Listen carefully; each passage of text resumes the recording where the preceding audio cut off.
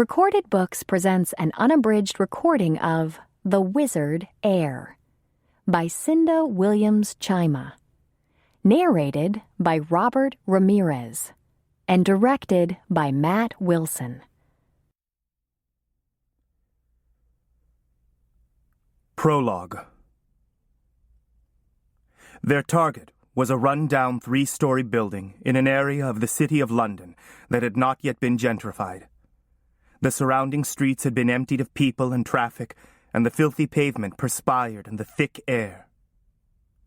Magical barriers overlaid the soot-blackened brick, beautiful as spun glass.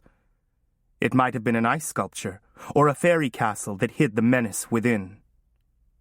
For once, the dragon had stayed online long enough for them to pinpoint his location. Perhaps he thought it safe to emerge in the small hours of the morning. 6 wizards came through the front door like wraiths, shields fixed in place, knowing the dragon would attack when cornered. It took them less than a minute to discover there was no one in the apartment to kill. D'Orsay followed them in. The flat was shabby and small. The furnishings looked to be cast-offs, accumulated over several decades. Layers of grime ground into the carpet made it impossible to guess at its original color. He passed through a front room, a kitchen, into the bedroom in the back. The keyboard and monitor were still there, a harness linked into a tangle of cables, but only a faint outline in the dust of the desk surface revealed where the laptop had been. An inside staircase at the back of the flat led to the roof. The apartment would have been chosen for that reason, and not for the decorating. They stormed up the steps to find the roof occupied only by cats. D'Orsay scanned the grid of streets surrounding the building. There was no movement anywhere. Something had spooked him. Perhaps the use of magic had given them away. Somehow he'd sensed they were backtracking through the net to find him, crawling past all the online blind alleys and mail drop seats set up to mislead them. Or someone had tipped him off. The dragon's spy network was legendary, his operatives astonishingly loyal. For months, D'Orsay had been searching for the flaw in it, the loose end that, when pulled, would unravel the web. A loose end. Someone he could carry to the dungeon in Raven's Gill and torture into spilling the dragon's secrets. But nothing. Even worse, it was possible D'Orsay's own organization had been compromised. The newly minted Wizard Council was struggling to overcome the centuries-old blood feud between the wizard houses of the Red and the White Rose so it could deal with the recent rebellion of the servant guilds. Ending the feud would be difficult under the best of circumstances, but it was nearly impossible with the dragon fanning the flames of old rivalries, spreading rumors, and posting confidential correspondence to the internet. It was particularly galling to someone like D'Orsay, who had so much to hide. Wizards were murdering each other in the back streets of London, in castles in Scotland, and in the glittering night spots of Hong Kong. Magical artifacts were disappearing from vaults and safe deposit boxes and wine cellars. Traditionally submissive sorcerers, seers, and enchanters were fleeing their wizard masters, and the dragon's hand was in all of it. This was the 3rd near miss since the tournament at Raven's Gill. 6 weeks ago, they were sure they had the dragon cornered in a ghetto in Sao Paulo. Then, they'd blundered into a magical quagmire, a network of diabolical traps that had decimated D'Orsay's team of assassins and left the council empty-handed. 3 wizards dead, and they were no closer to finding him than before. D'Orsay recognized his handiwork, the elegant simplicity of the charms and devices. The wizard might as well have scrawled his signature all over it. Most recently, the dragon had freed a dozen sorcerers from a stronghold in Wales. That had been triply infuriating because it had been D'Orsay's own project. D'Orsay had hoped that, given enough pressure, the sorcerers might rediscover some of the secrets of the magical weapons of the past. They found no photographs in the flat, no personal items that might have provided a clue to who the tenant had been. D'Orsay was disappointed, though not surprised. He was confident he knew the dragon's identity. In any case, he wasn't fussy about being right. But this was no rat to be caught in an ordinary trap. D'Orsay was uncomfortable with this kind of operation anyway. He was a strategist, not an assassin. He was present only because of the power of their adversary and the need for discretion.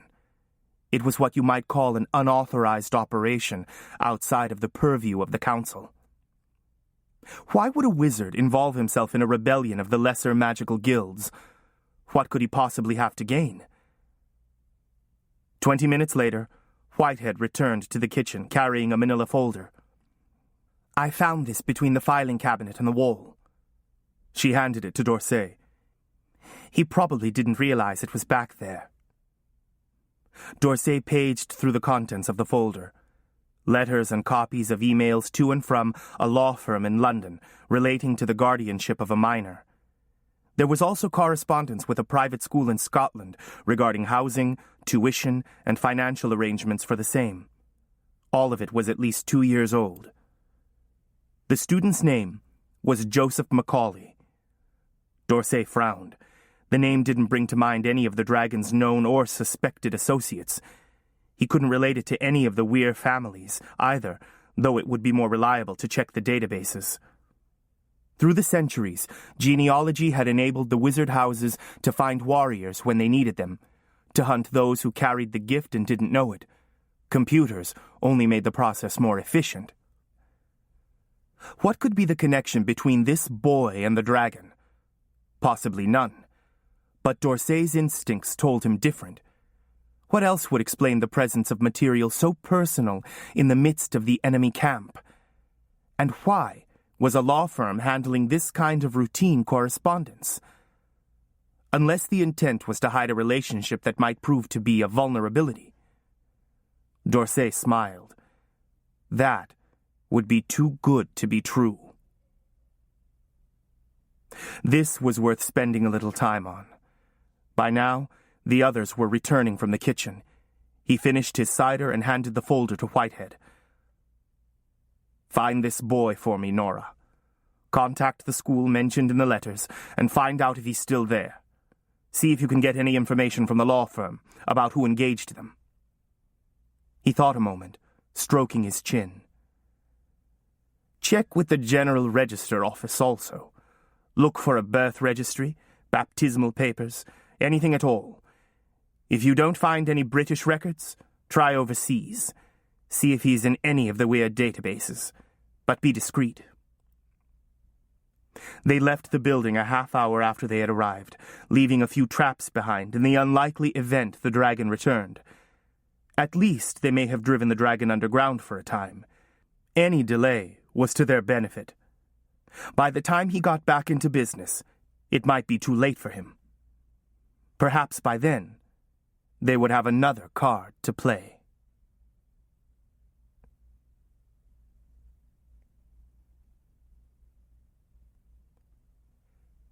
Chapter 1.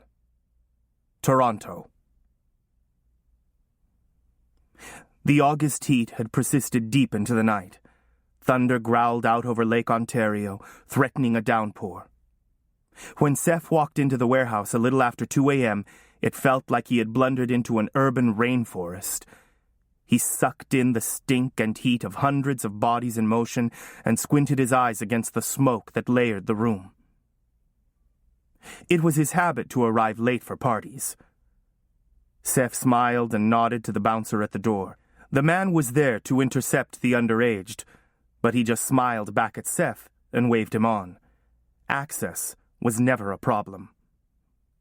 Music throbbed from high-tech speakers wired to the struts of the warehouse ceiling.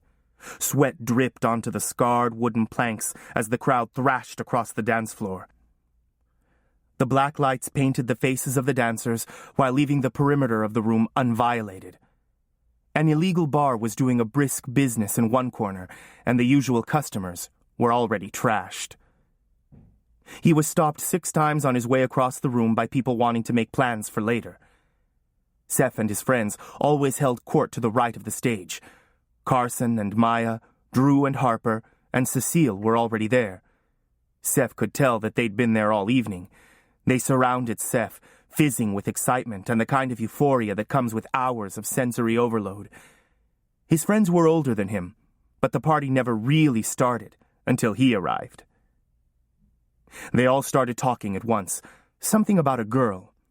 "Whoa," he said, raising his hands and grinning. "Say again?" Harper glared around the circle until everyone else shut up. "Her name is Alicia. She just moved to Toronto and she's totally cool." "She reminds me of you," Cecile added. "I mean, well, there's just something about her." She trailed off.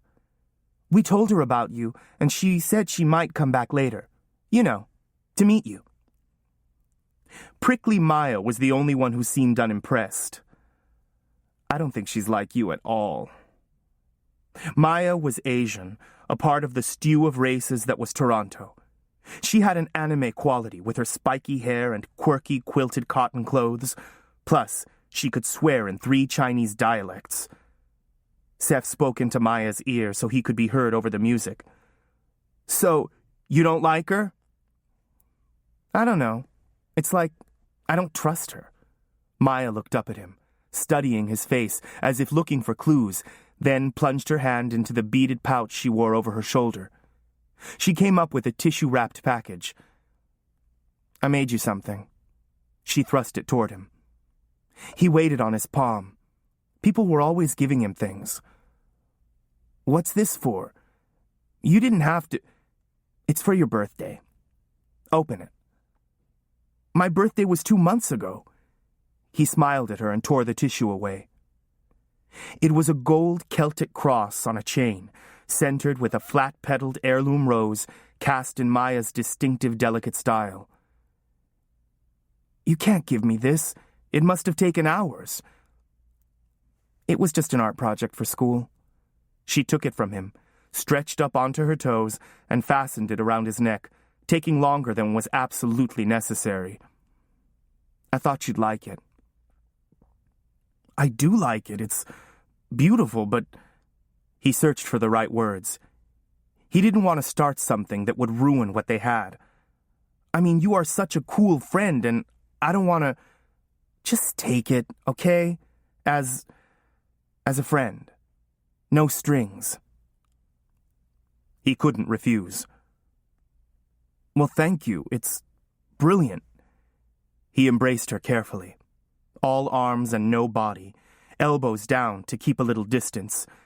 But she burrowed into him, winding her fingers into his curls, pressing her face against his shirt as if to breathe him in. Seth patted her back, soothing her with his touch, spilling a whisper of power, but not too much. "Here she comes," Carson said, all excited at his elbow. "That's Alicia." Seth looked up to see a girl making her way across the crowded floor, dancers parting to let her through. She was small, but somehow lush, like an exotic tropical flower. She wore tight black jeans and a lace blouse that slid off her shoulders. Her blue-black curls were streaked with purple and loosely bound with a flowered scarf. She carried a gypsy bag over her shoulder. Her eyes were cat yellow. "You must be the famous Seth Macaulay." She looked him up and down like she was used to being disappointed, then extended her ringed fingers. "I'm Alicia." "Pleased to meet you," he said, letting go of Maya and gripping her hand. Seth felt like he had stuck his hand into an electrical outlet. For a long moment they stood frozen, the current flowing between them. Then they both dropped their hands, took a step back, and stood staring at one another. All his life people had reacted to his touch.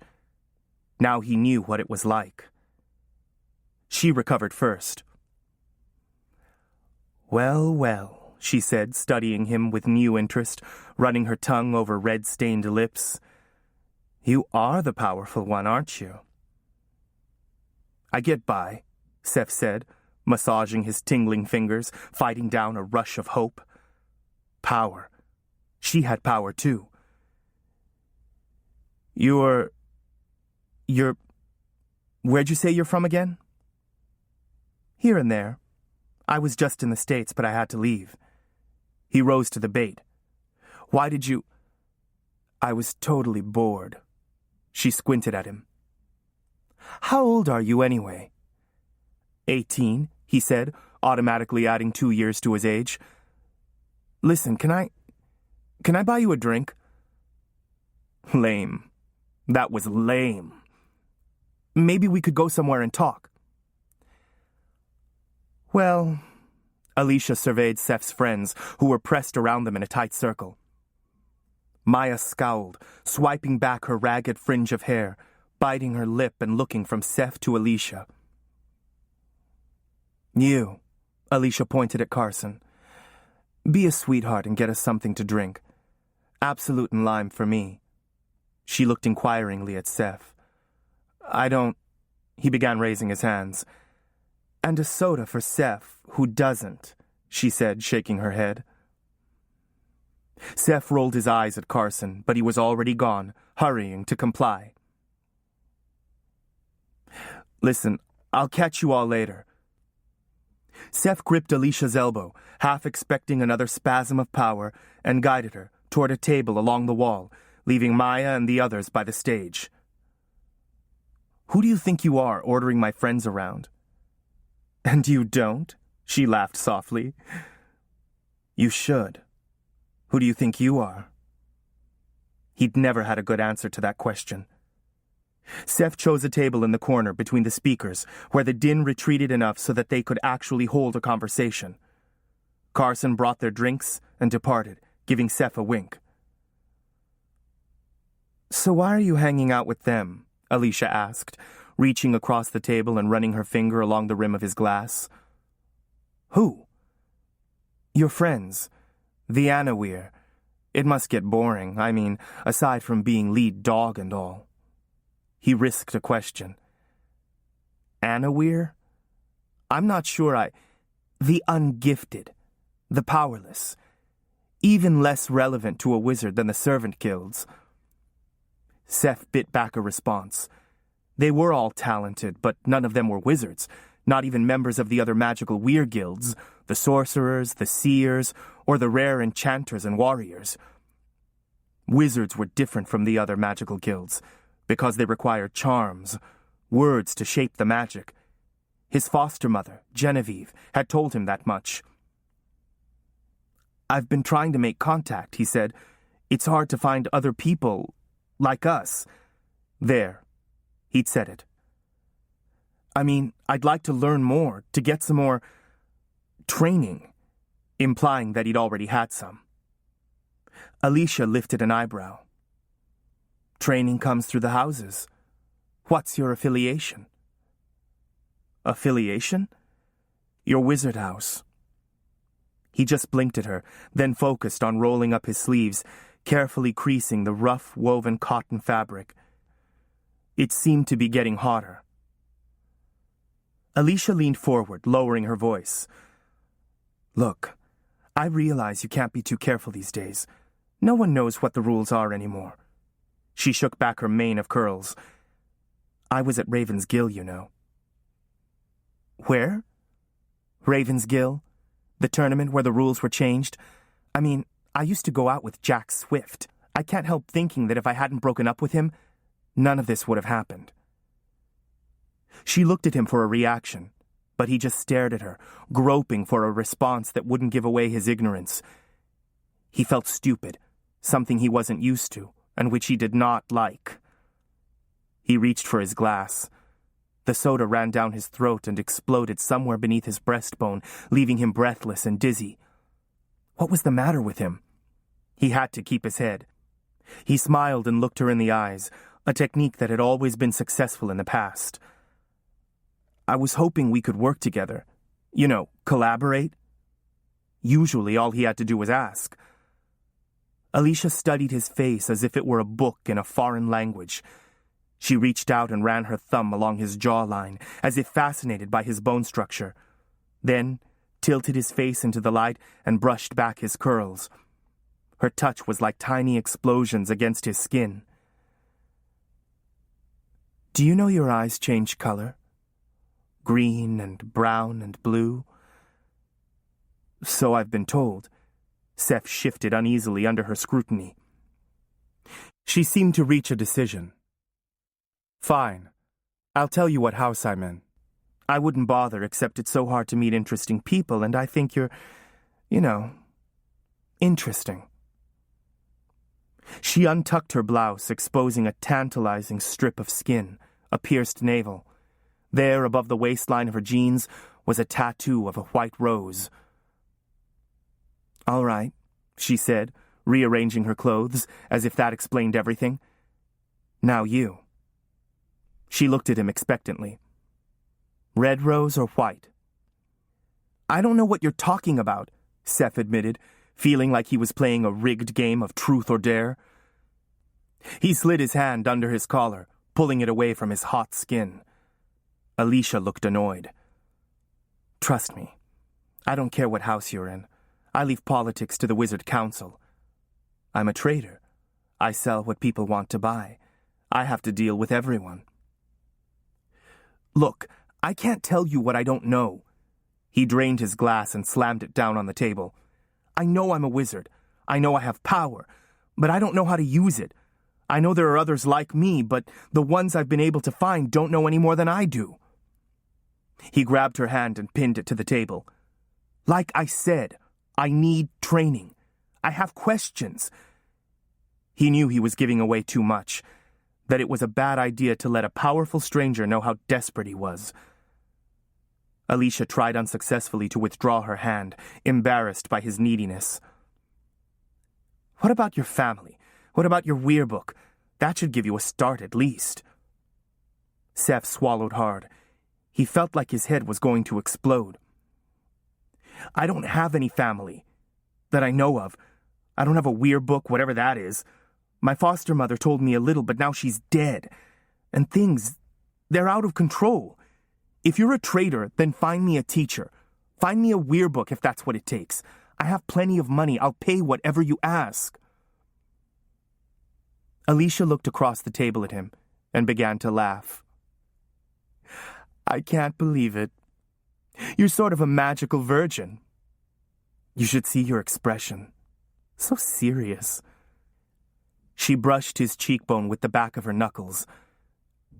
You're gorgeous, you know. You have a face like a god. An angry god. And so powerful, she whispered. Seth's skin prickled and burned. Something like a heat rash spread upward from his collarbone. His lips were numb and his tongue felt thick in his mouth. He could not speak. Something sinister rippled under his skin, seeking an outlet. He felt too big for his body, as though he might split along his backbone and spill onto the floor like a snake shedding its skin. What's going on? He muttered. The music clamored in his ears, and the lights intruded into their dim corner. He threw up an arm to shade his face. She gave his hand a pat. Believe me, it's great stuff, like nothing you've ever had. He gripped her hand tighter, helplessly spilling power. What did you do to me? Is it some kind of a spell or... Alicia fished in her gypsy bag and retrieved an iridescent glass bottle, stoppered with a crystal. Will you relax? It's called Wizard Flame. The street name is Mind Burner. Sorcerers make it for the trade. Let's call this my special introductory offer. Panic fluttered at the edge of his consciousness. You drugged me? It's an accelerator for the gifted. It strips away all the barriers and lets the power flow. You'll love it. After this, everyday life will seem like black and white. He shook his head. No, you don't understand. I can't control my power when I'm sober. Things happen. She smiled at his distress. Don't worry. It'll wear off in an hour or so. Here, let me show you something else. She leaned over and kissed him on the mouth, then flinched back, fingering her seared lips. Hey! His lips were no longer numb. They were burning. His skin was burning. The music assaulted him. The stench of the crowd was making him sick. He couldn't think. Alicia struggled to withdraw her hand. "You're burning me! Let go, will you?" He released his hold on her, and she staggered backward, disappearing from his field of view. Yet he could see every person in the hall, hear 100 conversations all at once, as if all his senses had been sandpapered. He had to get out. He headed for the door, sliding through the crowd, twisting and turning to avoid touching anyone, leaving charred and smoking footprints in his wake. He brushed a table and it burst into flame. Incendiary sparks flew from his fingertips, igniting the curtains around the stage, the sound deadening mats that draped the walls. All around the room, burnables ignited, vaporized, shriveled into ash. Flames licked at the walls, and molten metal dripped from the ceiling. The music still played, and the black lights danced, but now a smoke alarm was clamoring as if it were the end of the world. "Get out!" he shouted. His voice, strangely amplified, reverberated throughout the hall. Faces turned toward him, pale spots in the ruddy dark as he stood, fountaining flame like a Roman candle. His cotton clothing smoldered and smoked. People stared at him, horrified, then ran for the exit, screaming and shoving each other in an effort to get away from him.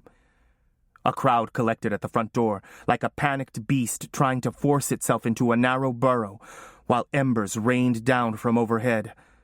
Too many people were jammed into the opening, and no one was getting through. Those who weren't crushed stood to burn to death. Seth charged toward the warehouse wall, arms extended, driven by nothing more than raw power and a determination not to preside over another disaster. Flame roared from his fingertips, blasting through the battered wood, leaving a charred and smoldering opening that smelled like the wood fires of winter and looked like a gateway out of hell. He stared at it, stunned for a moment, then shouted, "Through here! Go!" The crowd poured through the new doorway. He was overtaken by the mob and carried along with the press of bodies. Finally, he was out on the street.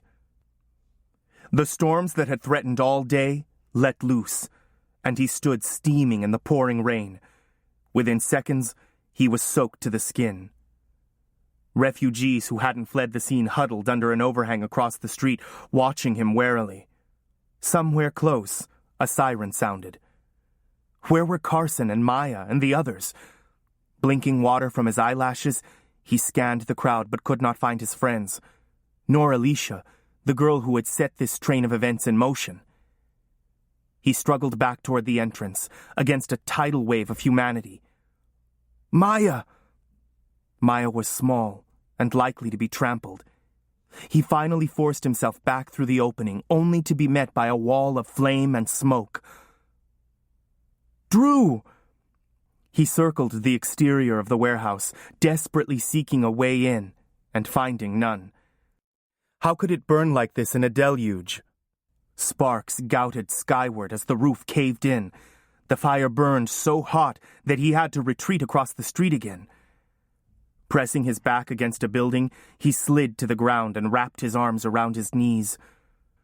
Gripping Maya's cross, feeling the gold soften under his hot fingers, he turned his face up to the downpour, letting it cool his fevered skin, wishing it could wash away the memory of what he had done.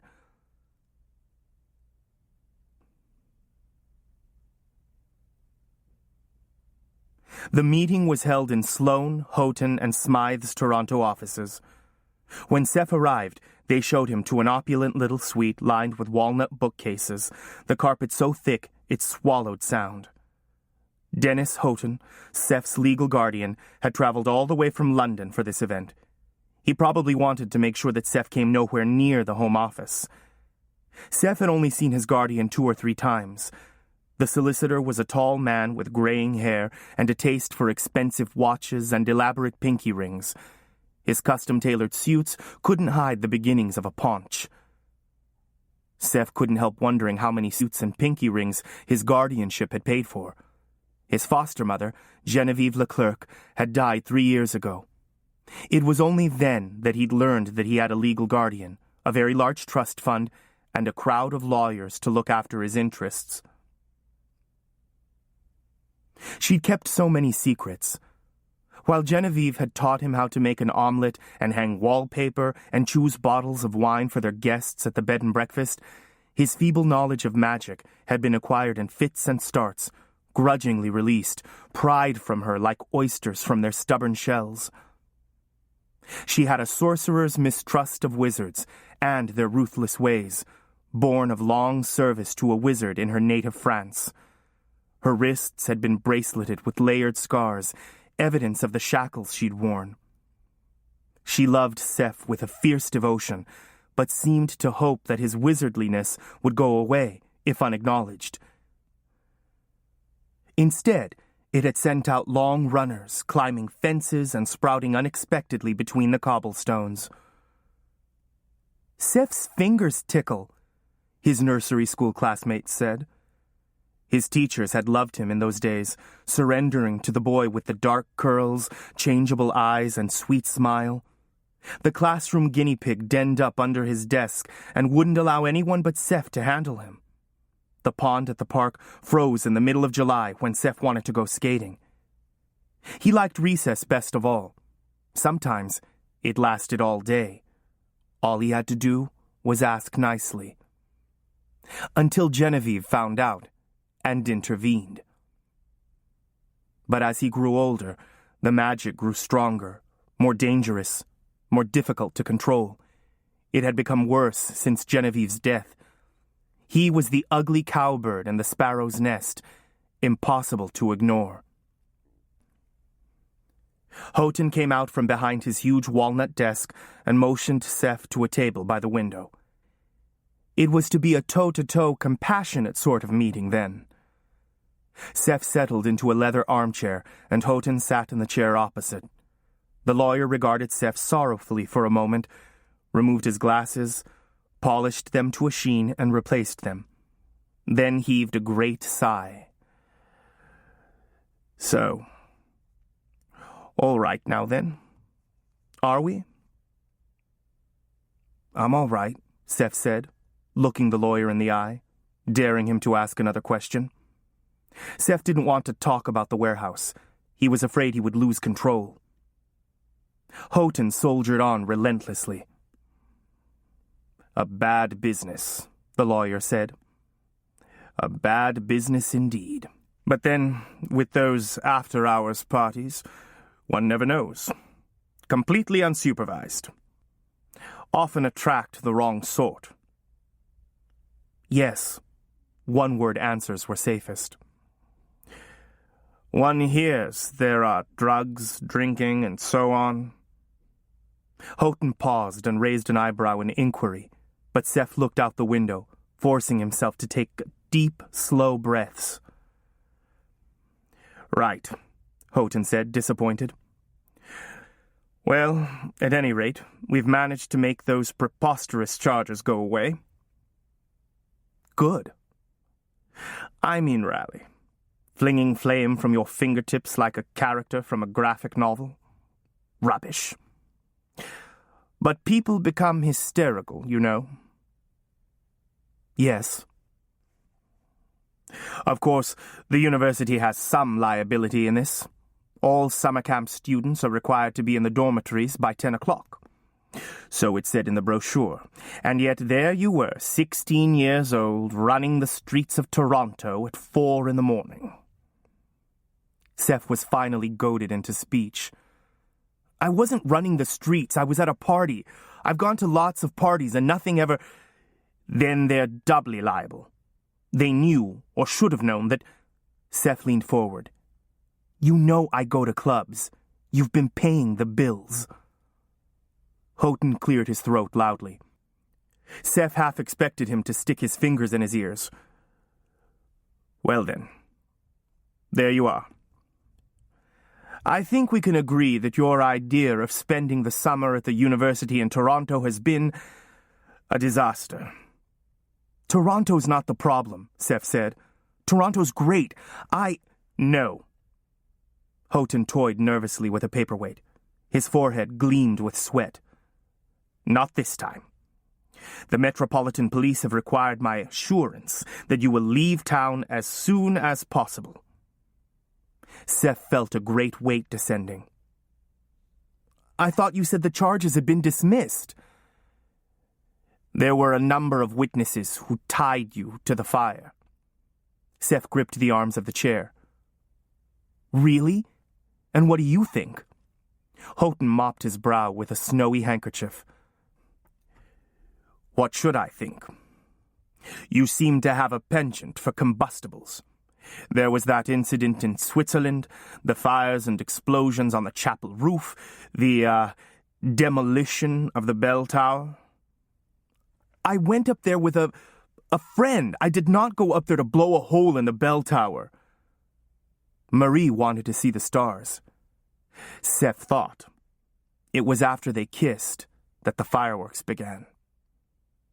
And that boy at St. Andrews, that Henri Armand, attacked by a flock of ravens, wasn't he? Seth shrugged. He couldn't conjure any regret about Henri. Armand was an older boarding student from Marseille, rumored to be the illegitimate son of the head of a French crime family.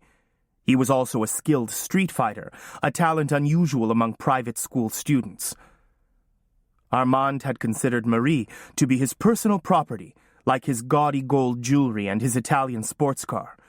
When he'd heard about the incident on the chapel roof, he'd ambushed Seth in a remote corner of the campus, pounding away at his midsection so the bruises wouldn't show. Then the ravens had come. Those birds tore the boy's clothing to shreds, Houghton persisted.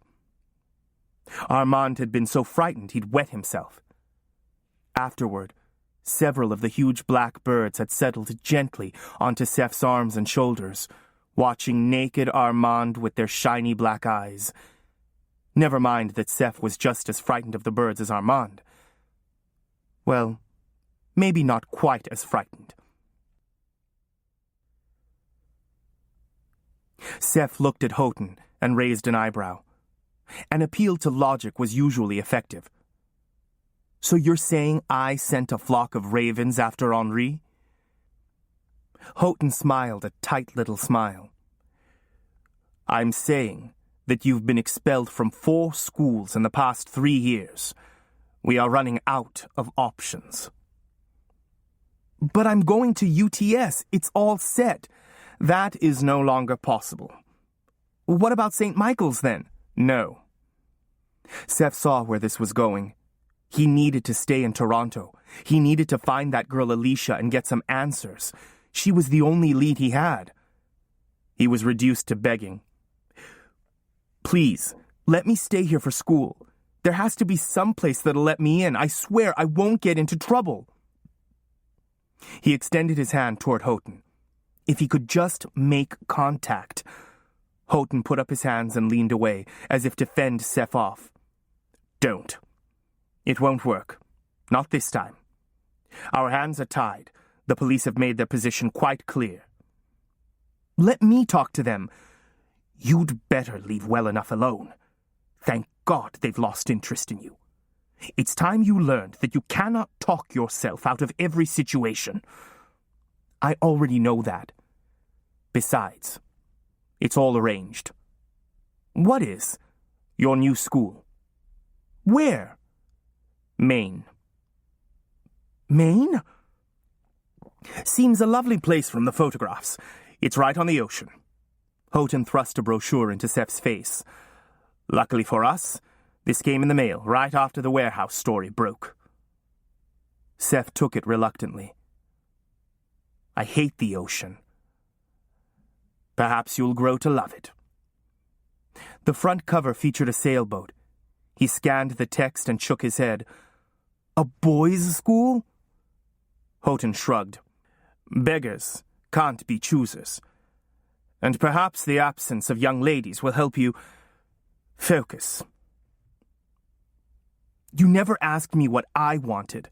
Seth scraped the toe of his sneaker over the hand-knotted rug. As I said, we didn't have a lot of options this late in the day. Is there even a city in Maine? Yes, I think so. Portland, I believe it's called. He frowned and rubbed his chin. Or is that in New Hampshire? Well, no matter, he said briskly. You'll need to leave immediately. The term's already begun. Seth shrugged and slid the brochure into his pocket. Ordinarily, he would have continued to argue the matter, but just then, he felt like he might deserve to go to Maine. Or any other place with a scarcity of people. Houghton looked at his watch, relieved that Seth hadn't put up more of a fight. So, well, do you have any questions? Yes. Who were my parents? Houghton sighed. Not that again. You've seen the documents, the photographs. I don't know what else you... I know they're fake.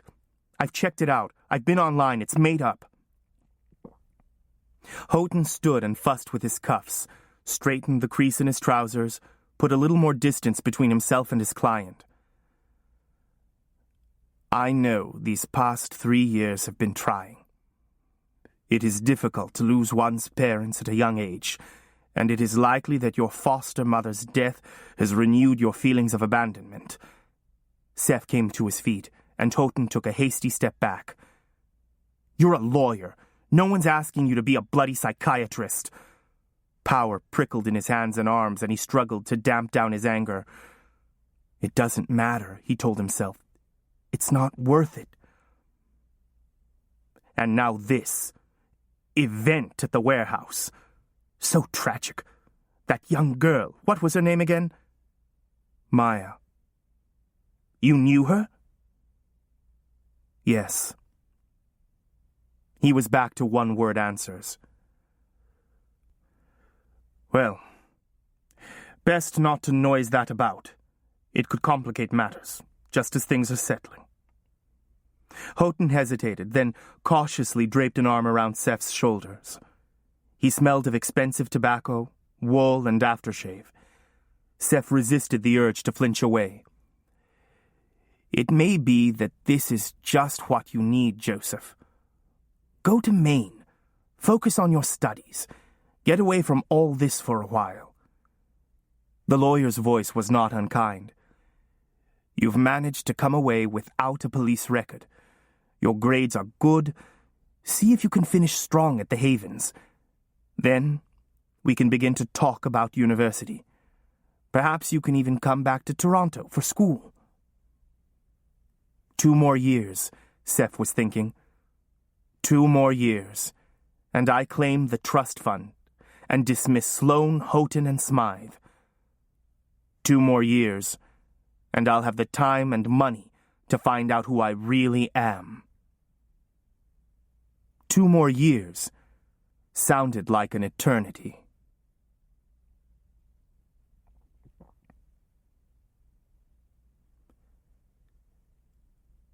Chapter 2. The Havens. Seth pressed his face against the cool glass of the airplane window, watching the rugged New England coastline pass beneath him. From this altitude, the Atlantic seemed a gentle lake, a deep gray-green with a delicate frosting of lace where it broke against the beaches. The music pounding through his headphones was not enough to occupy his relentless mind. He thrust his hand under his sweatshirt, pulling free the half-melted cross Maya had made for him. Surprisingly old-fashioned for a free spirit like Maya. When he closed his eyes, he could still feel the ropey intensity of her embrace. Seth didn't consider himself particularly attractive. He knew enough about art to realize he met no classical standard of beauty. His face looked like something he needed to grow into, all bony prominences and sharp angles. His hair tumbled into unruly loose curls if he didn't gel it into submission. He'd grown so recently that he still felt awkward and poorly put together. But girls still made excuses to touch him, to play with his hair. Maya had always talked about his eyes, how they changed color with the light, brown and then green or gold. And now she was dead, because of him. He stared down at his hands, murderer's hands, though they looked like normal flesh and bone. He was pathological. Was it merely a lack of knowledge, Or was it some kind of fatal flaw? He pressed his fist against his chest, imagining that he could feel the weight within. Vous avez un cristal sur votre cœur, Genevieve had said. You have a crystal beneath your heart. A source of power that is different for each of the guilds. For sorcerers, enchanters, warriors, and seers, the use of power is more or less hardwired. But wizards needed training in order to use and control their power. Genevieve had told him that when magical accidents happened, so he wouldn't think he was possessed, as the Jesuits had claimed when he was still small. But she hadn't told him the truth about his parents, and for that, he felt betrayed. He needed a teacher. If he couldn't learn to control his gift, it was better not to have it at all. Could the stone be removed, like a diseased gallbladder? At least Genevieve had not had to deal with the warehouse. She would have gone to church and lit a candle and prayed for him. She would tell him that in God's eyes he was perfect, though how she knew this, Seth couldn't say. Seth's ears told him they'd begun their descent. The aircraft was a 16-seater with only 6 other passengers, hunters and tourists by the look of them. Seth liked the intensity of small planes. Perhaps he'd buy a plane now that he was old enough for flying lessons. He smiled at the thought, his first smile of the day, and pulled off his headphones. The plane banked and circled. The ground rushed toward them and bumped down on the grassy runway. Before they had rolled to a stop, he was on his feet, pulling his bag from the overhead compartment. He closed his eyes and centered himself, as Genevieve had taught him. You can do this. You've done it before. You're good at meeting people. Only, this new school was small, about 100 students, according to the brochure. He'd never done well at small schools. He made too many waves to survive in a small pond. Somehow, he had to find a way to succeed here. 2 years and he could go back to the city and disappear. The airport boasted one battered sheet metal building. Grass feathered the asphalt of the parking lot. A man waited by the metal fence that surrounded the landing strip. He was tall, taller than Seth by at least half a foot. He was absolutely bald, but whether he was naturally so or shaved his head, Seth couldn't tell. Despite the brisk weather, he wore a white, short-sleeved golf shirt that showed off his muscular arms. He looked to be about 50, but it was hard to tell with bald men.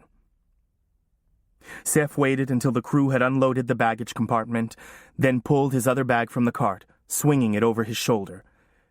As he walked toward the gate, the man stepped forward to meet him. "You must be Joseph Macaulay," he said, in an upper-class British accent. "I'm Dr. Gregory Lester, headmaster of the Havens." Up close, the headmaster's eyes were a peculiar flat gray color, like twin ball bearings. The absence of hair and the fact that his lips were the same color as the rest of his face gave him a strange robotic quality. Relieved that the headmaster didn't offer his hand, Seth conjured a smile and said, "Pleasure to meet you, sir." Must be a small staff, he thought, if the headmaster comes to collect you at the airport. "Is that all you have?" Dr. Lester asked, nodding toward the luggage. "That's all. I shipped some books ahead and my computer." Seth traveled light, which was convenient when you moved around as much as he did. Of the half-dozen vehicles clustered in the lot, Dr. Lester directed Seth toward a white van with "The Havens" and a sailboat stenciled in gold on the door. The van was unlocked. The headmaster took Seth's bags and tossed them easily into the back seat. He motioned Seth to the shotgun position and climbed in on the driver's side. "We are just about an hour away from school," Lester explained. "It will give us a chance to get to know each other." They pulled out of the gravel parking lot and turned onto a 2-lane highway.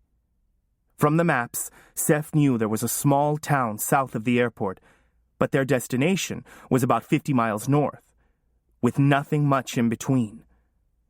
Why would anyone build a private school in such a remote location, A hunting lodge or a prison he could understand. "Did you come directly from St. Andrews, or did you spend some time at home?" Lester asked, keeping his gaze on the road.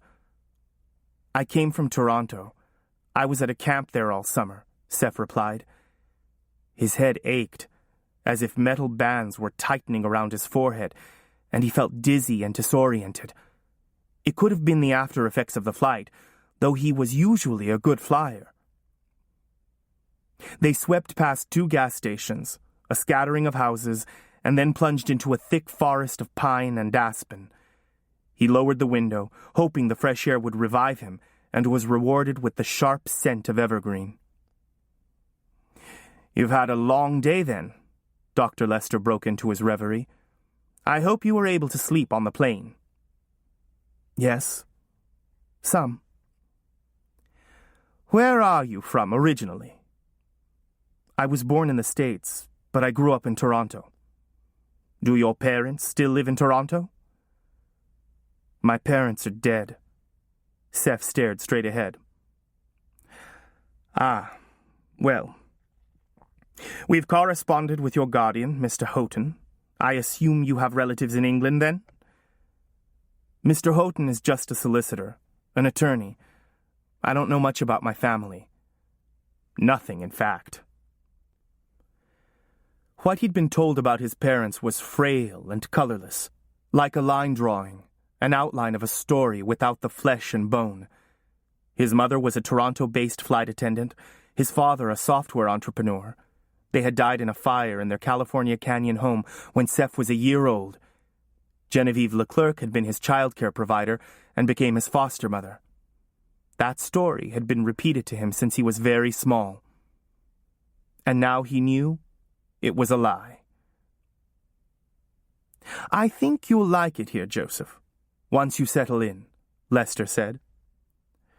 "I know you've changed schools several times.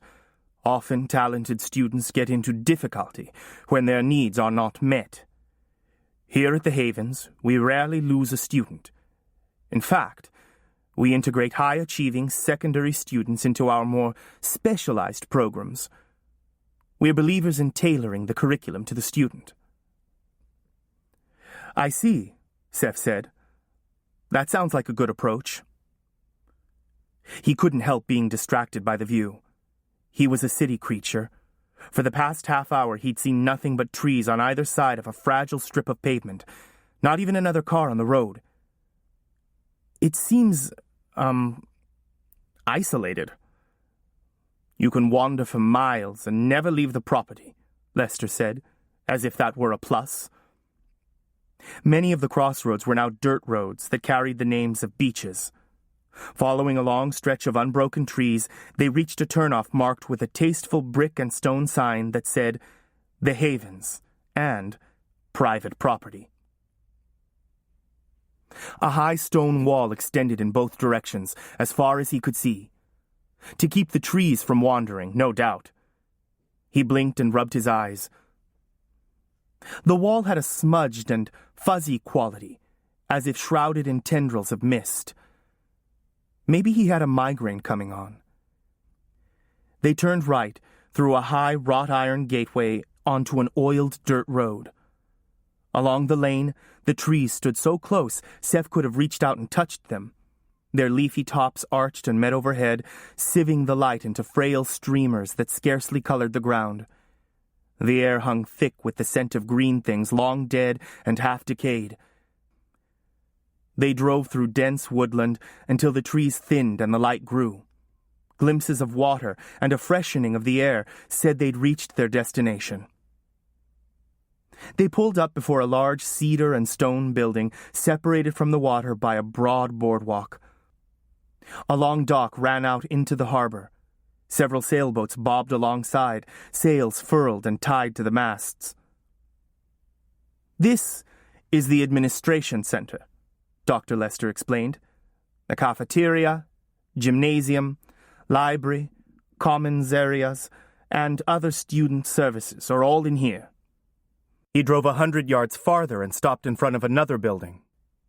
"This is Gareth Hall. Most classes are held here, with the exception of physical education, art, and music. We've been in session for several weeks now, so you'll have some hard work ahead of you. Art and music share their own building. It couldn't really be called a campus. There wasn't enough open space for that. Each building stood isolated in its own clearing, the forest crowding in on all sides as if struggling to hold it at bay. The tall, straight trunks of trees marched away until they collided in the gloom. All of the buildings were of similar construction, as if the school had erupted, fully formed out of the ground. It was a jarring contrast to St. Andrews, with its ancient stone lecture halls, bell towers, and green lawns, the mountains framing every vista. And UTS, he shoved images of the city out of his mind. "You must see a lot of wildlife here," Seth observed, because Dr. Lester seemed to be expecting him to comment. Middle of nowhere, he thought. "A little bit of everything. Moose, bear, wolves, deer. The raccoons and bears can be a problem." Lester laughed like it didn't come easy. It was hard to imagine this man presiding at a fundraising dinner or glad-handing parents. They stopped in front of a more modest 3-story structure, stone and glass and cedar, similar in design to the other buildings, but on a smaller scale. "This is your dormitory." He handed Seth a keycard. "You're in suite 302. Need help with your luggage?" "No thanks, I'm fine." Seth climbed out and retrieved his bags from the back seat. "I'll arrange for one of our students to give you a full tour before Monday. If you're hungry, you ought to be able to find something in the cafeteria in the admin building." Seth wasn't hungry. His headache was worse. He felt as if someone had been beating against his skull. "Swimming is at 4:30, Lester said. "Change into your swim gear and follow the signs to the cove. Everyone will be down there, and you'll have the opportunity to meet the other boys." The headmaster didn't give him a chance to argue. The van lurched forward, spitting gravel from beneath its wheels. Seth looked around. Sunlight painted the tops of the trees, and here and there a break in the canopy overhead allowed it to penetrate all the way to the forest floor. Otherwise, the ground was bathed in a cool green twilight. Leaves shuffled overhead and branches rattled in the wind. A squirrel scolded him furiously from a nearby stump. He was already chilly, even in his hoodie. Maybe this was swimming weather in Maine, but not where he came from. Wherever that was. He slung his bags over his shoulder, ignored the elevator, and climbed 3 flights of stairs to his floor. His room was at one end of the building, rather isolated, off a short corridor. Lester hadn't said anything about a roommate, and Seth wasn't surprised to find he had a room to himself. Students at expensive schools were used to their own space, and plenty of it. Each school he'd attended was captured by a single image in his mind: the cavernous Great Hall at Dunham's Field School in Scotland, the view from the bell tower at St. Andrews in Switzerland, Montreal illuminated at dusk in midwinter where the sun seemed to set in mid-afternoon. This room boasted a gas fireplace and a screened porch overlooking the woods. The furniture included a single bed with a heavy oak headboard and a thick comforter with a pine tree pattern, a dresser, a serviceable desk and bookcase, 2 upholstered chairs for guests, rag rugs on the floor, and ceramic tile in the bathroom. The walls had been left empty, a fresh canvas for someone to paint on. Only, Seth didn't do much to personalize his rooms anymore. There was no point. He'd learned to carry his sense of self around with him. A basket of fruit and several bottles of water were arranged on a small table with a note, "Welcome, Joseph," imprinted on cream-colored stock embossed with a sailboat. His books had arrived and were waiting in boxes in front of the bookcase.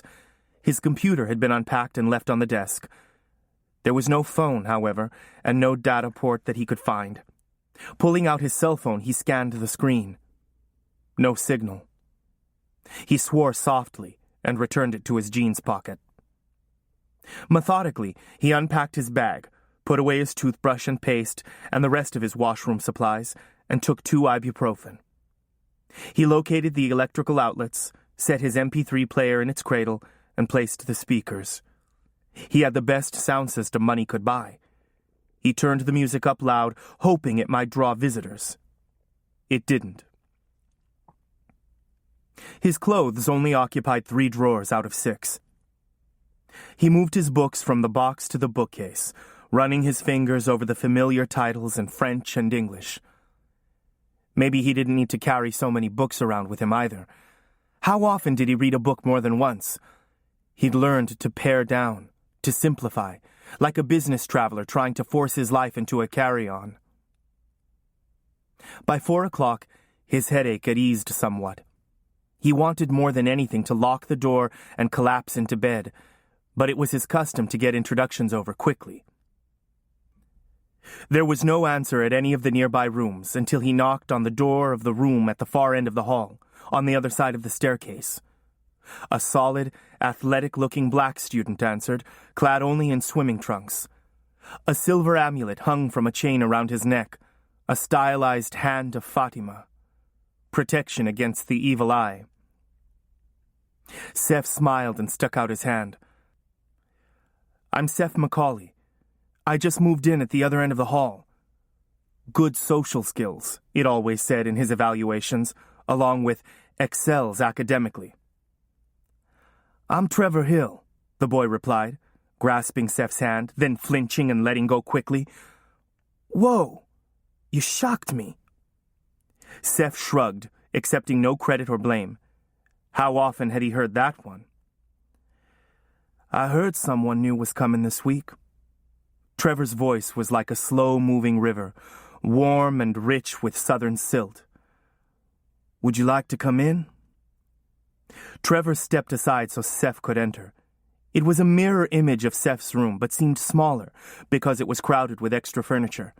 A small refrigerator, a television, posters of sports figures. Seth's room was Spartan in comparison.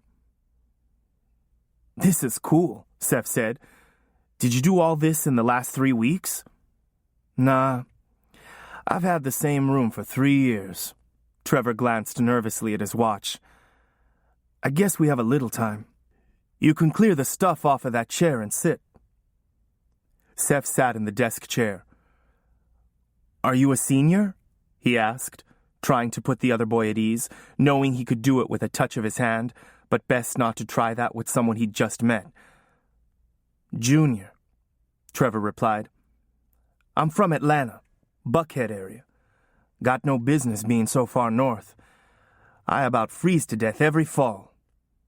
He snatched up a heavy sweatshirt from the bed and pulled it over his head. "I'm a junior too," Seth volunteered. Trevor asked the inevitable question. "Where are you from?" "Toronto, but my last school was in Switzerland, so I'm used to the cold." "Switzerland, huh?" Trevor stopped looking nervous and started looking impressed. "Why'd you leave?" "It didn't work out." Seth rolled his eyes. Trevor nodded, as if this answer wasn't unexpected. "The Haven's your parents' idea?" He gestured vaguely at their surroundings. "My parents are dead. I have a guardian, a lawyer. He set it up." Seth replied, thinking that he should buy a t-shirt that said, "Orphan from Toronto." It would save time in these situations. "So what's the deal here? How do you get along with the staff?" Seth continued. Not that Trevor's advice was likely to be helpful in his case. Trevor leaned forward, putting his hands on his knees. "Oh, I was in trouble a lot before I came here, too. You just need to follow the rules. Do that, and you'll be okay. They specialize in boys who've had problems at other places." "Really?" Great, Seth thought. I've landed in some kind of upper-class reform school. Trevor seemed normal enough, though, and he'd been there 3 years. "Do they kick you out if you get in trouble?" "No one gets expelled from the Havens," Trevor said. "You'll see. Their program is very, what they call, effective. Something in the way he said effective sounded almost sinister. It made Seth want to change the subject. Trevor's laptop caught his eye. I have my computer set up, but I don't see any jacks in my room. Is the cabling included, or do I have to pay for wiring? We don't have our own internet access, Trevor said. Seth stared at him. Why not? It's so easy. They could use a campus-wide wireless network if they didn't want to lay cable. Trevor shook his head. No, I mean, we're not allowed. They have computers in the library. You can do searches in there if you want, but they screen the sites. That's crazy. They can't do that. I have friends online. Seth didn't remember that being mentioned in the glossy brochure. Trevor shrugged and looked at his watch again. Well, it's about time for swimming. You'd better get changed if you don't want to be late. Seth rubbed his aching temples. I'm going to pass. It's been a long day already. Trevor's eyes widened in surprise. Dr. Lester excused you? Not exactly. Trevor stood up. Then you'd better get ready. It seemed that the visit was over, so Seth stood also. Okay, guess I'll get ready then, he said. I'll wait for you, if you hurry up. But Seth didn't hurry fast enough, because a few minutes later he heard Trevor at his door. I'm going ahead. I'll see you down there. Seth changed into his trunks and pulled his sweatshirt and jeans on over them. Descending the stairs two at a time, he left the building and followed a wood-chipped path back through the woods toward the waterfront. He didn't see any students around. They must have already gone down to the cove. A sign at the dock pointed him to the right. Down the shoreline to a well-worn path along the water. A cold slither up his spine said he was being watched. Twice, he turned and scanned the path behind him, then shrugged and walked on. Finally, the path turned back into the woods. Hey. He turned again, and this time a stocky boy with wire-rimmed glasses and a ruddy complexion stood in the middle of the path. He wore husky-style jeans and a sweatshirt and blinked his eyes really fast, like he was nervous. Hey, Seth said. You late for swimming too? No, I don't... The boy began coughing, struggling to draw breath. He groped in his pocket and produced an inhaler. He took a long pull off of it and put it back. Then, with a determined look on his face, he extended his hand to Seth. I'm Seth Macaulay, Seth said, thinking maybe you got excused from swimming if you had asthma. He gripped the other boy's hand, then flinched as he recognized the sting of power. Hey, are you... Listen, I need to talk to you. The boy looked up and down the path, mopping sweat from his forehead with the sleeve of his sweatshirt. I'd really like to talk to you, Seth said, unable to believe he'd met two wizards in the space of a few weeks. But I have to get to swimming. Could we meet later? Maybe at dinner? No, I can't. That won't... Hello, gentlemen. Seth looked up to see a handsome young man in a tweed sport coat with leather patches on the elbows, carrying a battered leather briefcase. Hello, Mr. Hanlon. The other student looked petrified, like he was about to wet himself, or have another asthma attack. Joseph, aren't you supposed to be at swimming? Mr. Hanlon asked, smiling. I was just on my way. Good. Best be going. Dr. Lester doesn't like it if you're late. Hanlon placed a hand on the boy's shoulder and propelled him down the path the other way. I didn't get your name, Seth called after him, but the boy only hunched his shoulders and kept walking. That guy has issues, Seth thought, continuing down the path. I don't know how much help he'll be, but I'll try to find him at dinner.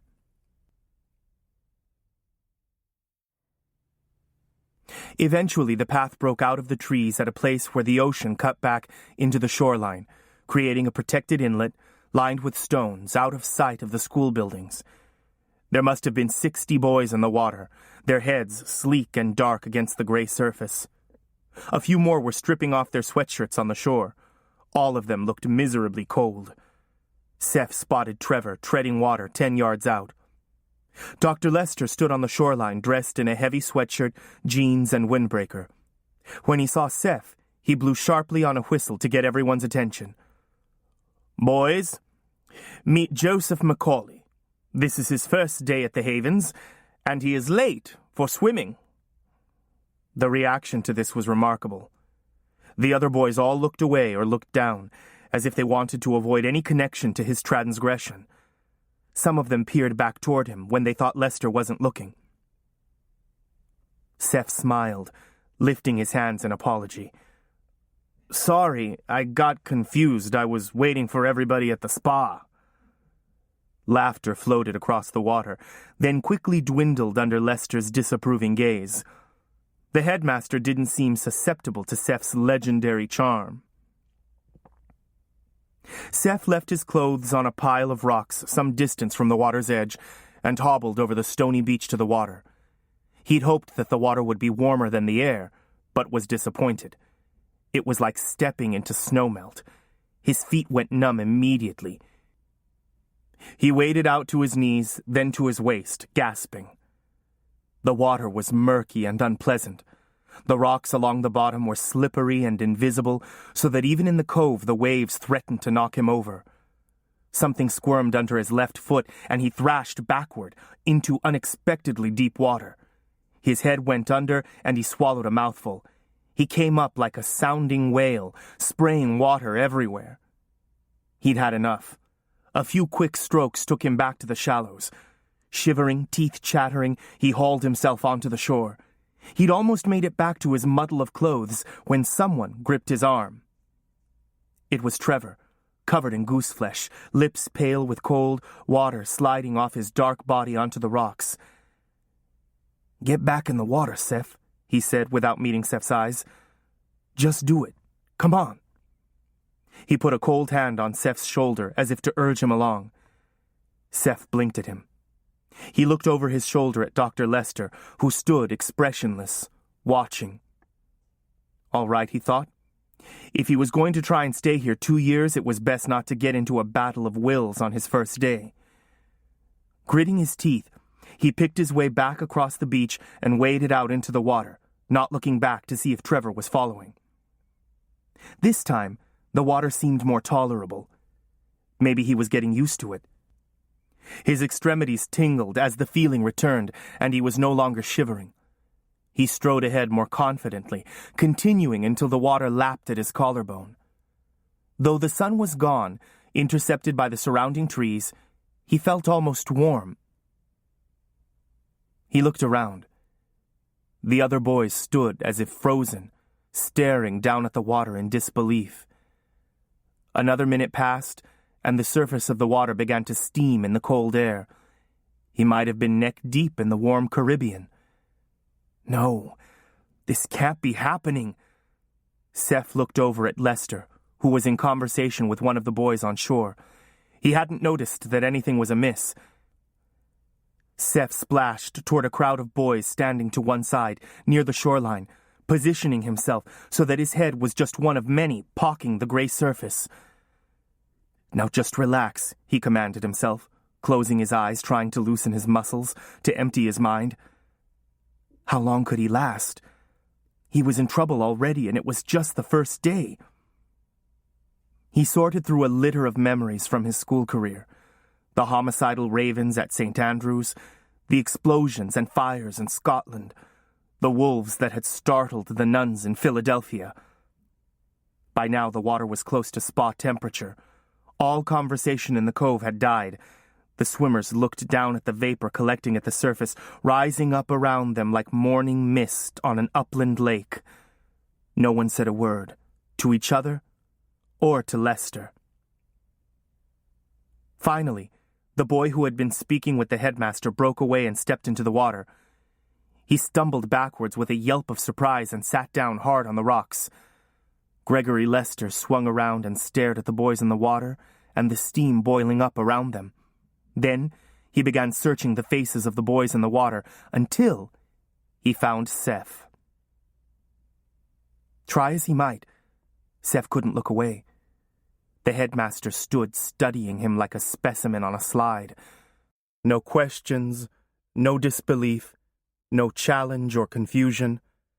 Only this intense and clinical scrutiny, as if he were looking into Seth's soul with full knowledge of what lay within. Then, Lester smiled like it was Christmas. Shuddering, Seth took a step backward. The headmaster's gaze shifted to include the whole group.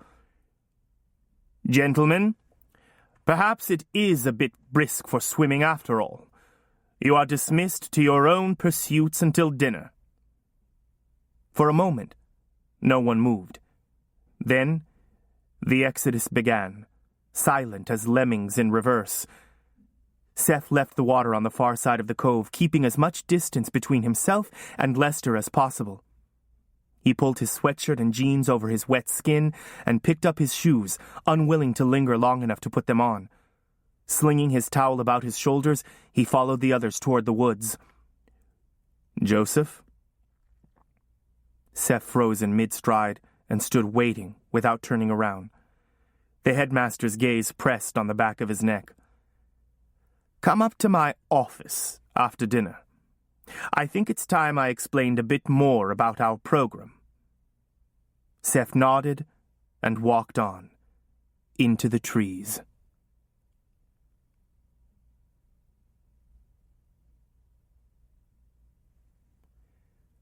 Chapter 3.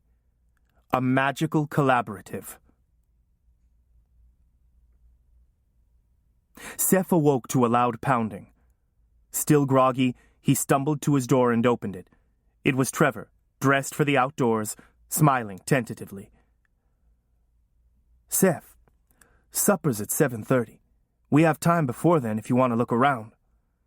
Seth rubbed his eyes and looked back at his bed. Sure, thanks. I'm glad you knocked. I might have slept right through. He yawned. Do we have to dress for dinner? Collared shirt or sweater? No jeans or sweats. Okay, give me a minute. Trevor hovered by the door while Seth changed his clothes and ran his fingers through his hair. They descended the stairs and pushed through the front doors. The frail autumn daylight had already fled. It would have been pitch black under the trees, save for the tiny lights that outlined the paths between buildings. Seth braced himself for questions or comments about the peculiar events in the cove, but none came. So Seth said, That was pretty weird. What happened at swimming, I mean. You never know what's going to happen around here, Trevor said, shrugging. What do you mean? Are you saying weird things have happened before Before now? I mean nothing. Trevor hunched his shoulders like a turtle retreating into his shell. I ran into this guy in the woods, a student, I think, kind of stocky with glasses and an inhaler. Do you know who that would have been? Trevor looked him in the eyes. I don't recollect anyone like that. Seth debated whether to force the issue. He guessed he could get what he wanted from Trevor, but decided not to push it. It's my first day, he thought. I can use all the friends I can get. Trevor took his role as tour guide seriously, pointing out features of the campus, the tennis courts, the amphitheater. There's almost 100 students here, freshmen through seniors. They come from all over, and a lot of them get scholarships. There's also a bunch of alumni living here on campus, doing research with Dr. Lester. They passed more dormitory buildings. All the dorms are pretty much the same. The alumni have their own dorm, cafeteria, and commons area. Why would alumni hang around on campus after graduation? Seth asked. What about college? Trevor looked away, focusing on the path ahead. You'd have to ask them. They walked through Gareth Hall, the classroom building, past empty lecture halls. School's been going for a couple of weeks, so you're going to have to catch up with your assignments, Trevor said. Let me know if you need help with anything. The art and music building was farther north along the shoreline. They make us all take a musical instrument, Trevor explained. Seth nodded. Typical. He'd brought along his saxophone. Next, Trevor led him down to the waterfront and out onto the dock. Dr. Lester's a sailing fanatic. Our sailing team has held the Atlantic Seaboard Scholastic Cup for 3 years. Everyone helps. Seth replied, committing himself to nothing. He couldn't very well tell Trevor he expected to be gone by Christmas, given the start he'd made at the cove. This is our boathouse. Trevor pushed open the door to the small, weather-beaten building Seth had noticed when he arrived. It was a plain, square wooden structure with a rough planked floor. A narrow wooden walkway ran along the far side of the room, surrounding the boat slip.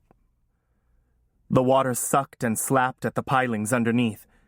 The building smelled of marine gasoline and what Seth assumed to be fish guts.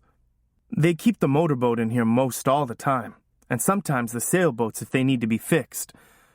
You'll get really good at slapping on varnish, believe me. That was no problem.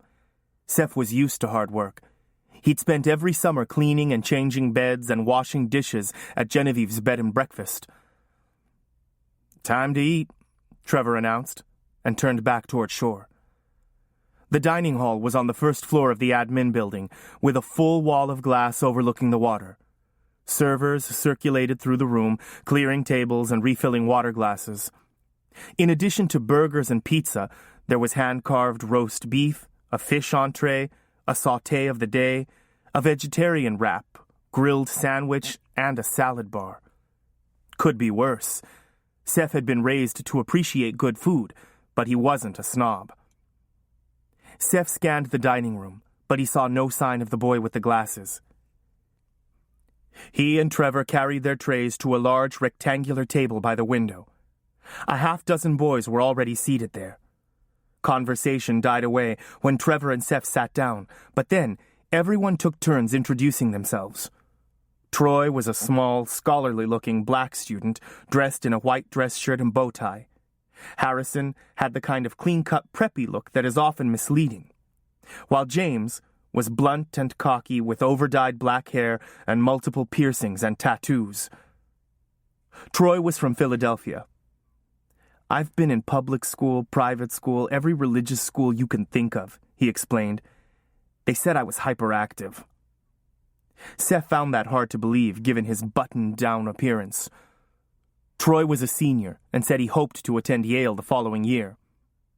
Harrison and James were juniors, Harrison from San Diego and James from Houston, both readily admitted to a history of heavy partying. I had a trust fund, you know, Harrison said, stuffing down the last bite of a burger and chasing it with soda. So I didn't see much point in school. I got high a lot, cut class a lot. Meanwhile, my parents were spending all their time getting a divorce. Then my grandfather said I had to come here or there would be no more money. I guess I forgot that a trust fund has a trustee. He laughed loudly and punched Seth playfully in the shoulder. This place is full of misfits, Seth thought, rubbing his shoulder. Just like me. Well, not exactly like me. Once again, he waited for mention of the incident of the cove, but it didn't come up. It might as well have never happened. What about you? James asked Seth. How'd you end up here? I had to leave my last school. Seth tilted back a bit from the table, resting his palms on the edge of the hardwood, rocking back in his chair. I had a difference of opinion with the administration. About what? Troy leaned forward. They thought I should come to class, Seth replied, making eye contact with each of them. I had other priorities. Like what? Harrison grinned in anticipation. You know, hanging out with girls, hacking into the school computer. He rocked forward, so all 4 legs of the chair struck the floor with a bang. Skinny dipping in the faculty pool. This brought hoots of laughter from Harrison, smiles all around, an end to the Inquisition. Time to change the subject, he thought. Seth never had any difficulty directing a conversation. How do I get my schedule? I guess I should have asked Dr. Lester about it. They'll deliver it to your room before Sunday night, with the books you'll need, Trevor replied. Seth went through the rest of his usual list of questions. All the students had mailboxes in the administration building. He could get money at the cashier's office, but there wasn't much to spend it on. He could use his student card to rent movies and order pizza through the bookstore. So what do you do for fun around here? Seth asked, pushing a last bite of fish around his plate. Not much, Troy replied. Watch movies, hang out, and hey, you can go see the bears and raccoons at the dumpster. Harrison added, There's lots of sports like cross-country skiing and snowboarding. Sailing's over, but it'll start up again in the spring. Over at the rec center, you can do tennis and racquetball. He shrugged. That's about it. Don't worry about having nothing to do, Trevor said, rolling his eyes. They work us pretty hard. What about girls? Seth had attended boys' schools before, but mostly in cities, where there was ample opportunity for socializing. You'll have to wait until summer, Harrison said regretfully, or winter recess anyway. Seth took this news philosophically. N'exigez pas beaucoup, et vous ne serez pas déçus. Don't expect much, and you won't be disappointed. One thing he did expect was internet access. What's this deal about not being able to go online? It's weird, Harrison said. They're up to date in a lot of other ways. Let's go ask Dr. Lester about it, Seth suggested. This was greeted by a notable lack of enthusiasm, which was surprising because people always liked his ideas. He tried again. We could get up a petition, have a demonstration. Troy cleared his throat. I don't think that's such a good idea. Don't you even care? Seth demanded, exasperated. Being online was like having access to oxygen. You could ask Dr. Lester about it, James ventured, making it clear Seth was on his own. But I wouldn't get your hopes up. I think the alumni go online, but that's it. That's another thing, Seth said. The alumni. What's up with them? What are they doing out here in the middle of nowhere? He looked around the table, but nobody met his eye. I mean, aren't you curious? There was some shrugging of shoulders and clearing of throats, but no real response. Okay, so you're not curious. Seth pulled out his cell phone, wondering if the change in location would make any difference. It didn't. My cell phone isn't getting a signal.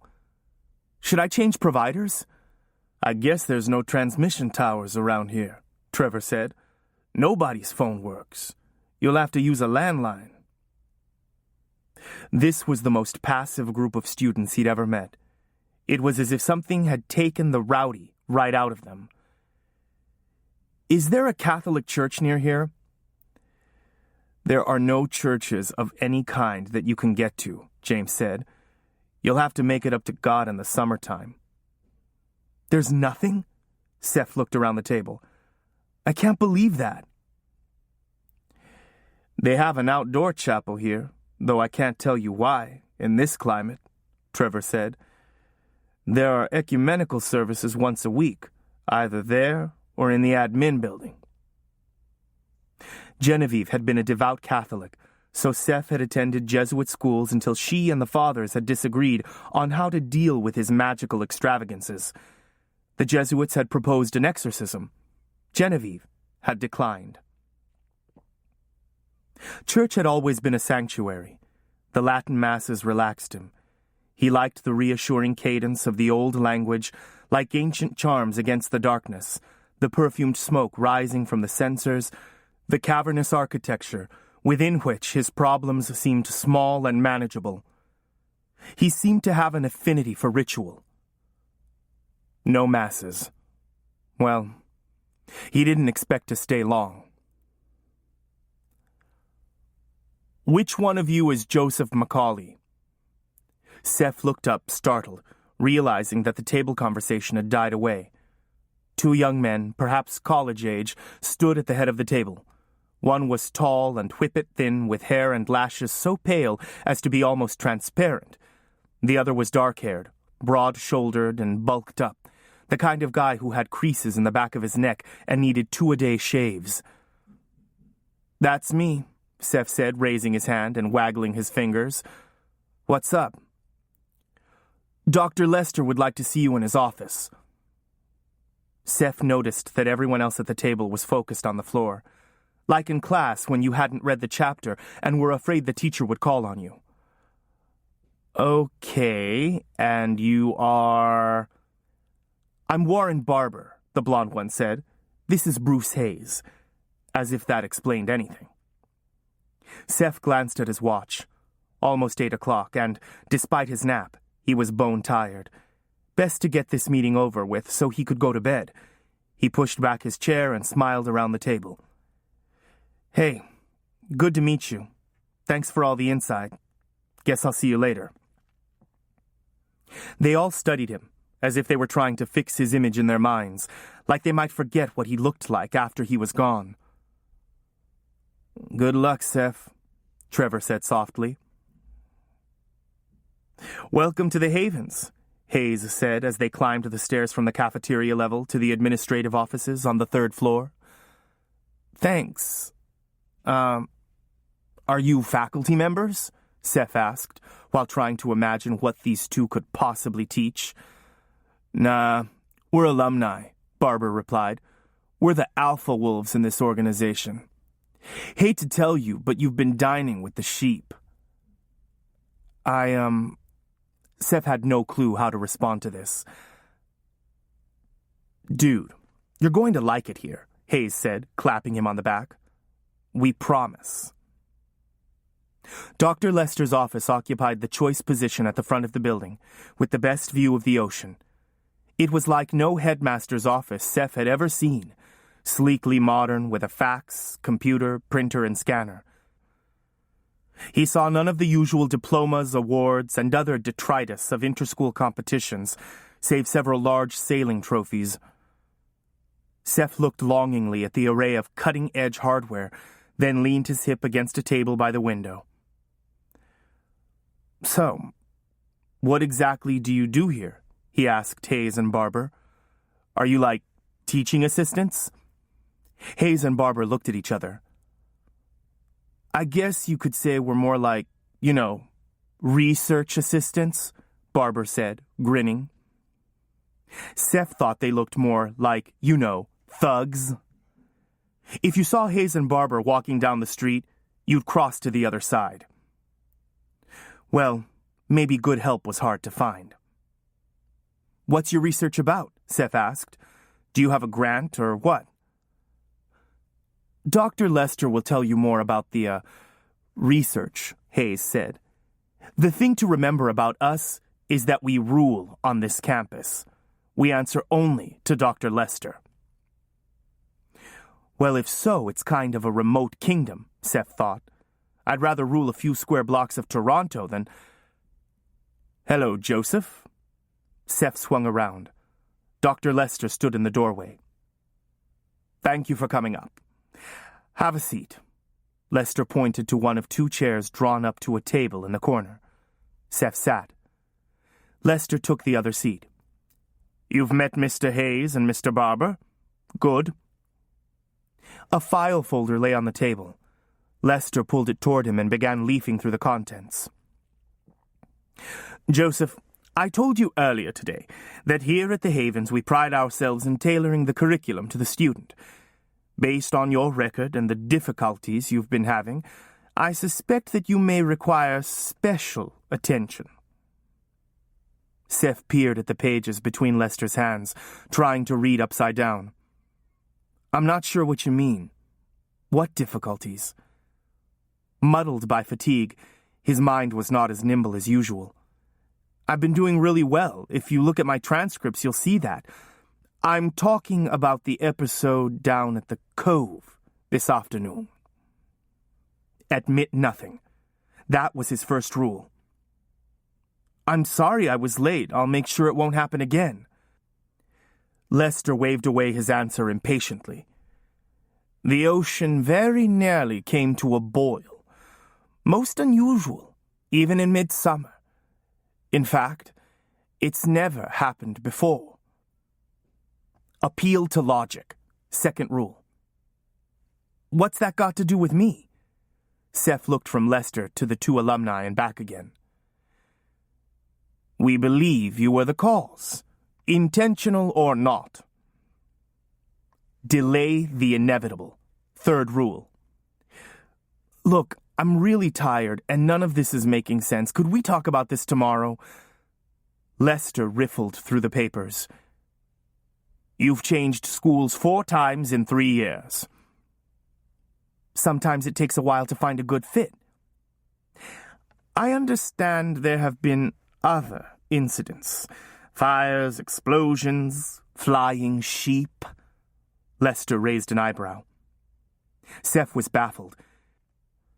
If Lester knew his history, then why had he been admitted in the first place? He shoved back his chair and stood. "Flying sheep? Sorry, I don't know what you're talking about. I've really got to go." He turned toward the door, but Hayes and Barber blocked the way.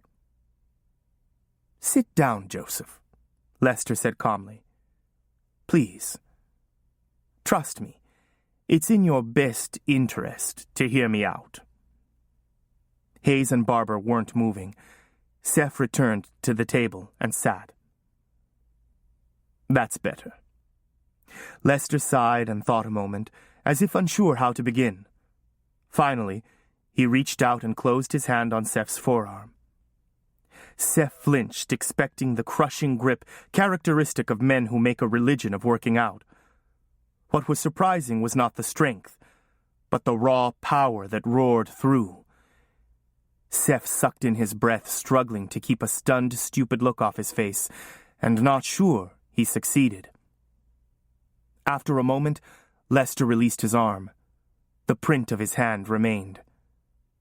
Dr. Lester was a wizard, too.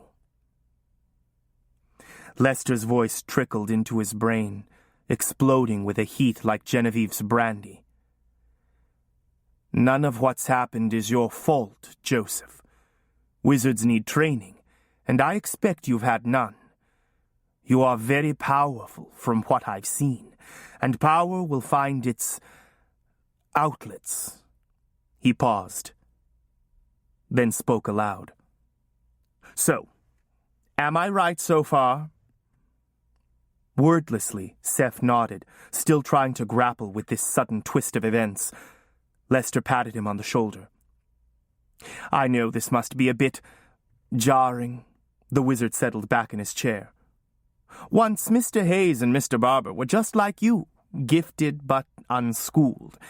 Now they are well on their way to becoming masters." Hayes and Barber smiled modestly. "If I were a master of magic, I would work on my appearance," Seth thought. "What about everyone else?" he began. "Are they all—" "Most are not. Most are only what you would call wayward." Lester shrugged dismissively. "We recruit students who've had difficulty elsewhere because often that includes persons like yourself, the untrained gifted." The headmaster toyed with an elaborate ring he wore on the middle finger of his left hand. "How much do you know about the guilds and the elements of power?" "A little." "Tell me."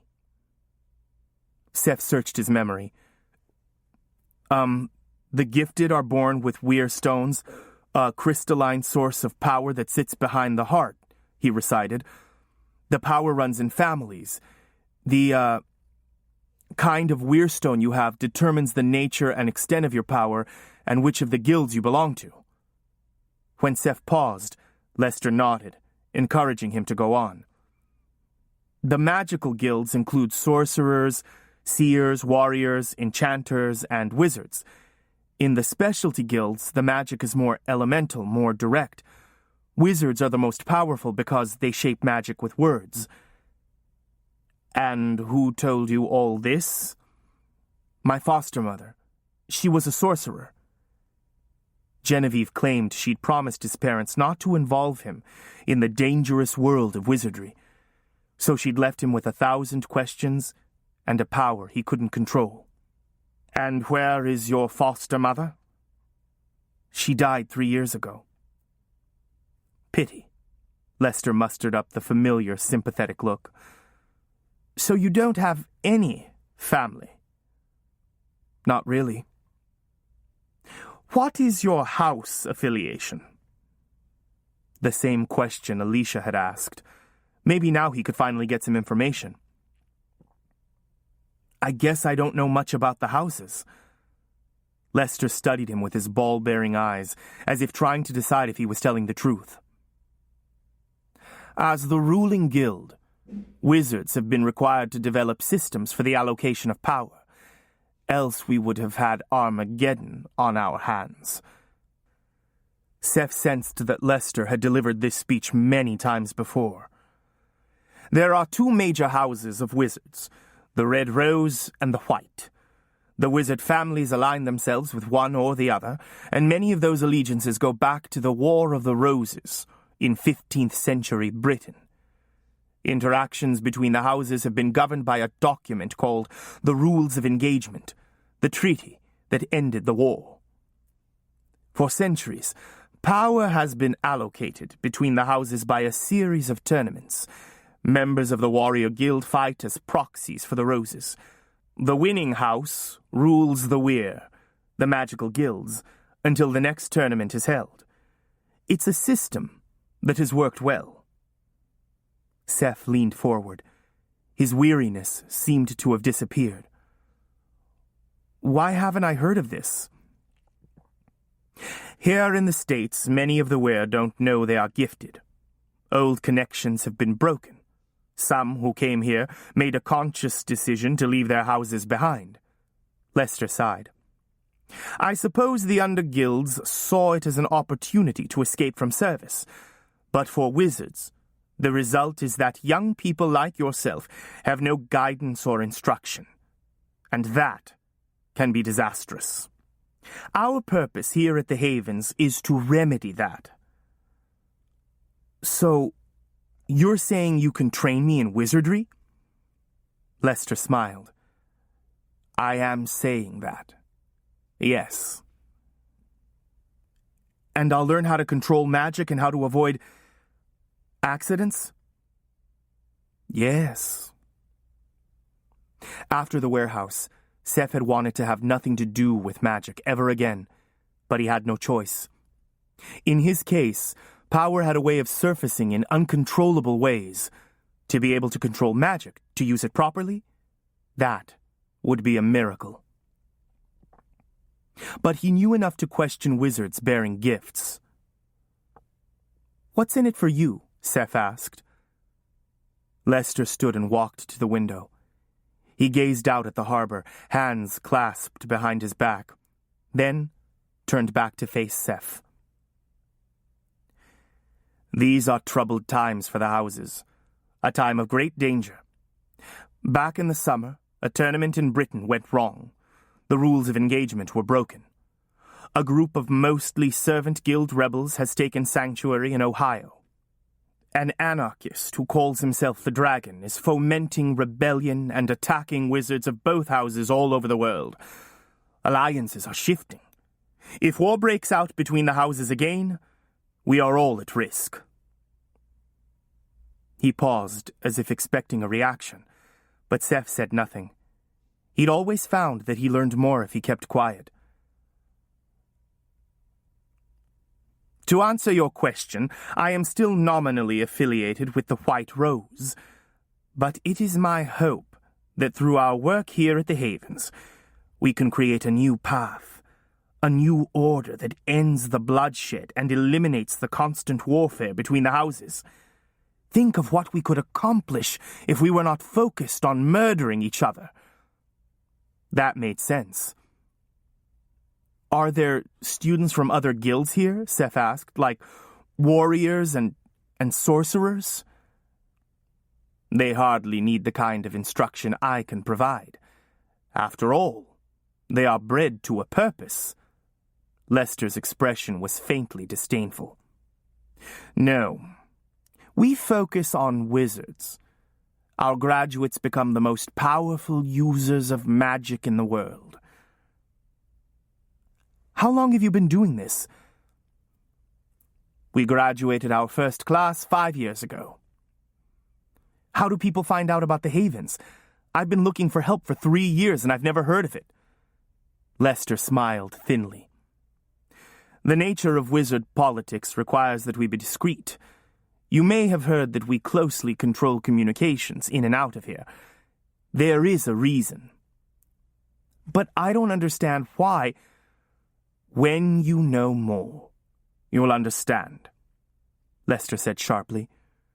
We can't risk discovery by those who would destroy our only real hope for peace. There are those who have a strong vested interest in maintaining the status quo. For that reason, it's important that no whisper of this reach the Roses. From what he knew of wizards, Seth wasn't surprised to learn that Lester had a political agenda. Genevieve had infused into him a deep suspicion of wizard politics, which often seemed to involve bloodying the underguilds. No doubt the headmaster would try to get him involved sooner or later, but he'd deal with it if he could get the help he needed. How does it work? Who does the teaching? How long does it take? Shall we assume, then, that you are interested in joining our magical collaborative? Lester's eyes glittered. Yes, absolutely. The precision of the wizard's language was a warning, but he could not afford to say no. Good, Lester said. I thought that would be your answer. When do we get started? Seth persisted. Take a few days to settle in and get caught up with your other classes, then we'll talk again. We have techniques that streamline the process. Isn't there something I could be reading in the meantime? Some way to prepare? Lester studied him a moment. Perhaps. Do you have a Heir book? I don't know what that is. Alicia Middleton had mentioned Heir books at the party. Each member of the Heir guilds has a Heir book, created at birth, even those in the servant guilds. It summarizes the members' magical lineage and family history. Wizard Heir books include charms and incantations that have been handed down through families over the centuries. He paused, raising his eyebrows in inquiry. I don't have one, Seth admitted. Actually, you do have one, Dr. Lester said. It's a matter of locating it. What is really key is what I told you earlier. We require total commitment from our wizardry students. Are you capable of that? Yes, sir, Seth replied. You won't be disappointed. He'd lived precariously for years, like someone with a terminal disease, never able to plan more than a few months ahead. Whatever the consequences of this decision, he'd risk it. Good, Lester said. Oh, and it would be best for you not to discuss any of this with the Anawir. At Seth's blank look, he added, the ungifted students. It only causes resentment, and we don't want them spreading rumors once they leave the Havens. In fact, it would be best for you to keep your distance from them outside of class. Seth thought of Trevor and Harris and Troy and the others. I don't understand. Why do we... Lester waved his hand impatiently. Oh, be polite, of course. But you'll find you will have little in common with them as your training progresses. Once you are properly enrolled, we'll move you into the alumni house with the others. Seth remembered how Trevor and the others had responded when he mentioned the alumni. The wizard students live in the alumni house? Lester nodded. All of the alumni are gifted. Seth glanced at Hayes and Barber. Have they all graduated? I mean, is there anyone else my age? Will I still be in class with the others? He felt connected to Trevor and the others now that he'd met them. "We'll get into that once your training is underway." The wizard stood, signaling that the interview was at an end. "Now, you'd better get on to bed. You've had a long day." And Seth realized he had been dismissed.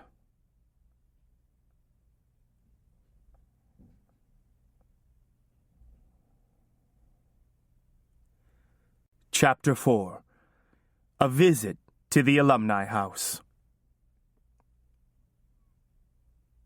As promised, Seth's books and class schedule were delivered to his door early Sunday morning. He found the locations of the classroom buildings on the campus map, reviewed the syllabi, and started in on his reading.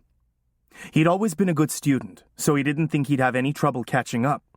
He wanted to get as much work as possible out of the way before his classes in wizardry began. By late afternoon, however, he was having trouble concentrating on 18th century European history. He tried it with and without headphones. He moved from his bed to his desk, hoping sitting upright would enforce some discipline. But he found himself punching randomly at his keyboard, wishing he could go online. He was used to spending hours every day online with his friends, a stimulating blend of media, music, IMing, and homework. He thought about Lester and the alumni, wondered how long it would take to gain control over his gift, as Lester called it. How would the lessons work? Would Lester tutor him one-on-one so he could catch up with the others? Would they recite incantations in class? Practice spell casting on the soccer field? Would his not having a Weirbook be a handicap? He'd always been popular among the Anna-Weir. Would he have trouble making friends among the gifted? Lester had said that Seth had a Weirbook somewhere. If so, he could find the answers to his questions between the covers. Some of them anyway. Maybe he should try and get to know some of the alumni right away. Organize a study group. Make some allies who could help him along. Preferably someone other than Hayes and Barber. He finally gave up and set his textbook aside. Shoving his feet into his shoes, he walked down the hall to Trevor's room. Trevor's door was open, and Seth heard the throb of a heavy bass line halfway down the corridor. Trevor was sprawled on the sheepskin rug in front of his fireplace, two-finger typing into a notebook. Papers and books lay scattered all around him. He looked up at Seth, blinking, as if surprised to see him. "Let's do something," Seth said. Trevor hit the mute button on his player and squinted at Seth. "Such as?" "Anything," Seth said expansively. "Let's go." "I don't know. I've got a lot of homework." Trevor hesitated, studying Seth warily. "By the way, you okay? How'd it go with Lester last night?" "Fine. Great. We talked things out and we're okay." "You're kidding, right?" Trevor looked so solemn that Seth had to smile. "Yeah, I'm kidding. Sort of. You coming? It's going to be dinner time pretty soon anyway." They walked out into the dusk. Seth breathed in the complex, burnt toast scent of the autumn woods. Trevor became more animated once they'd left the dorm and his homework behind. "Maybe we can get a racquetball court and play before dinner," he said. Seth looked down at his jeans and sweatshirt. "What about dressing for dinner?" Trevor grinned. "It's Sunday. Weekend rules. Dr. Lester's usually not around." They were passing the alumni house. "Hey, hang on a sec. Let's take a look inside." "No, Seth. Come on." Trevor grabbed for his arm, but Seth was already through the doorway. The foyer opened into a common room with a large stone fireplace at one end, framed by bookshelves. Leather sofas crouched like stranded bovines along the perimeter of a Persian rug. It was similar in style to the other buildings Seth had seen, but more opulent, more expensively decorated, aggressively masculine. No one was in there, but Seth could hear the murmur of conversation and clatter of silverware from a nearby room. Trevor gripped his arm hard. "We're not supposed to be in here," he whispered. "I just want to look around a little," Seth whispered back. "Don't worry, it's cool." "I mean it," Trevor persisted. "Let's go." Seth scanned the directory next to the stairwell. "Hey, there's a library on the second floor. Have you ever been up there?" "No. I said we're not allowed." "I bet they have internet access."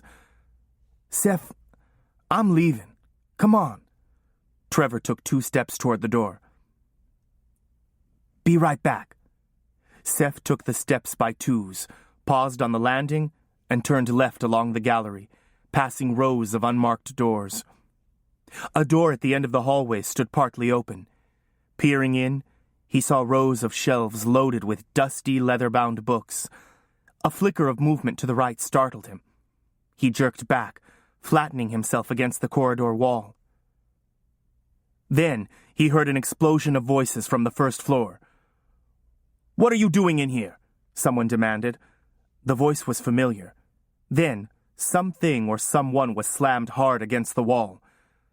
Seth leaned over the gallery railing. Bruce Hayes had Trevor shoved up against the wall. Seth heard a scraping of chairs, and then a half-dozen others poured in from the dining room, forming a jostling semicircle around Bruce and his captive. Warren Barber was among them. Trevor said something back, so faintly that Seth couldn't make out the words. Whatever it was, it must have been unsatisfactory, because Bruce did something and Trevor screamed. "Hey!" Seth charged back along the gallery and vaulted down the stairs. He shoved his way through the circle of wizards and gripped Bruce's arm. "Let him go!" Bruce flinched, released Trevor, and swung around, hands raised as if to fight. His eyes widened when he saw Seth. "What? You're with him?" Warren Barber turned on Trevor. "You know you're not allowed in here," he said in a soft voice. Barber extended a hand, and Trevor pressed himself back against the wall, closing his eyes, sweat pebbling his forehead despite the chill in the air. "Ease up. It was my idea," Seth said, stepping between them. He smiled and shrugged, turning on the charm. "I just wanted to look around." Warren wasn't impressed. "This one should know better." Warren's breath stank of beer, and he spoke with the deliberation of the profoundly wasted. He reached around Seth, grabbing at Trevor, and Trevor jumped backward. Seth pushed Warren's hand away. "I don't see why it's such a big deal. What are you hiding in here?" "Well, it is," Warren said, rubbing his stubbled chin with the palm of his hand. "It is a big deal." "Warren," Bruce cleared his throat. "Didn't Dr. Lester tell you to be careful who you hang out with?" Warren said to Seth, nodding at Trevor. Seth lifted his chin defiantly. "Come on! Do you do everything Lester tells you to do?" Warren's smile faded, leaving resentment in its wake. "What do you mean by that?" Seth looked around the circle of wizards, his gaze lingering for a moment on each face. "I mean that my friends are my business." Nobody said anything for a long moment. Then Warren shrugged and smiled, as if trying to disclaim all the threats and innuendos that had gone before. But the smile never made it into his eyes. "All right then," he said. "It's just a, misunderstanding." "It's cool, Joseph," Bruce said reassuringly. "Wait till you move in here. It'll be great. The other dorms suck in comparison. The food's a lot better, too. Hey, why don't you come on in and have dinner with us? We can fill you in on some things." It was an invitation that clearly did not include Trevor. Seth was tempted. He could definitely use some filling in, but he felt the need to establish a boundary, to make a statement about who he was and what he would tolerate. "I've already got plans tonight," he said, smiling. "Maybe another day?" Sure, Bruce said. Come to dinner tomorrow. We start around 7. Trevor looked from Bruce to Seth to Warren. Don't tell Dr. Lester I was here, he whispered. Please? Warren smiled wolfishly. What's the matter? Afraid you'll get a demerit? Please, Trevor repeated. I'm really sorry. Just don't tell Lester. Maybe you'd like to be my personal servant for a month, Warren said. He grinned at the other wizards. Trevor is very good at doing laundry. Much better than the service. Gets those colors sparkling. Hey, Warren, Seth said, keeping his tone light. Enough already. What don't you understand about leave him alone? Warren raised a hand, grinning. Sure. No problem. See you tomorrow. Seth touched Trevor on the shoulder. Come on, Trevor. We got places to be. Once outside, Trevor didn't speak, but turned and headed back toward the dormitory, head down, scuffling hard through the leaves. Seth had to trot to catch up. Hey, Trevor, look, I'm sorry. You were right. I should have listened to you. Trevor didn't look up, and his pace didn't falter. Finally, Seth grabbed his arm, spinning him around. Talk to me, will you? Seth half expected Trevor to rip free or punch him or something, but he just stood, gazing down at the ground, a muscle working in his jaw. I said I should have listened to you, Seth repeated. That was totally bizarre, but no harm done, right? Trevor looked up at Seth like he'd told the sickest kind of joke. Right. Sure. No harm done. He went to turn away, but Seth tightened his grip on his arm to keep him in place. Let go of me. Trevor kept his eyes averted, as if it might be dangerous to look at him. Seth kept hold. What? What is it? Trevor just shook his head. Seth carefully released a trace of power into Trevor, feeling bad about it, but needing to know. He could tell Trevor didn't want to answer, but the words poured out just the same. You never said you were one of them. One of who? Seth asked, though he already knew. Trevor cut his eyes toward Alumni House. I'm not an alumnus, Seth said lamely. I'm a junior. It's just that I'm enrolling in a special program. Trevor said nothing. Why? What do you know about them? Trevor shuddered. I don't want to know anything about them. You. Now he did try and wrench free, and Seth let him. You don't care what happens to any of us. Some of us listen to Jason and... Who's Jason? He told us we should fight back, and we tried. And now Sam is dead, and Peter and Jason are living at the Alumni House. Trevor may as well have been speaking in Japanese. He'd left Seth back at the first sentence. Fight back against what? Who's dead? I don't know what you're talking about. Trevor had his hands over his ears, speaking loudly enough to drown Seth out, as if afraid Seth would seduce him with words. I've gone 6 months without a disciplinary, and now... I'll go to Dr. Lester, Seth offered, still bewildered by the emotion in play. I'll explain, whatever it takes. No, Trevor said. Don't do me any favors. You'll make things worse. Just stay away from me. He wheeled and walked away, back toward the dorm.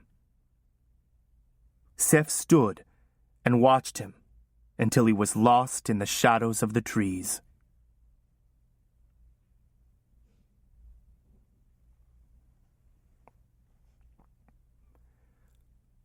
Chapter 5. Total Commitment.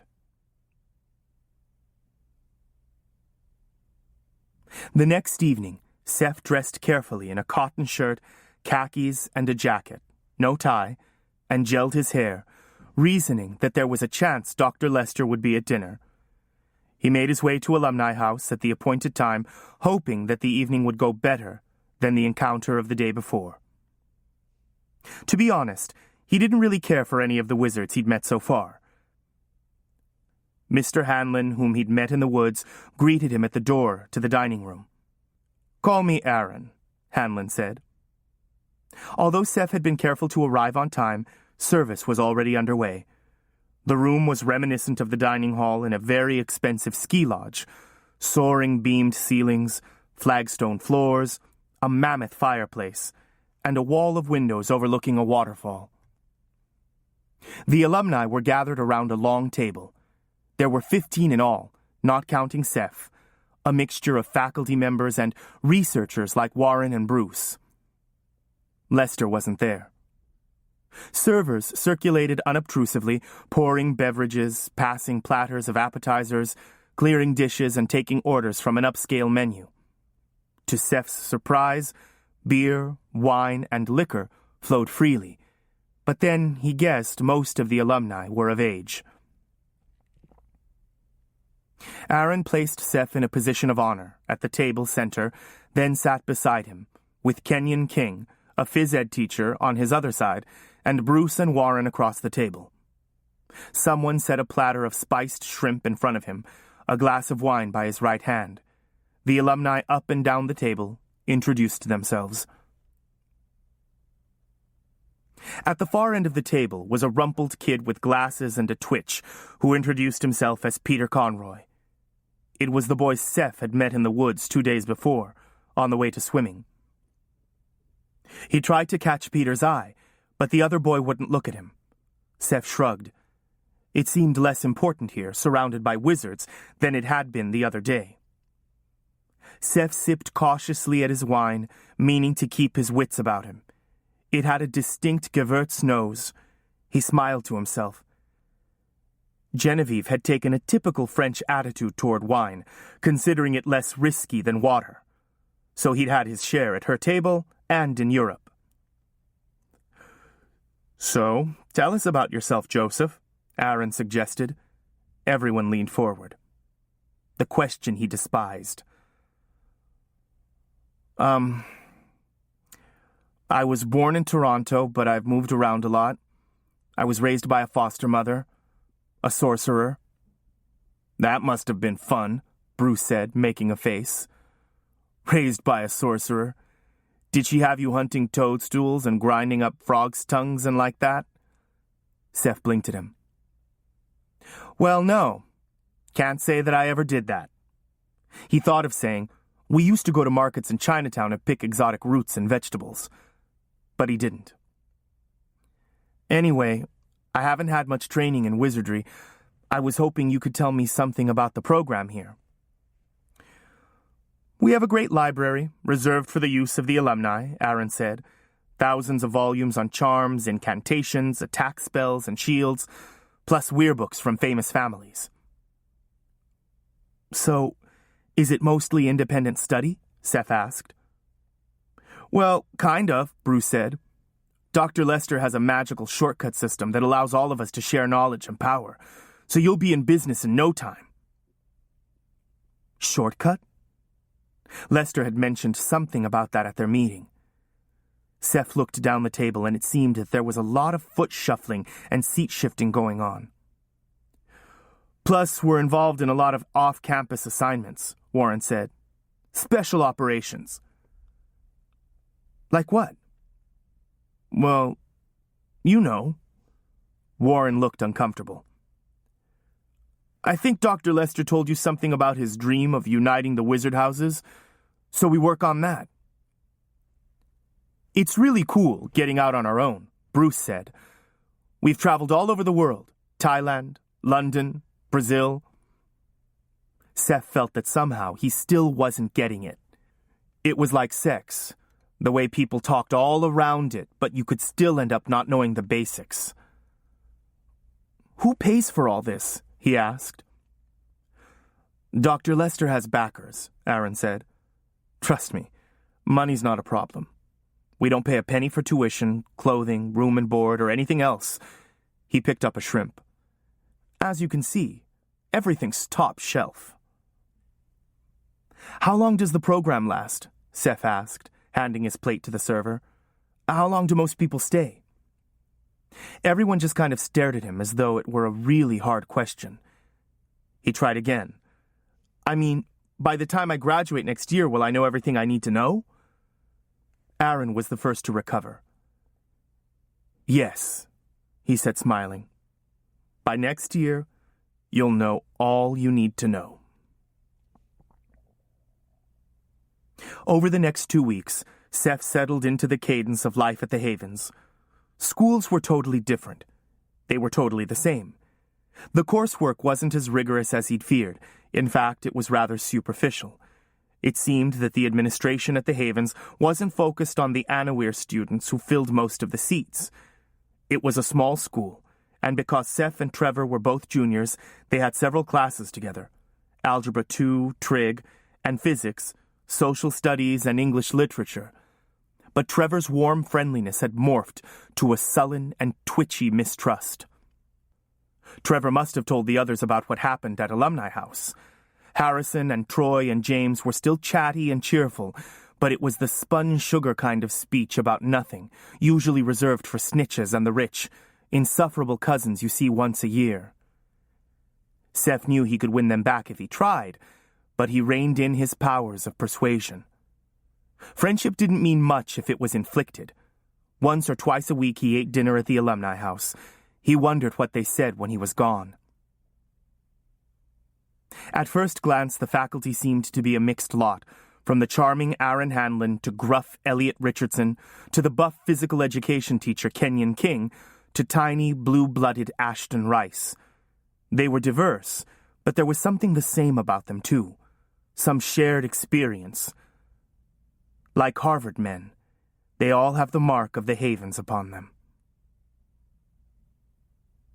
One evening, Seth received a note at dinner on the sailboat stationery. Please be at the Alumni House at 9 p.m. G. Lester.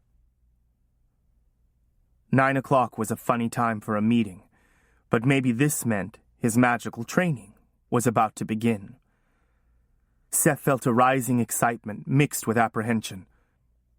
So far, he didn't much care for Lester or the alumni, but he would take what he needed from them and move on. That night, the fog rolled in off the Atlantic and condensed into rain. The cold, relentless drizzle that Genevieve called larmes d'ange, angel's tears. Seth pulled on a bulky sweater she'd knit for him, jeans and a leather jacket. Thus armored, he walked through sopping leaves and dripping trees to his rendezvous. When he arrived at Alumni House, he was surprised to find the common room empty, except for Warren Barber, who leaned against the mantel, smoking and flicking ashes into the fireplace. Warren tossed his cigarette into the hearth and scooped up an armload of clothing from the nearest chair. Everyone else is meeting us at the chapel, he said. Let's go. Seth hesitated. We're meeting outside? Was this some kind of hazing event? Brilliant, ain't it? Seth had no choice but to follow. Warren led the way into the woods, following a wood-chip path that bridged a little stream in several places. Mist clung to the ground, waist-deep in places, beaten down by the rain. Seth swiped water from his face, looking from side to side, wary of an ambush. About a mile into the woods, the trees thinned into a clearing, revealing a rude amphitheater. Rows of stone benches faced a raised platform with an altar in the center, framed by standing stones and lit by torches, the light smeared by the mist. It reminded Seth of places he'd seen in Britain, Celtic temples of druidic magic.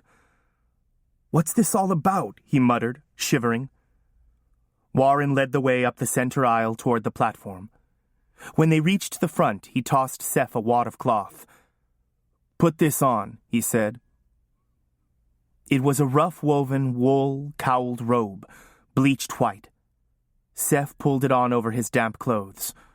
Warren shrugged his way into a robe of his own, his a deep gray color. The gloom under the trees eddied and shifted, and other gray-robed persons appeared, moving silently onto the platform behind the altar. "You, stand here." Warren tugged Seth to a spot in front of the benches, facing the platform, then joined the others on the stage. And then, finally, a black-robed figure, tall and spare, materialized on the platform. His face was hidden in shadow, backlit by the torches along the perimeter, but Seth knew beyond a doubt that this was Gregory Lester. Lester carried a staff, a tall column of metal, bronze and gold layered together, topped by a faceted crystal. Embedded in the crystal was something dark, like a shadow or a flaw, an amulet. Seth's eyes were drawn to it. He had to force himself to look away. It was perhaps a show, some kind of initiation ceremony meant to establish solidarity, like joining a lodge. It should have been amusing, what with all the pageantry and costume, but Lester didn't come off as much of a showman. Seth didn't like being singled out, placed before the altar, dressed like a sacrifice. His skin prickled and his mouth went dust dry. "Joseph Macaulay has come before us with a request to join our order of wizards," Lester intoned, his voice emerging from his black hood. "Is this indeed your intention, Joseph?" Seth cleared his throat, feeling an intense pressure to respond. I guess so," he replied. Seemingly undeterred by this lukewarm reply, Lester continued. "We have agreed to consider this request. Does the petitioner understand what is required of him?" Again, the feeling of focused pressure, the pressure to say yes. Instinctively, Seth pushed back. "No, not really," he said. "Can you tell me?" Lester paused, as if this answer were unexpected, then responded awkwardly. "You are required to link your weirstone to mine." Reflexively, Seth pressed his fingers into the skin of his chest, through the folds of the robe. His eyes fastened on a shallow stone bowl that sat atop the altar, and the knife that lay next to it. He licked his lips and swallowed. "What?" Lester shoved back the hood of his robe. "Through the speaking of charms and the letting of blood." "Is that necessary?" Seth asked, struggling to maintain an expression of polite inquiry. "I just wanted to be trained in wizardry." Lester rolled back the sleeves of his robe like a surgeon preparing for a procedure. "Wizardry manifests early," he replied. "Most begin their training very young. You are far behind your peers. This system is a shortcut. It allows your powers to be used safely, without extensive remedial training. We haven't time for that." Seth had the sense that Lester was choosing his words carefully, as if what he said might be technically true, but intentionally misleading. Seth felt a more subtle pressure, like an undercurrent of magic at work. His muscles loosened and his head swirled with inarticulate thought. He mounted a faint protest. "So, you're saying that if I don't go through with this, ceremony, you won't train me in wizardry?" "I'm saying it takes years to develop skills enough to practice wizardry safely. I'm saying you are getting a very late start. I'm saying this is the way we do things at the Havens." Lester picked up the knife and nodded to someone behind Seth. "Bring the supplicant." Bruce Hayes and Warren Barber materialized behind Seth and gripped his elbows. They dragged him forward, half lifting him up the steps and then pushing him to his knees in front of the altar. They stripped back his sleeve and pressed his arm against the cold, rough stone, exposing the inside of his wrist. It was like a dream, almost as if he were watching it happen to someone else. He barely felt the blade as it bit into his flesh, and his blood flowed into the stone bowl. He should have been horrified as Lester spoke words over the bowl in some language of magic, dipped the crystalline head of the staff into the blood, and then lifted it to drink. This is wrong, Seth thought. But he felt muddled and lethargic, limp and passive, carried along through the ceremony like a leaf in the current. Now, rise, Lester said to Seth, and speak the words after me. Barbara and Hayes lifted Seth to his feet and held him upright. Their hands burned through the rough fabric of his robe as a thought burned itself into his mind. This was clearly some kind of pagan ritual. What exactly was he being asked to deliver into Lester's hands? He pressed his bleeding arm into his side. The crystalline head of the staff blazed, casting a greenish light over the participants. Something fluttered at the edge of his vision, like a scrap of black fabric. And again, and more, blotting out the torchlight. Bats. Clouds of bats, swooping about the heads of the alumni, silently dive-bombing the proceedings. Several of the celebrants covered their heads with their arms. A sign. Seth looked across the altar to where one of the alumni stood watching. Peter Conroy. His face was a mask of dismay. When he saw Seth looking, his eyes widened behind his glasses. He shook his head, ever so slightly. A warning. Lester spoke his magical phrase, then paused expectantly, waiting for him to echo it, like a vow in a devilish wedding ceremony. The hooded figures leaned forward in anticipation. "No," Seth said, "I can't." "Would you like me to repeat it, Joseph?" Lester asked, softly, encouragingly. "No, I mean I changed my mind." For a moment, Lester seemed too astonished to speak. "What?" The words seemed to spatter out into the mist. "I refuse." A rumble of surprise rolled through the alumni, quickly stifled. Peter closed his eyes and breathed out as if relieved. Lester's voice was calm and reassuring. "What's bothering you, Joseph? The painful part is over. When we're finished, we'll go back to the alumni house and dress that scratch and make arrangements to move you in. Your training will begin immediately." "What's bothering me?" Seth shivered. It was raining harder now, plastering his hair against his forehead and soaking him nearly through. Somehow it seemed to clear his head. His arm still streamed blood, and he pressed it tight against his side. "You're drinking my blood, asking me to swear some kind of oath I don't really understand. I can't be involved in a ritual like this. It's like out of a Screamer movie. To be honest, this is really freaking me out." Lester's breath hissed out impatiently. "You said you wanted to learn about wizardry." "I do." Seth looked around the circle of robed wizards, hoping someone would speak up in his defense. "That can't happen unless we finish." Seth took a breath. "Then it can't happen." 2 weeks ago, I asked you if you were willing to make a total commitment. You assured me that you were." Seth jerked free of Hayes and Barber. "I think you need to tell me exactly what I'd be committing myself to." A muscle twitched in the headmaster's jaw. Lester's voice was still soft, but there was a thread of steel in it. "You'd do better to ask about the consequences if you refuse." It sounded very much like a threat. "What consequences?"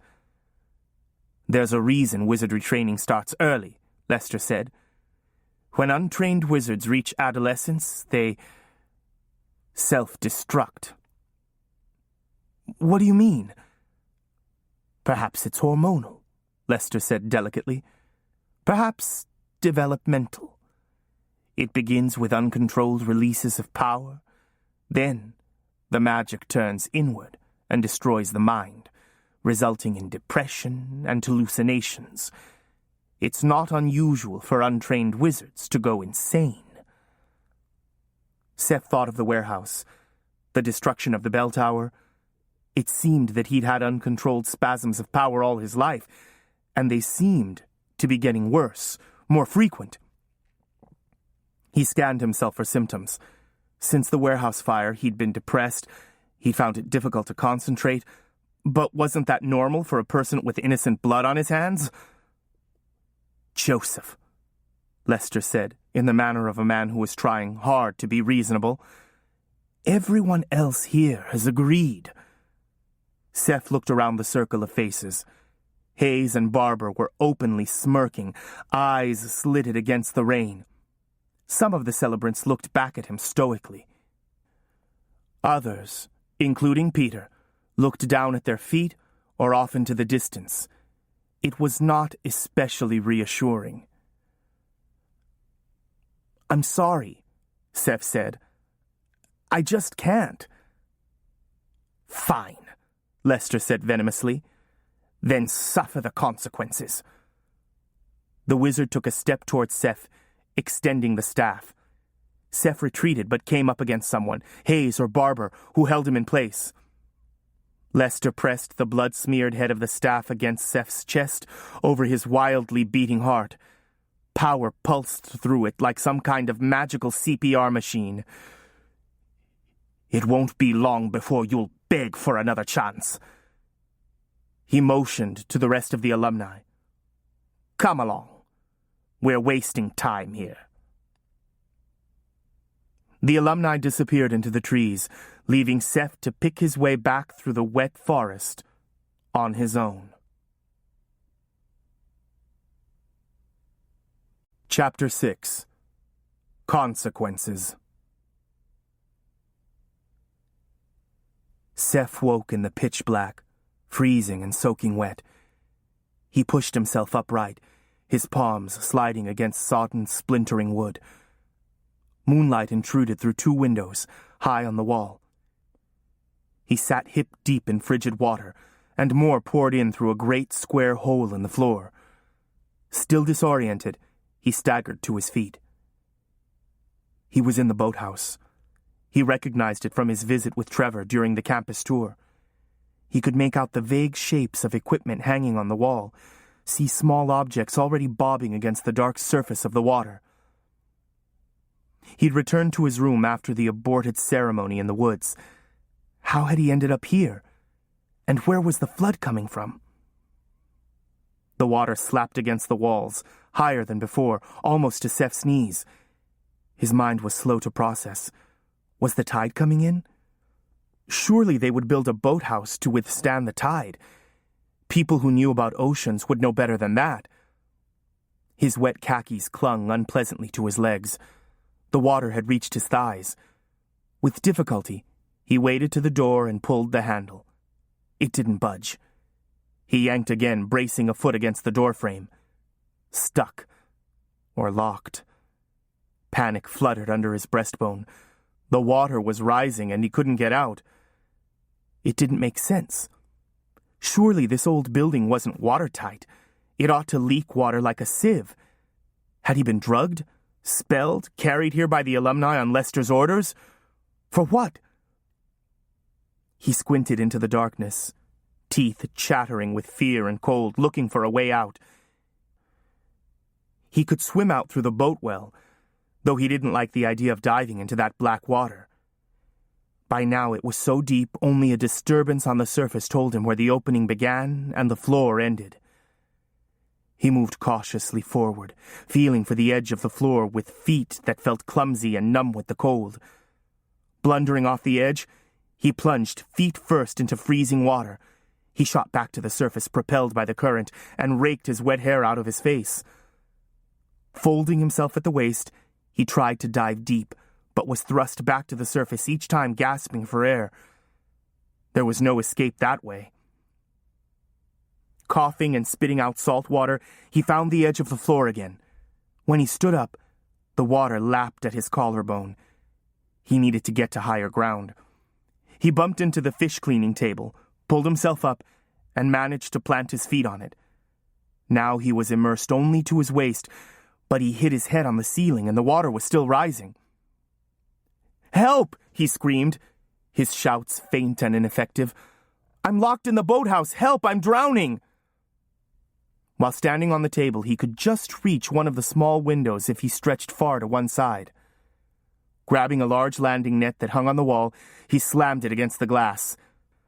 The net was lightweight, and he was working at such an angle that he couldn't produce much force against it. Finally, he lost his footing, flailed wildly for a moment, and went under again. He surfaced, spluttering, treading water. Then he gasped as something slid past him, roiling the surface of the black water like a great serpent, its rough hide scraping him as it went by. Seth sucked in a breath and went absolutely still, save the rough pounding of his pulse. For a moment, the water was quiet. Then, a thick, muscular tentacle searched along his leg, slid upward and tightened around his waist. He pushed at the creature, pounded on it, tried to push himself out of its grasp using both hands, getting a mouthful of water as he did so. His fists made no impression on its leathery hide. His flailing foot encountered something soft and yielding, and the monster's grip relaxed fractionally. Launching himself upward, Seth wrapped his arms around one of the rough wooden beams that supported the roof. He clung there, gasping for breath, but he could not lift himself completely out of the water. Ripples spread from the far corner as the creature surfaced, its pale, dispassionate eyes and razor teeth revealed in the light from the window. A squid? An octopus? Some unknown monster that had lain hidden in the ocean's depths until now? Once again, a tentacle quested forward, sliding beneath the water like a great snake. It explored along his thigh, then wrapped about his hips. Slowly, inexorably, it dragged at him. Desperate, he tightened his hold on the ceiling beam, turning his face upward so he could gulp some air. He no longer tried to dislodge his attacker, but held on for dear life. His joints cracked as a relentless strength threatened to pull him apart. Suddenly, the monster rocketed forward in an explosion of spray and fastened its teeth into his right leg. Seth screamed and tried to pull it off, losing his grip on the beam. He managed one last breath, sucking in a mixture of seawater and air, before he was pulled beneath the water and into black despair. Light awoke Seth a second time. Painful light that caused him to roll onto his face to exclude it. He was in bed. Something terrible lurked in memory. A beast kept leashed in the back room of his mind. He swallowed. His throat was so raw it brought tears to his eyes. He felt like he'd been beaten. Every muscle in his body ached. He struggled to his knees, and then the full recollection of the night before flooded back. He vomited over the side of the bed and onto the floor. His throat felt worse than ever. He rolled over onto his back and stared at the ceiling. It gradually came to him that he was in a bed, back in his room in the dormitory. He was soaked in sweat, not in seawater, and he was alive. He ran his hand tentatively down his right leg and then his left, and could find no evidence of injury. He checked twice to make sure. Hot tears of relief filled his eyes, slid from the corners and onto his pillow. The monster had ripped him apart. He'd gazed hopelessly up at the undersurface of the ocean as his own blood clouded the water, had tasted it in his mouth, had felt the great jaws close on his flesh, tearing it away in pieces. His struggles had grown weaker as he succumbed to oxygen starvation and loss of blood. Still, it had taken a long time to die. He sat up, drew his knees up into a protective position, and leaned his chin on his hands, shivering. Had it been a dream then? If so, it was like no dream he'd ever had before. It was the three-dimensional surround sound, full-color mother of all dreams. His bedding was completely mangled, evidence of a struggle that had lasted most of the night. The ceiling and walls were pocked with scorch marks, as if he'd been flinging out sparks.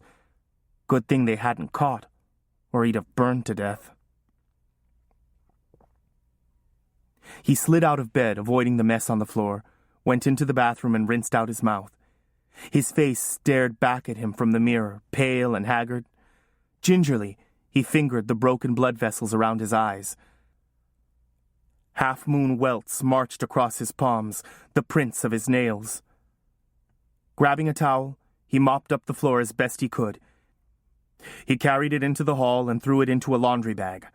Then helped himself to fresh towels from the linen cart, working automatically.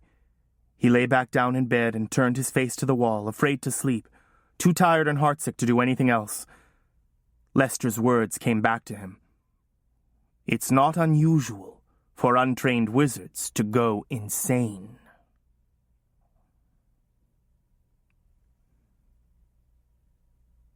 The next morning was Monday. Seth didn't go to breakfast or attend his first class in the morning. Around 10 a.m., when Dr. Lester returned to his office, Seth was waiting outside, seated on the floor, arms clasped around his knees. "Joseph," the headmaster said, looking down at him, "aren't you supposed to be in class?" "I need to talk to you," Seth said. It was more of a whisper. It hurt to speak. "Why don't you come back this afternoon, after classes are over?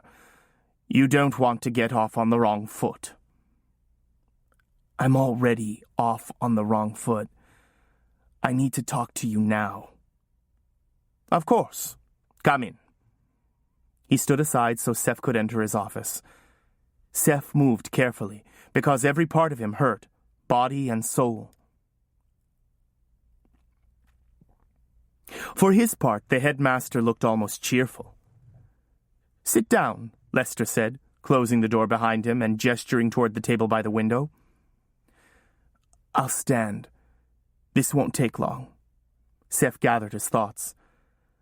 "I came to tell you that this isn't working out, this placement, I mean. Since I can't be trained in wizardry here, I'm going to contact my guardian and make arrangements for a transfer." Lester raised his hands to stop the speech.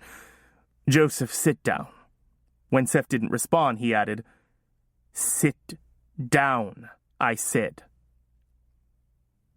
Seth sat.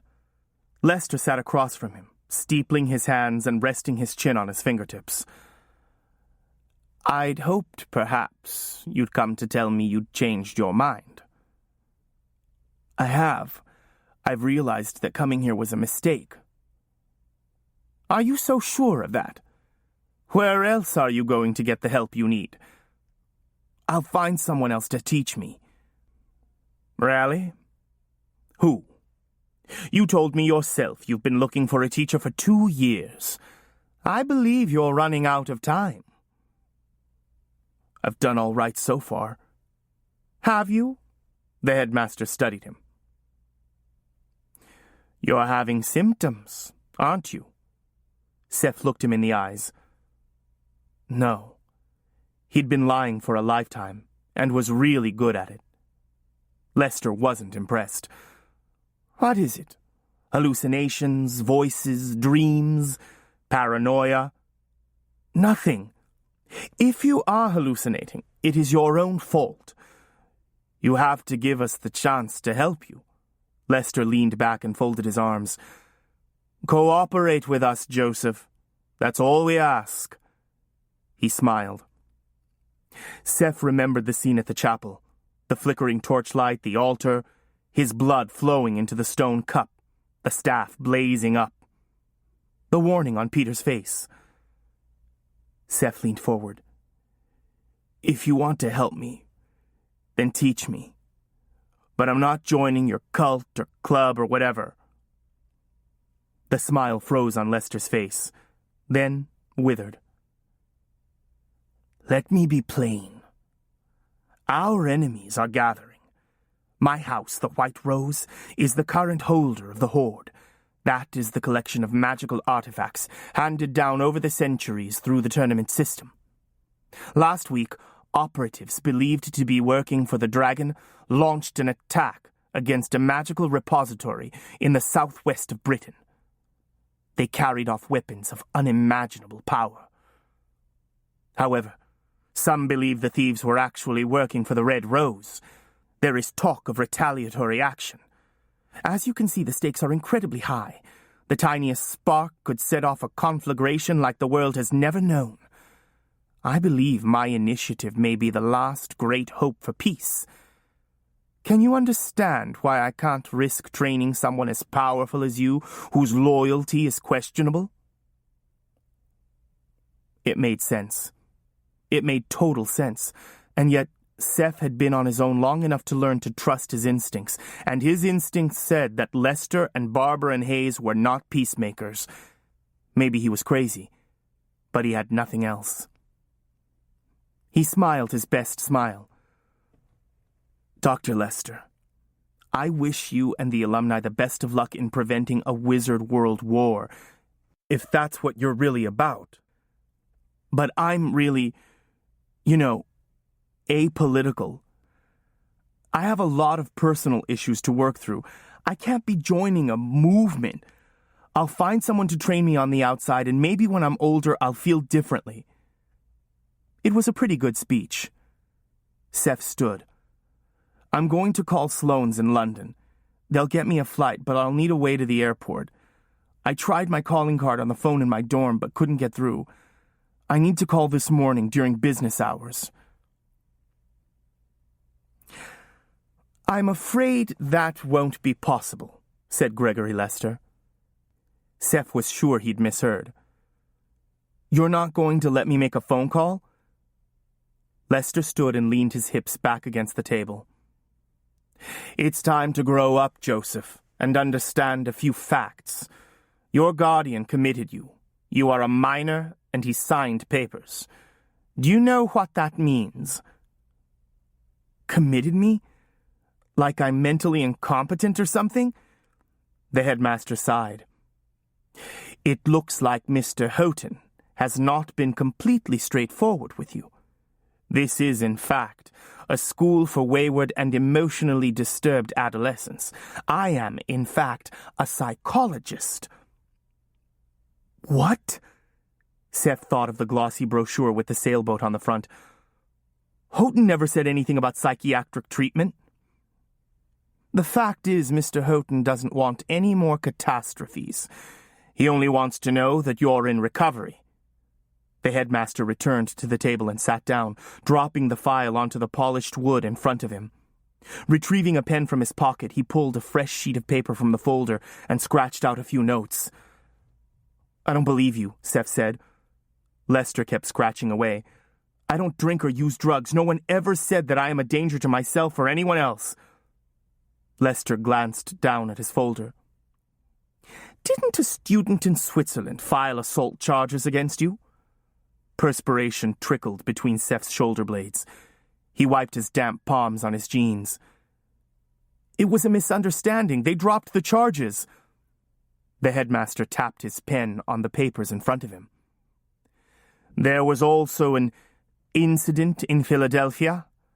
Seth stared at him wordlessly.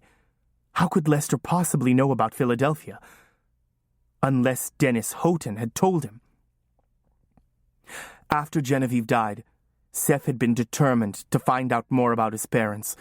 Sloane's had stonewalled him, so Seth had begun a search online using the resources of adoptive children's networks, the genealogy websites and mail lists, and electronic vital records.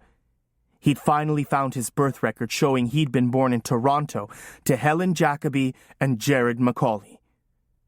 When he tried to dig further, he'd found no birth records for them, no grandparents, aunts, or uncles, no listings in city directories in California or Toronto, no news stories about the fire, no real estate records, nothing.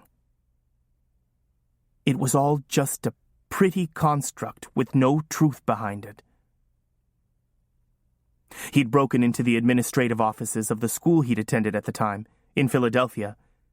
He'd hoped there would be some record of his parents, or a money trail that might lead to some answers. All he'd found in his file was copies of tuition payments and vouchers for living expenses from Sloane's. He had trashed the office in frustration. For that, he'd been expelled once again. Then there was the warehouse fire, of course. Lester opened the folder again and scanned a document inside. You've quite a record with the police. Pity about that girl. A prickly heat collected in Seth's hands and arms, symptoms that often portended a release. He struggled to control his anger. Houghton doesn't know anything about magic. Why would he blame me? Mr. Houghton doesn't think you're a wizard. Mr. Houghton thinks you're a violent young hoodlum who likes to set fires and blow things up. Seth recalled the last meeting in Toronto. Houghton's tweeded arm about his shoulders. But who knew what Houghton might do? Sloane's had been devoting some very expensive partner time to Seth Macaulay's problems. If Houghton had me committed, I want to hear it from him, Seth said finally. His face was hot, his arms heavy, as if laden with power. And just then, he didn't care to restrain it. Lester shrugged. Write to him if you like. You will not be allowed phone calls in your current unstable condition. Let me email him then. Joseph, you must understand. I can't risk having the Havens come to the attention of our enemies, and given your history, I cannot safely teach you wizardry without some element of control. It would be like putting a gun into the hand of a lunatic. As if to underscore the headmaster's words, the fax machine exploded, sending shards of metal flying and clouds of toner rolling toward them. Lester looked a little rattled. Joseph? A row of Chinese vases lined a shelf over Lester's desk. They began to vibrate, then one by one imploded like targets in a shooting gallery. The headmaster spoke in his psychiatrist voice. Joseph, you're out of control. The track light flickered and the fixtures exploded. The front window bowed outward and shattered, bits of glass glittering in the sunlight as they fell into the harbor. I'll go to the Roses, Seth said. They'll give me the training I need. Lester extended his hand and spoke a charm. Something slammed into Seth like a missile from a compressed air weapon, and he was down on his back on the floor, unable to move. Lester spoke from above him. We call that a subdune charm. Seth said nothing. Given the current political situation, I can't risk your alerting the Roses to what's going on here. They would murder us all. Lester paused. Seth still didn't respond. I'll let you up when you can control yourself. Seth lay there a moment, breathing hard, then said, Okay. Lester muttered a few Latin-esque words, and Seth was able to sit up and drag himself to his feet. So you're going to hold me prisoner here? Lester twisted the ring on his right hand. Write a letter, Joseph, if you must, and we will mail it. And carefully consider the choice before you. If you don't learn to manage your power, it will destroy you. I will not waste time on anyone who is unwilling to commit to our cause and submit to my leadership. It's unfortunate, but that's the way it is. Until you complete the ceremony, nothing happens. There are plenty of lawyers in the world. If Dennis Houghton committed me without a proper evaluation, I'll sue both your asses. Seth stalked out, slamming the door and clattering down the stairs. When he was sure the boy had gone, Gregory Lester picked up the phone and pressed an extension. Joseph Macaulay may attempt to call off property, he said. See that he's unsuccessful. He thought a moment, then added, Meet me in my office in 10 minutes. All of you. When he replaced the receiver in its cradle, he was smiling again.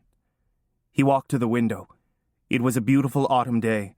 The sun glinted off the waves in the harbor, and the trees on the point were all in high color, the reds and golds that brought the tourists out.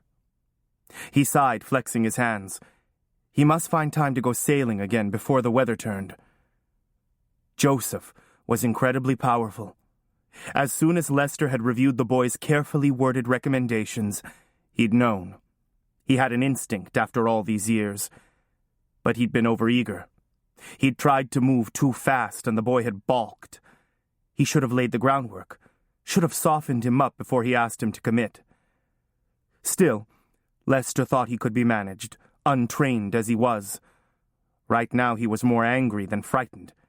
But that would change. Lester would break him. He would rein in that wild power and put it to use. He closed his eyes and his breath came a little faster. It would be easier if Macaulay were younger. 12 was ideal. But 16 would work. He'd never known his system to fail, save once. Last year he'd accepted an older student who had received some training elsewhere. It had been a mistake. The boy was still at the Havens, but perhaps not for much longer. There was a knock at the door. "Come," Lester said. The alumni filed in, 15 of them, all talented wizards, but none so powerful as Joseph Macaulay. Lester surveyed them, sorting through his mental notes. Being linked to them, he knew more about them than they ever suspected. Warren Barber hated serving anyone. That, and the fact that he was the most powerful of this lot, made him dangerous. But his cruelty and his lack of a moral compass made him useful. Bruce Hayes loved having power over others. He would serve if, in turn, others served him. Aaron Hanlon was smooth and articulate, a master of mind magic. Kenyon King was reasonably powerful, physically strong, and skilled at covert operations. John Hughes was invaluable as a systems expert. They were the core. Wayne Eggers had accepted his role as physician. Ashton Rice and Elliot Richardson would serve, if reluctantly. They were reasonable men. They had accomplished much already. Martin Hall and Peter Conroy were weaklings. It was not a matter of a lack of power, but a reluctance to take ruthless action when required. Conroy in particular was a loose cannon, but they both contributed power to the mix. "Good morning, gentlemen," he said. "Joseph Macaulay still declines to link to us." A mutter of surprise rolled through the alumni, but was quickly stifled. "He has threatened to go to the Roses. This is unacceptable. I believe a peer-to-peer approach may be effective. I make it your charge to convince him to join us, through whatever means necessary. When he links with us, you will be richly rewarded. If he continues to resist, well, I think you all understand that there will be consequences." Now they all looked down at their feet, afraid he'd use one of them as an example. He'd done it before. "Give him to me," Warren suggested. "I'll turn him around in a day." Lester sighed. "If it were a matter of brute force, Warren, I'd have settled the matter already. This requires subtlety, creativity, seduction. Not your long suit, I'm afraid." He rubbed his palms together. "We'll meet again on the subject in 2 weeks. Are there any questions?" There were none. The next day, after another night of excruciating dreams, Seth walked over to the Art and Music building and found a house phone back in the vending area in the basement. He picked it up and dialed 0. When the secretary in the admin building answered, he said, "I'd like to place an outside call using a calling card." He gave her the calling card information and the phone number, including the country code. There was a brief pause. "Your name, please?" "Joseph Macaulay," Seth replied, hope evaporating. "You'll need to get administrative approval," she said briskly. "Shall I put you through to Dr. Lester?" "No, thank you," Seth said, and hung up the phone. The classroom routine was soothingly familiar, a little eddy in the madness of life at the Havens. Lecture, discussion, homework, examinations, all of the usual tools were in evidence, wood and metal desks lined up in rows, chalkboards, sinks and burners and hoods in chemistry lab, new textbooks that smelled of ink with spines that crackled when you opened them. Like students everywhere, the students at the Havens whined about homework. Seth sat in math class, chin propped on his fist, watching Mr. Richardson scribble equations on the board. Richardson would have been at the outdoor chapel, garbed in long gray robes. helping preside over that magical sacrifice. In retrospect, it seemed like a bad dream. What had spooked him? Rain and mist and bats and mummery. And the fact that it seemed so important to Lester. In music, Mr. Rice told Seth he could schedule private lessons outside of class to work on piano or saxophone or another instrument. He encouraged Seth to consider joining the wind ensemble. The bloody wind ensemble. It was so normal. So hard to reconcile with his fear of sleep, his dread of getting into bed. After his last class and before dinner, Seth went back to his room and booted up his computer. He decided to go ahead and write his letter. To Dennis Houghton, Esquire, guardian of Joseph Macaulay. From Joseph Macaulay. Regarding school placement at the Havens. When I arrived at the Havens, I was told that I'd been committed here for psychiatric treatment.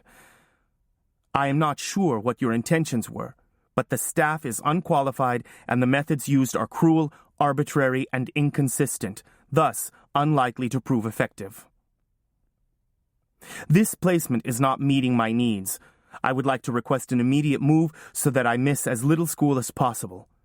I would consider a public school placement with private therapy, if that is easier, in any geographic location.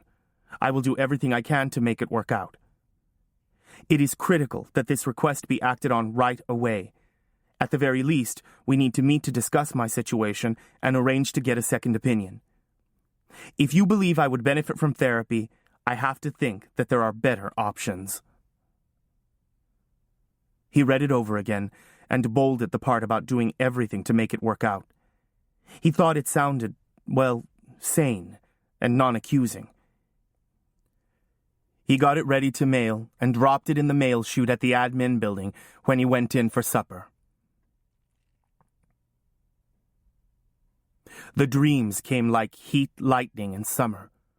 Terrible dreams that illuminated those places in Seth's soul that were better left in the dark. The violence was sometimes physical, sometimes emotional, or both. All of his fears and insecurities surfaced and became weapons against him. The worst of it was that he never knew what to expect.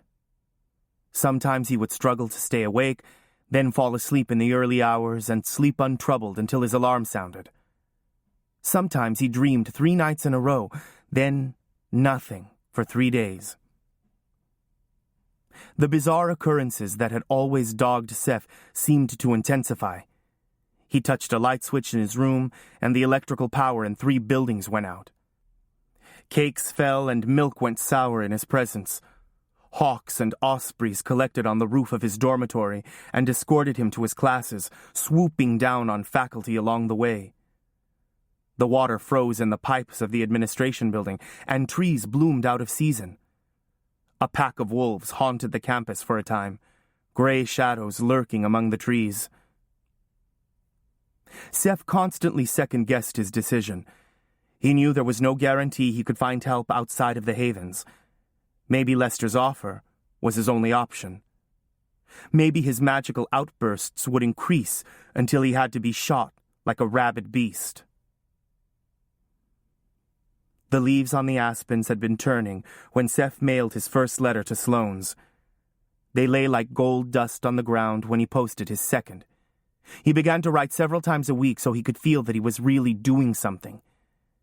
He gave up on sane and non-accusing and resorted to desperate and threatening. There was never any response. He tried to phone off campus a half-dozen times from various phones and under assumed names. He was always intercepted by polite staff members who referred him to Dr. Lester. He continued to eat dinner at the alumni house. They were his only potential sources of information, his only avenue of hope. They'd been trained in wizardry. They already knew how to manage their power. He reasoned that if he could win some of them over, they might share the secret that would prevent the dreams. He focused especially on Peter Conroy. That first day, Peter had been eager to talk with him, obviously had information he wanted to share. But now, Peter practically ran the other way when Seth approached. If he managed to corner him, some of the other alumni would intervene. Something had happened to frighten him away. Others of the alumni worked hard to win him over. They shared no useful magical secrets with him, but plied him with offers of food, liquor, and illicit drugs. Faculty and alumni mingled at parties, where he seemed to be the unwilling guest of honor. Maybe, he thought, drugs and alcohol would help. But something told him they wouldn't. Bruce Hayes whispered to Seth about the unlimited power that lay within his grasp. "Maybe you report to Dr. Lester," he explained, "but when you think about it, the rest of the world reports to you." Aaron Hanlon advised him that, given the current unsettled political situation, it was best to shelter under the protection of a powerful wizard. "There's going to be bloodshed," he warned, "though Dr. Lester is doing his best to prevent it. Just like during medieval times, it wouldn't hurt to have a patron." It was like being rushed by a desperate and diabolical fraternity. But, given the fact that Trevor and the other Anna Weir were avoiding him, Seth found himself spending more and more time in their company. Seth was in the warehouse, stumbling through darkness, his wet shirt pressed to his face to defend against the oily smoke. His throat was raw from shouting and from breathing in the toxic air. He could see nothing, could hear nothing, save the roar of flames and the groaning of the old building as the timbers burned through. "Maya? Maya, can you hear me?" The fire crews had arrived and were pouring water onto the roof. He was sloshing through knee-deep water while the skin on his upper body blistered and burned. He reached down, wet the shirt again, and pressed it to his face. He breathed in the stench of burning hair and realized it was his own. He was in a corridor now. When he extended his arms, he could feel walls to either side. He must be in the office areas to the back. Perhaps she'd taken refuge here when the way out was blocked. He passed through several doorways, carefully closing the doors behind him, to keep the flames at bay a little longer. Then he heard it, a faint cry from somewhere ahead. "Help!" He stumbled on, touching the walls now and then to guide him. The walls were hot, the paint sticky under his hand. "Maya!" He pushed through another doorway. "Seth!" The voice was weak and thready, but close now, only a few feet ahead and to the right. "Keep talking, Maya. I'm here to get you out." He crawled along the floor, groping with his hands, until he felt fabric under his fingers. She was huddled in a corner, where she'd retreated to try to keep her face beneath the smoke. He tried to gather her up in his arms, but at his touch, her skin charred and burned and turned to ash, spiraling to the floor. He tried again, and her flesh crumbled in his hands, revealing bone. He screamed and let go, and she fell. "Maya," he breathed, sliding to the floor, gathering her lifeless body into his lap, rocking her as gently as he could. "Maya, I'm so sorry." The heat was blistering. His tears evaporated, hissing, as soon as they emerged. He was aroused by an incessant pounding. Firefighters. He didn't answer. He'd resolved to stay and burn. Somewhere, a door opened and closed. Seth? How did they know his name? Everyone knew. Everyone knew he was guilty. "Go away," he whispered, holding fiercely to Maya's body. "You're too late." Someone had hold of his arm, shaking him. "Seth, come on, snap out of it." Seth opened his eyes to a view of Trevor's worried face. He looked over Trevor's shoulder. He was in his room. Sunlight dappled the hardwood floor. He had no idea what time it was. "Sorry." He forced the word out painfully, groaned and wound his fingers into the bedclothes. "I'm okay now. Please, leave me alone." Wood scraped against wood as Trevor pulled a chair up next to the bed. It creaked as he dropped into it. "I don't get it," he said. Seth turned his face away. There was no point in pretending. He felt like crap, and he knew he looked it. The room still reeked of vomit and terror. When he was younger, they'd said he was possessed. He supposed he preferred crazy, but he knew what happened when the only people who care about you are on retainer. You end up in places like this. He needed to plan, to strategize. But first, he needed to get rid of Trevor. Look, I was up barfing all night, all right? Trevor cleared his throat and looked away. I heard you. So I don't want company. Trevor didn't move, but sat biting at his lower lip. I don't get it, he repeated. You're one of them. Seth blinked, brushed the back of his hand across his eyes, refocused on Trevor's face. What? You're one of them. You've been hanging out at Alumni House. So why are you up screaming every single night? I have to wear my headphones to get any sleep. Oh. Well, sorry. I get nightmares when I'm sick, that's all. What did you do? You must have really messed up. What are you talking about? Seth rolled onto his back, staring up at the ceiling. Trevor leaned in close, breathing the words into Seth's ear as if afraid of being overheard. He calls it therapy. Trevor looked down at his hands. The dreams, I mean. Seth's battered mind grappled with this, teasing out a revelation. You're telling me Lester has something to do with... The look on Trevor's face was a yes. It's like, whatever you're scared of, that's what he uses. Seth shoved himself into a half-sitting position, leaning back against the carved headboard. You're saying he makes people hallucinate? Dream? Have nightmares? That's what I'm saying. This happened to you? Seth gestured weakly, taking in the trashed room. Trevor swallowed hard. His dark face was nearly gray, the brown eyes muddy with remembered pain, his hands clasped tightly together. I acted out a lot when I first got here. He uses this as punishment? He calls it therapy, Trevor repeated. If you don't cooperate, I guess he thinks you need more therapy. So, in a way... And the other people have dreams? Other students, not just us? Everybody has dreams, at least at first. He says they're working through their hostility. Only, I figured you were different. I mean, you're like him, you and the alumni. Y'all have some kind of power. Elsewise, why would the alumni stay? I'd leave quick as I could. Seth was only half listening. He wasn't crazy. It wasn't his own power that was destroying his mind. It was a spell. It must be. Lester was spelling him, making him think he was crazy, make him desperate enough to agree to...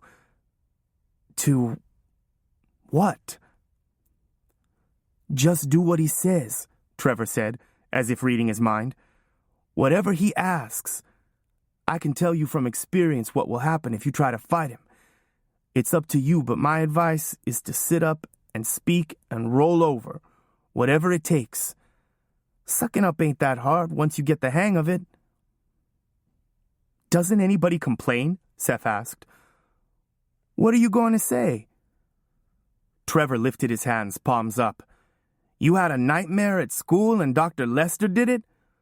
Who would believe a story like that from someone with a track record like mine? Lester says this is a place for psychiatric cases. He told me we're hallucinating. I guess it's possible. I was a little rough before I got here, but nobody ever said I was crazy. Before I came to the Havens, all I dreamed about was girls. Couldn't your parents get you out of here if you asked them? Trevor laughed bitterly. Look, my parents love the Havens. This is the first school that didn't expel me inside of 6 months. All of my bad behaviors have been, extinguished. I'm getting good grades. I'm probably going to college. I'm not a problem anymore. How am I going to convince them to bring me home? A few times since I've been here, parents have come to campus all fired up about something they've heard. Lester meets with them, and they go away satisfied. Or at least they go away. He can be very persuasive, I guess. Anyone who complains really pays for it later. He cleared his throat. Besides, it ain't so bad if you don't give him a reason to mess with you. Seth remembered their visit to the alumni house. Trevor begging Warren not to tell Dr. Lester. So what are Lester and the alumni up to? Trevor shook his head. I don't know, and I don't want to. Tell you the truth, he don't seem interested in the other students. I'm not sure he could pick me out of a lineup, but I'm not stupid. I figured out that if I cut class and messed with the teachers and smoked in the locker room, I'd pay for it. So I stopped. And since then, he's left me alone. Seth pushed back his sweat-matted hair. Listen, how can I call out of here? You can use any of the campus phones, Trevor said. If you have a calling card, the office makes the call for you. No, I need a phone I can use myself. There's some kind of code to call direct. The office makes the calls. Trevor hesitated. Who you going to call? I need to reach my guardian. I've got to get out of here. Lester won't put the calls through. Just be careful, Seth. Lester knows everything. What he doesn't know, he'll get out of you somehow. So if he asked you about this conversation, you'd tell him? Trevor raised his hands, palms up. Look, man, don't blame me. It's like you can't help it. He's a hypnotist or something. Or something. Of course. Which meant Seth couldn't confide in anyone, or ask anyone for help. You mentioned someone named Jason. What did he do? What happened to him? Look, forget I ever said anything about him. Seth rested a hand lightly on Trevor's shoulder, looked him in the eyes. Tell me. Trevor swallowed hard, as if trying to stop the words. He was stirring things up, wanted people to fight back against Dr. Lester. Him and Sam and Peter. Then Sam drowned, and Peter and Jason are with the alumni now. Sam drowned? Seth repeated. Do you think... I don't think anything. Trevor gave Seth a look. And don't you push, because that's all I know. Seth had to find a way to escape. Lester had made it clear he wasn't going to let him go until he got what he wanted. With Lester torturing him every night, Seth didn't know how long he could keep saying no. After the conversation with Trevor, Seth began waging a very small, very unequal war against the Havens. He tried to run away 3 times in October, but they seemed to have an uncanny ability to track his movements. He hid in a delivery truck, but was intercepted at the gate. He tried to steal the school van, but the electrical system shorted out when he put the key into the ignition. His class attendance deteriorated. He took a case of beer from the alumni house and drank until he passed out, hoping to anesthetize himself. The first part of November, he set a fire in the art and music building after hours. When they dragged him into Lester's office, he said, "Expel me." Instead, they confined him to his room, and the dreams intensified. Night and day began to merge into a long and painful continuum.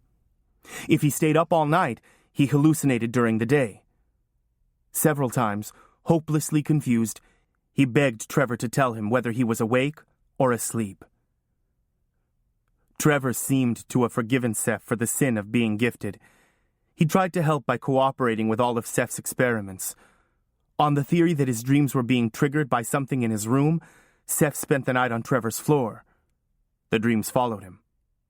Trevor stayed over in Seth's room so he could wake him when the dreams began.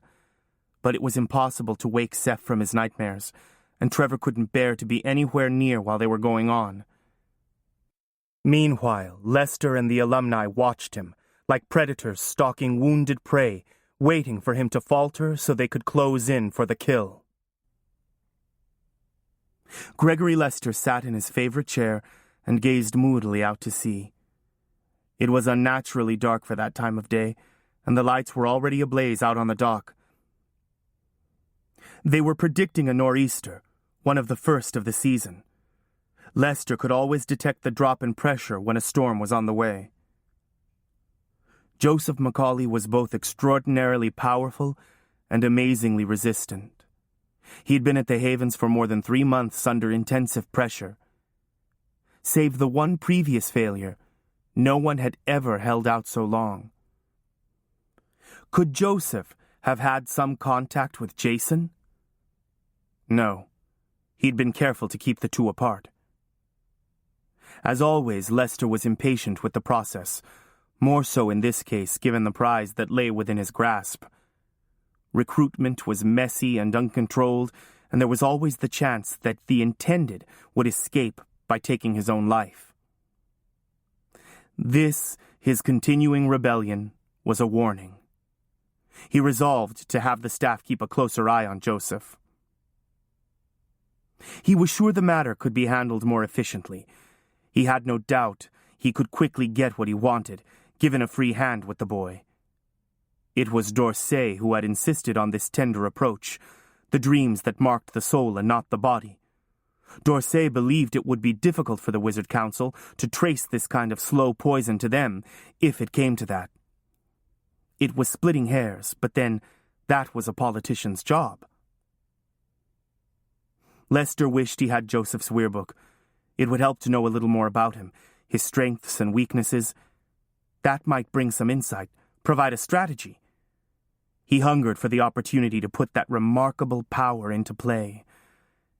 He drained his glass, feeling a little better. The boy knew there was a way out. He couldn't help but be tempted to take it eventually. It might take a little research, a little more pressure, but Lester was confident he would be successful in the end.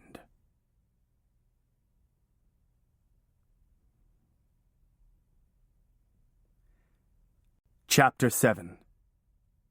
Jason. You don't have to understand. You just have to survive, Seth told himself. He dreamed every night now, and the nightmares were longer and more intense than before. He felt wasted, mentally and physically, yet he forced himself to get up out of bed and walk over to the cafeteria and eat breakfast. Sometimes he went to class. Sometimes he just returned to his room and lay staring at the ceiling. They were coming in the daytime, too, striking out of nowhere, splitting him cleanly from reality in an instant. He would awaken screaming in math class, crying out in the middle of government, muttering and twitching in chemistry class. He nearly blew up the building when he ignited the chemicals in the lab. Everyone pretended not to notice.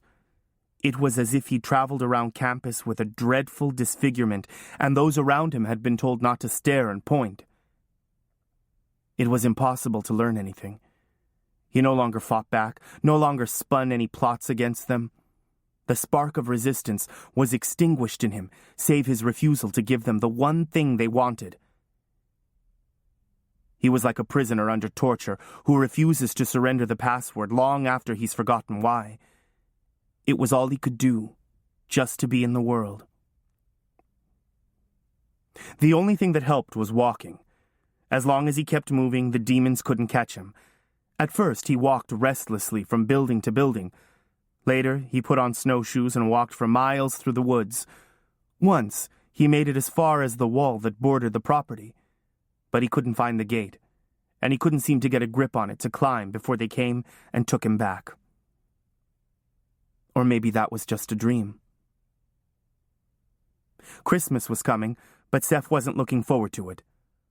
Trevor had invited Seth to spend Christmas in Atlanta, but Lester vetoed the idea. Seth's condition was too delicate, he said. Seth had to admit that anyone who saw him would have to agree. He looked terrible. He continued to lose weight despite eating all he could. He had begun to think of ways to kill himself. Clever, foolproof ways that wouldn't land him in the infirmary. He imagined he was locked in a room with 2 doors. Death lay behind one of them, Gregory Lester and his offer behind another. There was no other way out as far as he could see. Trevor Hill was worried about Seth. He knew from experience that one night of therapy was life-changing. From what he'd seen and heard, Seth had suffered through 40 or 50 of them. Yet there seemed to be something iron-hard in Seth, some stubborn instinct for survival that kept him going. Still, Trevor could tell that Seth was failing. He looked frail, insubstantial, like someone whose spirit is devouring his flesh. By now, he might actually be mentally ill, his brain damaged by days and nights of torture. Trevor felt guilty because he hadn't been able to offer any help. Guilty because he was glad it was Seth and not him. Confused because he couldn't figure out why Seth was being targeted. He wasn't like the other alumni who treated Trevor and the others like dirt when they noticed them at all. On the day the term ended, Trevor invited Seth to his room to keep him company while he packed. Trevor had ordered Christmas presents through the mail to take home with him. He'd wrapped up some books for Seth and insisted that he open them. Seth sprawled on his back on Trevor's bed in a kind of persistent twilight. He clenched and unclenched his hands, twitching and shivering by turns, staring out at the world with his changeable eyes, as if he could see things no one else could see. Sometimes he touched the cross he always wore around his neck and muttered to himself in French. "Look," Trevor said finally. "Give me the name of the law firm in London. I'll call them from my folks' house while I'm home." For a moment, Trevor thought he hadn't heard. Then, Seth stirred. "Won't do any good. I've written to them 100 times. They've never responded." "Well, maybe it would help if they heard it from someone else," Trevor insisted. "All right, I'll get you the number." Trevor studied him. "Hey," he said softly. "You going to be all right?" Seth didn't answer for a moment, and that hesitation worried Trevor even more. "I'll be okay," he said finally. "I don't know what else they can do to me."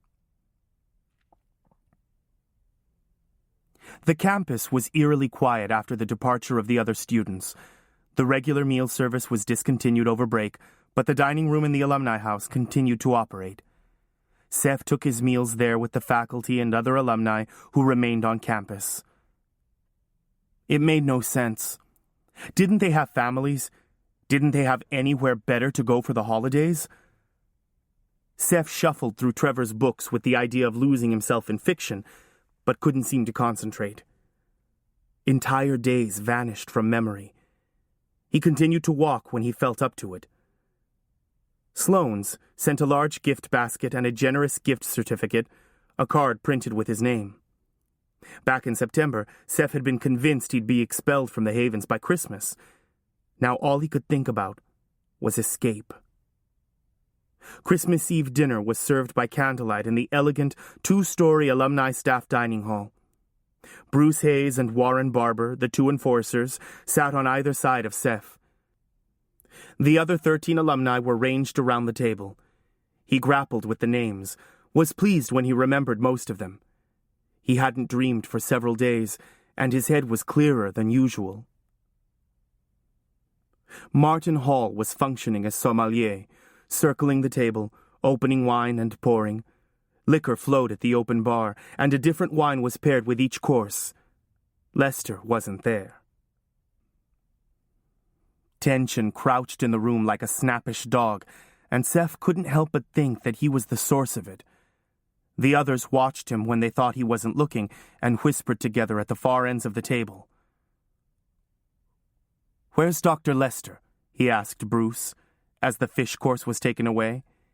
Hayes wiped his mouth with the back of his hand. "He left 2 days ago. Went back home to England, I guess. Be gone a week." "So drink up, Joseph." Barber put the wineglass into his hand. "Cat's away." Seth had in fact been pacing himself, making a show of sipping at his wine and ignoring the whiskey Barber set by his right hand. The others drank with desperate intensity, like mourners at a wake. After dessert, Ashton Rice sat down at the piano and began banging out carols. Their voices rose in a drunken off-key chorus. Hayes and Barber didn't sing. They set a whiskey bottle between them and took turns pouring. "Doesn't anyone go home for Christmas?" Seth asked, oppressed by the forced gaiety, yet hoping he might learn something useful. "Home is no longer relevant," Hayes mumbled, looking surprised to have come up with the word. He blinked at Seth owlishly. "You'll find out. You'll see. We're like blood brothers. Bloody Siamese twins." He groped for the bottle. Barber slammed his glass down on the table, rattling the crockery. "Only Joseph's too good to join, remember?" The singing dwindled away, and Seth was once again the reluctant center of attention. He cleared his throat. "Maybe if you tell me what's going on." "He'd rather go crazy." Barber clutched at Seth's shirt front and dragged him to his feet. "The rest of us have to answer to Lester, but Seth's got his principles." Seth found himself nose to nose with Barber's stubbled face. "Hey, let go." Seth tried to wrench himself free and heard fabric tearing. "What's wrong with you?" Hayes pawed ineffectually at Barber's shoulder. "Come on, Warren. Joseph will be all right. Give him time." "In the meantime, we're paying for it." Barber shoved Seth up against the wall. "Maybe we haven't properly explained the benefits of membership. We're your only friends now, do you hear me? Other than us, you got nobody." Seth felt the burn of power building at his core. "Let go. I'm warning you." "Warren." Hayes sounded worried. Eggers rose to his feet like he wanted to intervene, but was unsure how to proceed. The others clustered unhappily around them. "Lester's been on our backs since September," Barber gasped, punctuating his speech by slamming Seth against the wall. "What's it going to take?" "Leave me alone." Seth shoved out with both hands. Months of fear and frustration seemed to detonate in his fingers, and a percussion like a gunshot sent Barber flying backward onto the table. He slid across it on his back and off the other side, sending wine glasses and dessert plates crashing. Seth charged after him, vaulted over the table, and leaped on top of Barber as he lay on the floor. They wrestled briefly, Seth smashing his fist into Barber's face, Barber too drunk to evade him. And then they dragged Seth back, several of them together, pinning his arms, their hands hot and electrical against his skin. Barber staggered to his feet and stumbled toward Seth, murder on his face. But help came from an unexpected quarter. Martin Hall stepped between them, holding the butcher knife that had been used on the crown roast. The blade wavered in his hand, but it was very large. "Get back, Warren. You're not yourself." "Get out of the way," Barber said, coming on. "And if Dr. Lester comes back and finds you've beaten him to death, what then?" Barber's forward progress slowed, then stopped. "Stop it, Warren. Hasn't there been enough bloodshed already?" Martin waved the knife wildly, and Barber stepped back. Martin turned toward Seth, and Seth was surprised to see that his face was streaked with tears. He gestured with the knife. "Let him go. You know as well as I do that he's not the enemy. After a moment, the grip on Seth's arms relaxed. The hot hands dropped away.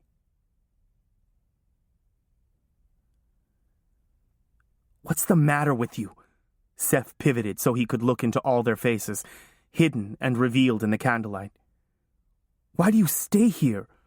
What kind of hold does he have on you?" Barber clenched his fists. "Who the hell do you think you are lecturing us?"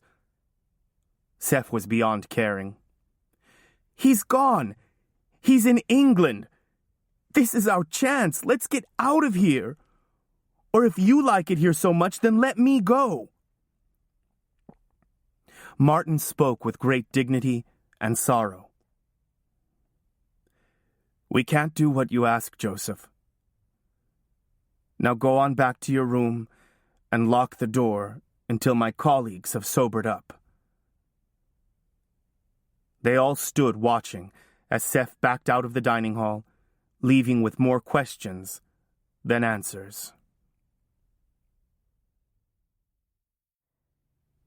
Despite the episode in Alumni House, Seth slept peacefully on Christmas Eve and Christmas Day, nearly 24 hours in all.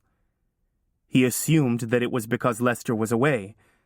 As a result, his head was clearer than it had been for a long time, and being in the Alumni House gave him an idea. He knew his letters to Sloane's were being intercepted.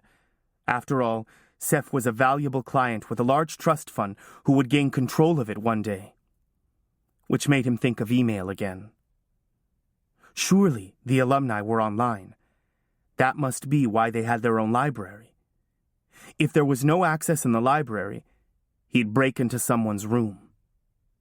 Maybe Trevor had called Sloane's, but Seth decided he couldn't afford to wait until classes resumed to find out. By then, Lester would have returned, and he would no longer have easy access to the Alumni House. He waited until the day after Christmas, after his third good night's sleep in a month. He ate a late breakfast with Martin and Peter in the dining room at the Alumni House.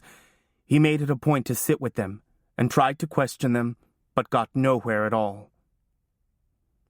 Barber slouched in just as they were finishing, wearing what looked like a major hangover. Seth jumped when Barber patted him on the shoulder, but Barber acted like he didn't remember the confrontation at dinner. And perhaps he didn't. He'd been pretty wasted. When the dining room began to empty, Seth went to the washroom and took his time. Finally, he slipped through the hallway and into the back stairwell beyond. The door into the stairwell bore a sign, "Faculty and alumni only." He took a deep breath. What could they do? Kick him out of school? Send him another nightmare? The door at the top of the stairs opened onto a small circular landing, with hallways spoking off to either side. The stairway to the third floor directly ahead. The corridors were lined with gleaming wood molding, shaded wall sconces, rows of closed doors. No one seemed to be around. He'd try the library first. His presence there would be easier to explain. The hallway to the left was lined with classrooms, with the library at the far end. Fortunately, the heavy wooden door was unlocked. He glanced over his shoulder, stepped inside, and pulled it shut behind him. The library smelled like Genevieve's attic, of dust and mildew and disintegrating paper. He stifled a sneeze. The books on the first set of shelves appeared to be quite old, with dark leather covers and stamped gold lettering. Curious, Seth pulled a volume from the shelf, tilting it so the title caught the light. It seemed to be in Latin, Transformare. The other one was entitled Extractum Poison, 1291. Not Latin, exactly. He'd studied Latin with the Jesuits, but close. Middle English? He moved on into the room, hoping to find what he was looking for at the rear. He worked his way toward the back wall. More old books and some new ones. He pulled out one of the newer ones. Spellbinding, the art of influencing others. Here was the reading he should have been doing. Rows and rows of large volumes were shelved together, books that looked somewhat alike. Their titles were similar, too. Weir Smith John Arter. Weir Thompson Harold Franklin. Weir Huntingdon Brew Amfeld. Weir books. They must be. Seth lifted one down and leafed through it. The first part was taken up with a family tree, all handwritten, going back centuries, illuminated in bright colors. Another section of the book was entitled Charms and Incantations. Something about the books struck a chord with Seth, stirring up a memory he couldn't quite capture. Reluctantly, he returned the book to its place on the shelf. He finally found what he was looking for under the windows at the back of the room. There were 6 computers lined up on tables and networked to a cable plugged into the wall. They shared a common printer. Seth couldn't shake the feeling that he was being watched. The hair on the back of his neck stood up, and his arms prickled with gooseflesh. The building creaked and complained under the assault of the wind. He peered over his shoulder, seeing only books and dust and narrow aisleways. Shrugging, he hit the power button on one of the PCs. It sounded jarringly loud in the stillness as it booted up. The computer hadn't even made it through its startup routine when he heard running feet, swearing softly. Seth hit the power button again, and the screen went dark. The door slammed open, and the lights overhead flickered, then kindled into brilliance. "I saw someone moving around in here," someone said breathlessly. "You stay by the door," the other replied. "I'll check it out." Seth slipped between the rows of shelves and cat-footed up the aisle along the wall toward the exit. Peter Conroy waited by the door, nervously scanning the aisles, forehead gleaming in the overhead light. "You sure you're not seeing things again?" The other voice was familiar and startlingly close at hand. "You'd better not have dragged me up here for nothing." Seth could hear the sound of feet moving toward him. He was trapped. Someone clapped a hand over his mouth and grabbed him by the arm, pulling him back against the wall. "Be quiet," a voice hissed in his ear. It said something else Seth couldn't make out. At that moment, Warren Barber came around the corner and walked toward them. He still looked a bit green from last night's drinking. Seth didn't struggle. He stood quietly, wondering what the penalty for breaking into the alumni library would be. To his amazement, Barber walked right past them toward the front of the library. "Nobody's back here now." "I swear, I saw someone on the monitor." "Yeah, well, maybe he flew out the window, as if someone would break into a freaking library." "Keep still," the voice whispered again. Seth turned his head slightly so he could see who had hold of him. To his shock, he saw nothing but the shelves of books behind him. There was no one there. The hand over his mouth tightened, smothering his exclamation of surprise. He felt sick. He was hallucinating again. He must be. His palms went clammy with sweat, and he wiped them on his jeans. Barber and Conroy met up at the front of the room, then walked up and down the stacks again, passing within inches of Seth and his invisible captor. Barber still reeked of beer. "You're delirious, Conroy," Barber said, shaking his head. "You must have blundered onto the Sci-Fi Channel." Conroy was still protesting as they walked out and closed the door behind them. "Just be cool a minute," Seth's captor instructed him. "Make sure they're really gone." Seth stood as still as he could, although he was beginning to tremble, his heart pounding wildly. After a minute, the hand was removed from his mouth. "Come on," the disembodied voice said. Someone shoved Seth up the aisle to the front of the room, then to the right, toward a door marked AV Storage. "In there," the voice said, and Seth pushed the door open. It was a large closet, lined with projection equipment, AV carts, and a couple of old computers. Seth stepped inside, and the door was pulled shut behind him. "No cameras in here," the voice explained, following with something that sounded like Latin. Suddenly, as if assembled out of the air, he could see the body that went with the voice. He looked to be about 17 or 18, slightly built, dressed in a black t-shirt and jeans. His hair was dark but had been bleached out at the tips and spiked, an amateur job. He had 2 earrings in one ear and 1 in the other. He was grinning as if delighted. "So you're the newbie," he said. "I heard you were here. Not that anyone offered to introduce us, of course." He swept an arm toward an audio-visual cart. "Welcome to the catacombs," he said gravely. "Have a seat."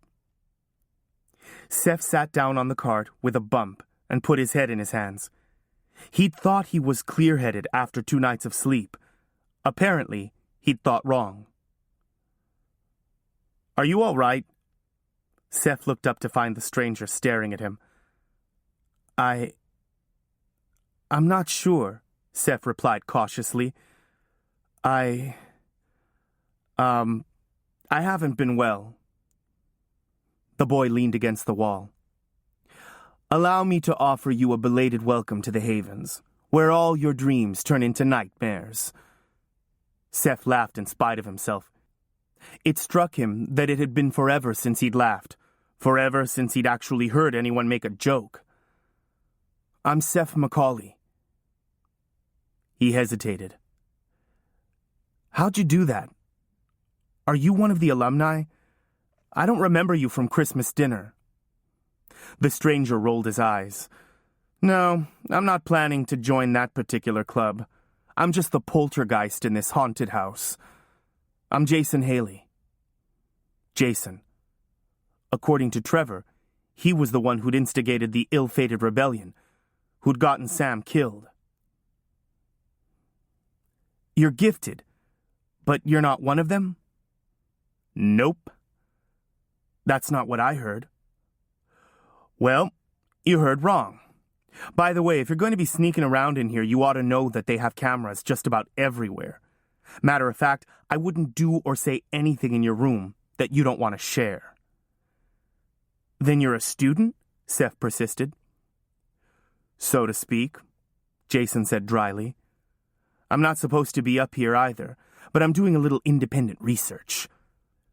"So, what did you do in there?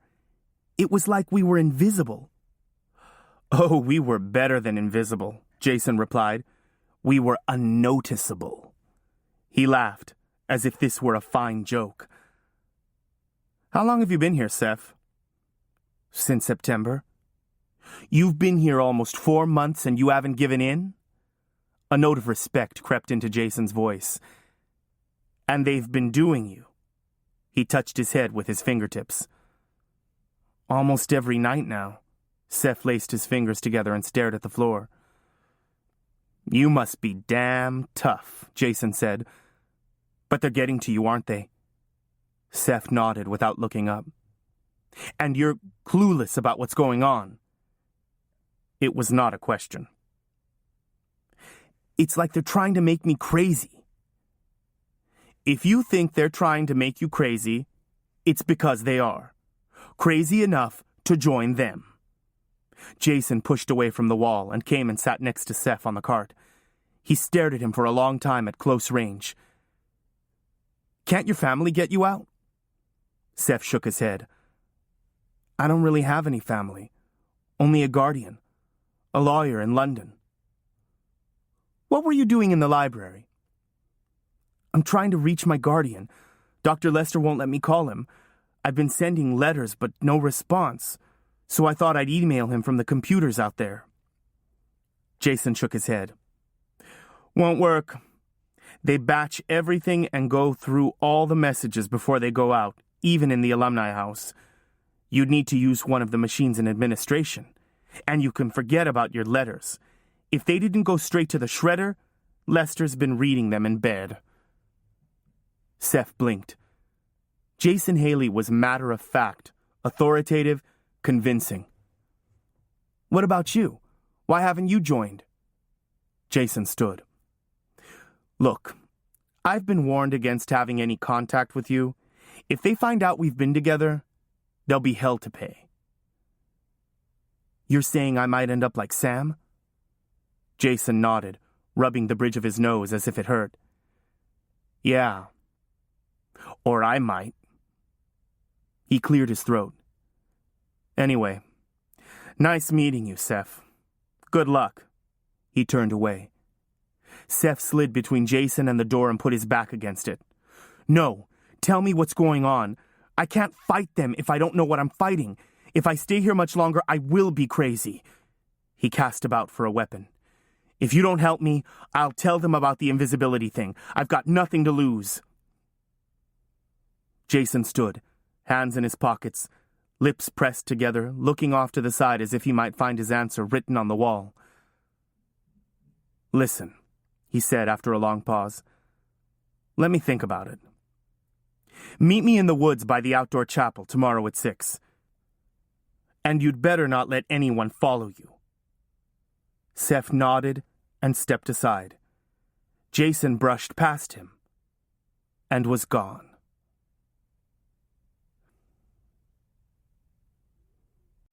The next evening, Seth left the dorm, avoiding the paths and cutting through the woods. The air was cold and clear, prickling his nose, and his breath emerged in clouds of vapor. The winter sun had already set, and the moon hadn't risen, but the snow reflected back what light there was and made it easy to pick his way through the trees. Trevor had said Jason was with the alumni now, but Jason said he wasn't, and Seth hadn't seen him at the ceremony in the woods or at dinner. It was as if Jason had been hidden away from Seth, and perhaps from everyone. Why had Jason been told to stay away from him? Now Jason wanted Seth to meet him at the outdoor chapel. He couldn't help wondering if it was a trap. He approached the chapel from the woods on the right side. Surrounded by soaring pines, it had the look of a primitive cathedral. Someone had been there before him. Snow had drifted over the seats to the rear, but several rows of stones at the front had been brushed clean. The clearing was quilted with tracks, and the snow around the seats was beaten down as if by many feet. The notion of a trap returned. He climbed onto the stone platform. There were signs of recent activity there as well. Someone had constructed a ring of weathered gray stones in the center and left blackened remnants of a fire within. Had there been another ceremony? The bonfire must have happened within the past week because it had snowed a few days before Christmas. Seth shivered, and not from the cold. The wind sighed through the trees. He grabbed up a fallen branch and poked it through the ashes and chunks of charred wood on the makeshift hearth. Something glinted in the pale moonlight that filtered through the trees. He caught it on the branch and lifted it. It was a gold chain with a pendant, blackened from the heat of the fire. It looked familiar, but he couldn't place it. He put it in his pocket. Someone was celebrating the solstice. Seth spun around to see Jason standing a few feet away. The moon was behind him, his face hidden. His shadow tall and angular as it stretched across the stone toward Seth. His gelled hair stood up a bit from his head like a crown. He looked like a shaman from an ancient tribe in a leather jacket and blue jeans. Solstice? It's the best time to conjure old magic. Lester had better be careful or he might get burned. Stooping, he picked up a piece of the wood from the fire and put it into his jacket pocket. I'm surprised they didn't clean this up. He sat on one of the stone benches, his shadow compressing itself, and motioned for Seth to sit next to him. Warily, Seth complied. Jason stared into the cold hearth for a long moment, a muscle working in his jaw. But when he began to speak, the words poured out in a rush, as if he had already made his decision and just wanted to get it done. Look, I'm going to tell you some things. But you'd better know now that I'm dead if Lester ever gets a whiff of this. God knows what he'll do to you. After what happened with Sam and Peter, I swore I'd work alone." He paused again. "So what I'm saying is, if I help you and Lester twists your arm and you spill your guts, I'll kill you." He opened his eyes and looked directly at Seth, and Seth believed Jason Haley when he said it. "So the question is, are you strong enough to say no to him?" Jason's eyes were like bright blue crystals. Seth nodded. He had already said no to Lester, and he was paying for it, every night. "Good," Jason said. He sat thinking for a moment, as if he weren't sure how to begin. "How much do you know about the magical guilds?" "A little. Nobody's trained me, if that's what you mean." Jason grinned. "Truly. I've seen your work. Nice job on the chemistry lab." "You said you had something to tell me." Jason's smile faded. "All right. Lester is trying to get control of young, ignorant wizards like yourself." Jason threw him a sideways look. "Wizards born into Anawir families. Mostly he gets your common hoodlum. A lot are referred from the courts. The program up here works well for them. Lester shows them a few of his nighttime videos, and they settle right down. So his success rate is very high." Jason pushed himself up and off his stone seat, pacing back and forth in front of the dais. "But every so often he turns up a pearl in his oyster. That's you, Seth." Seth nodded toward the stone platform. "He brought me up here right after I came. I was the guest of honor at some kind of ritual." Jason rested his hand on the altar. "It's old magic. He wants you to link to him. You've seen the faculty and the alumni. All former students, all wizards, all under Lester's control. I guess it's an easy sell for most of them. You're a teenager, you've been in trouble all your life, and he promises to make you one of the most powerful magical practitioners of the age. I mean, why would you read the fine print?" Jason had totally nailed Lester's stuffy private school British accent, and Seth couldn't help laughing. "What's he want with them?" "I don't know exactly," Jason admitted. "But if you have even 2 or 3 wizards, you have an army. He trains some of them anyway. That's what the library is for. All magic and poisons and incantations. Huge section on attack spells. Some of the alumni have spent years studying here. Lester's in no hurry, because wizards live a long time. He hits pay dirt probably once every 2 or 3 years. I came last year as a kind of bonus, but I haven't worked out very well. But you," Jason smiled crookedly, "powerful as you are, he's never going to let you go." "What makes you think I'm powerful?" Seth was absurdly flattered. "Trust me. That's why you've been having so much trouble. When you don't know how to use it or dissipate it, magic builds up and eventually explodes. It's like shaking a bottle of soda." "But what's he going to do with an army of wizards?" Seth persisted. "Did you hear what happened at Ravensgill?" Ravensgill. That girl Alicia had mentioned it at the warehouse. "Some kind of tournament?" Jason settled back on the bench. "I hate to break this to you, but as a rule, wizards are nasty people. They're powerful, capricious, ruthless, egotistical, used to getting their own way. That's being kind. There are 2 great wizard houses, the Red Rose and the White. They started fighting back during the War of the Roses, if you know your British history. After a couple centuries of bloodshed, they adopted a document called the Rules of Engagement. Without it, they might have wiped themselves out years ago. For hundreds of years, the only sanctioned fighting they've done is through the game. Even in the tournaments, the fighting is done by warriors, not wizards. It's a fight to the death.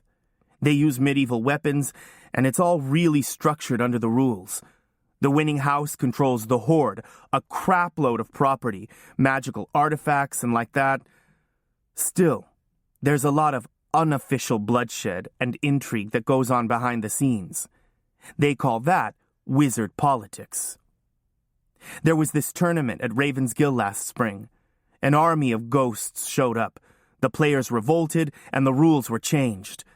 They established a sanctuary, in Ohio of all places, some little town called Trinity. Since then, the Roses have been conspiring, trying to figure out how to retain control of the Horde and regain control of the other guilds. He paused. You know about the other guilds? Seth nodded. Sorcerers, seers, warriors, and enchanters. I know a lot about sorcerers, less about the others. They've been dominated by the wizards, because wizards can shape magic with charms, but they each have their own special talent. Sorcerers are good with materials, magical objects, potions, plants, and like that. Seers have the gift of prophecy. Warriors kick butt in a fight. Enchanters, here he smiled dreamily. Enchanters have the gift of charisma. They cloud the mind and stimulate the, senses. Okay. Seth had never heard the guilds described in just that way before. I've never met an enchanter, Jason said, rather wistfully.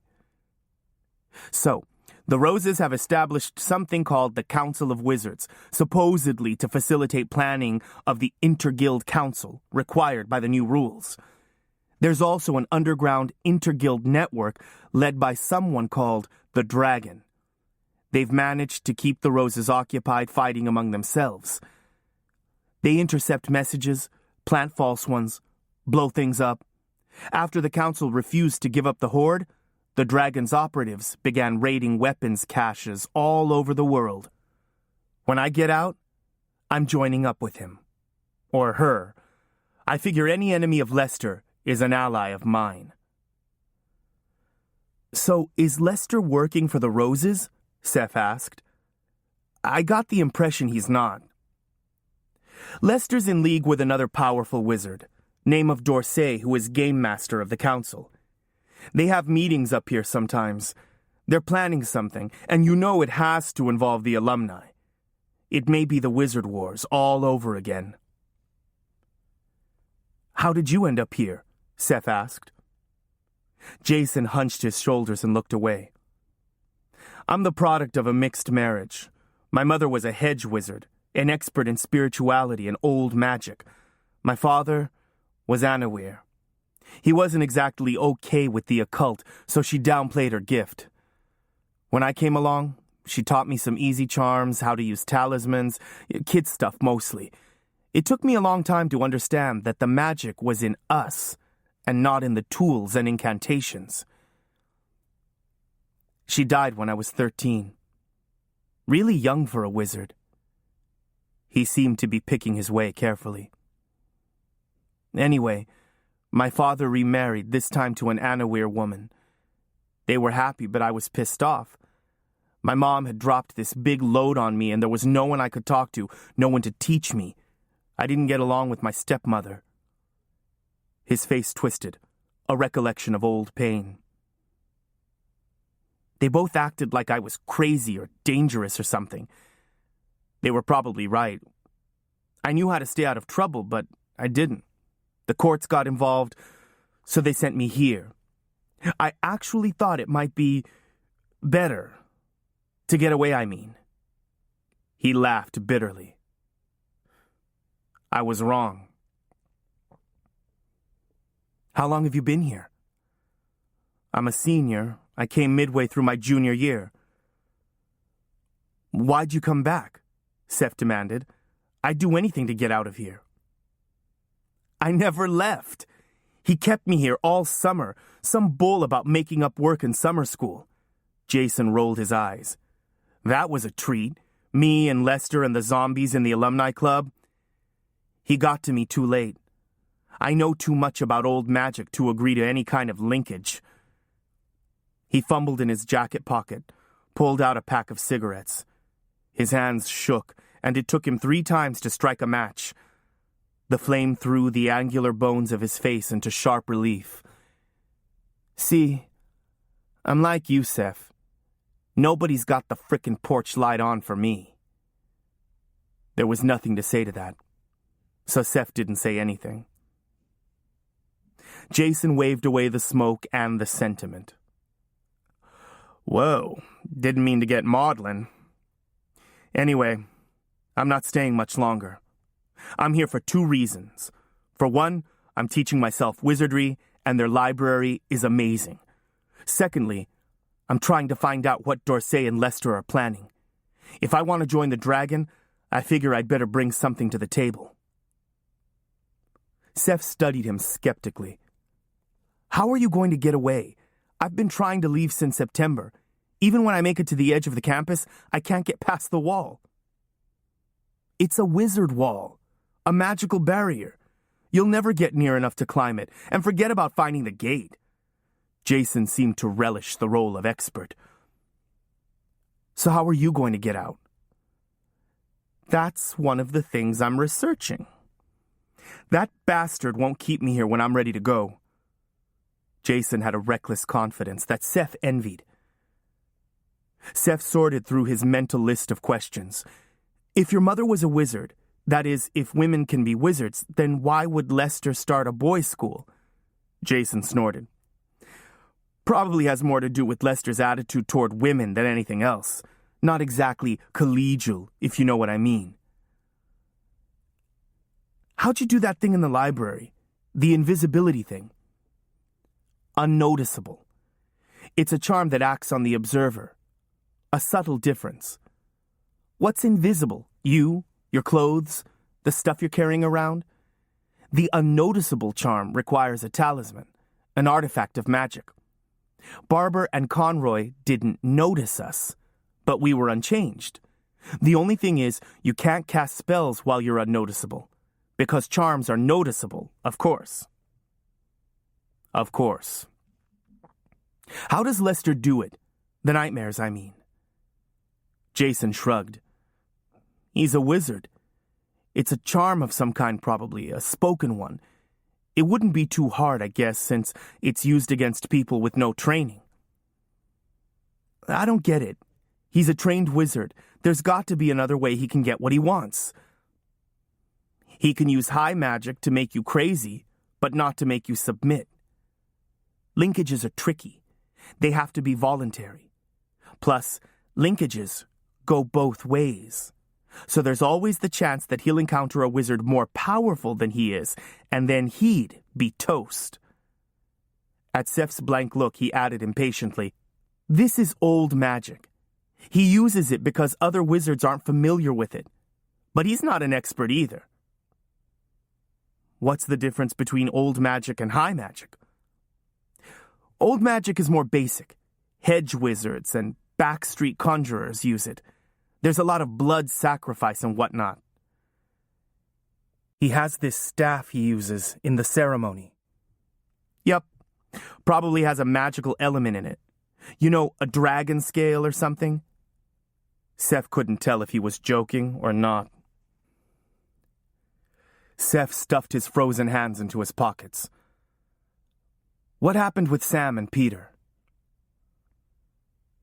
Sam and Peter. Jason looked away and kicked at an icicle on the underside of the bench. It exploded into shards of glittering ice. I had this idea for a coup. I mean, you could tell the alumni were miserable, and the Anawir were scared. I figured if we all joined together, we could win. Peter was the only other gifted student who hadn't joined. Sam was Peter's best friend. Anawir, but fearless. They were up for it. Jason fell silent for a moment, staring bleakly out into the seats. It was doomed from the start. The alumni are totally under Lester's control, magically at least. Worse than useless. Someone told Lester. He threatened to kill Sam, and Peter caved and agreed to link. Jason smiled bitterly. Afterward, Peter needed to be taught a lesson, and Sam was expendable. So they killed him. He looked up at Seth. And no, I can't prove it, but it's true. What did he do to you? It seemed like a personal question, but Seth had to ask. Well, he didn't kill me. I'm too valuable an asset, potentially at least.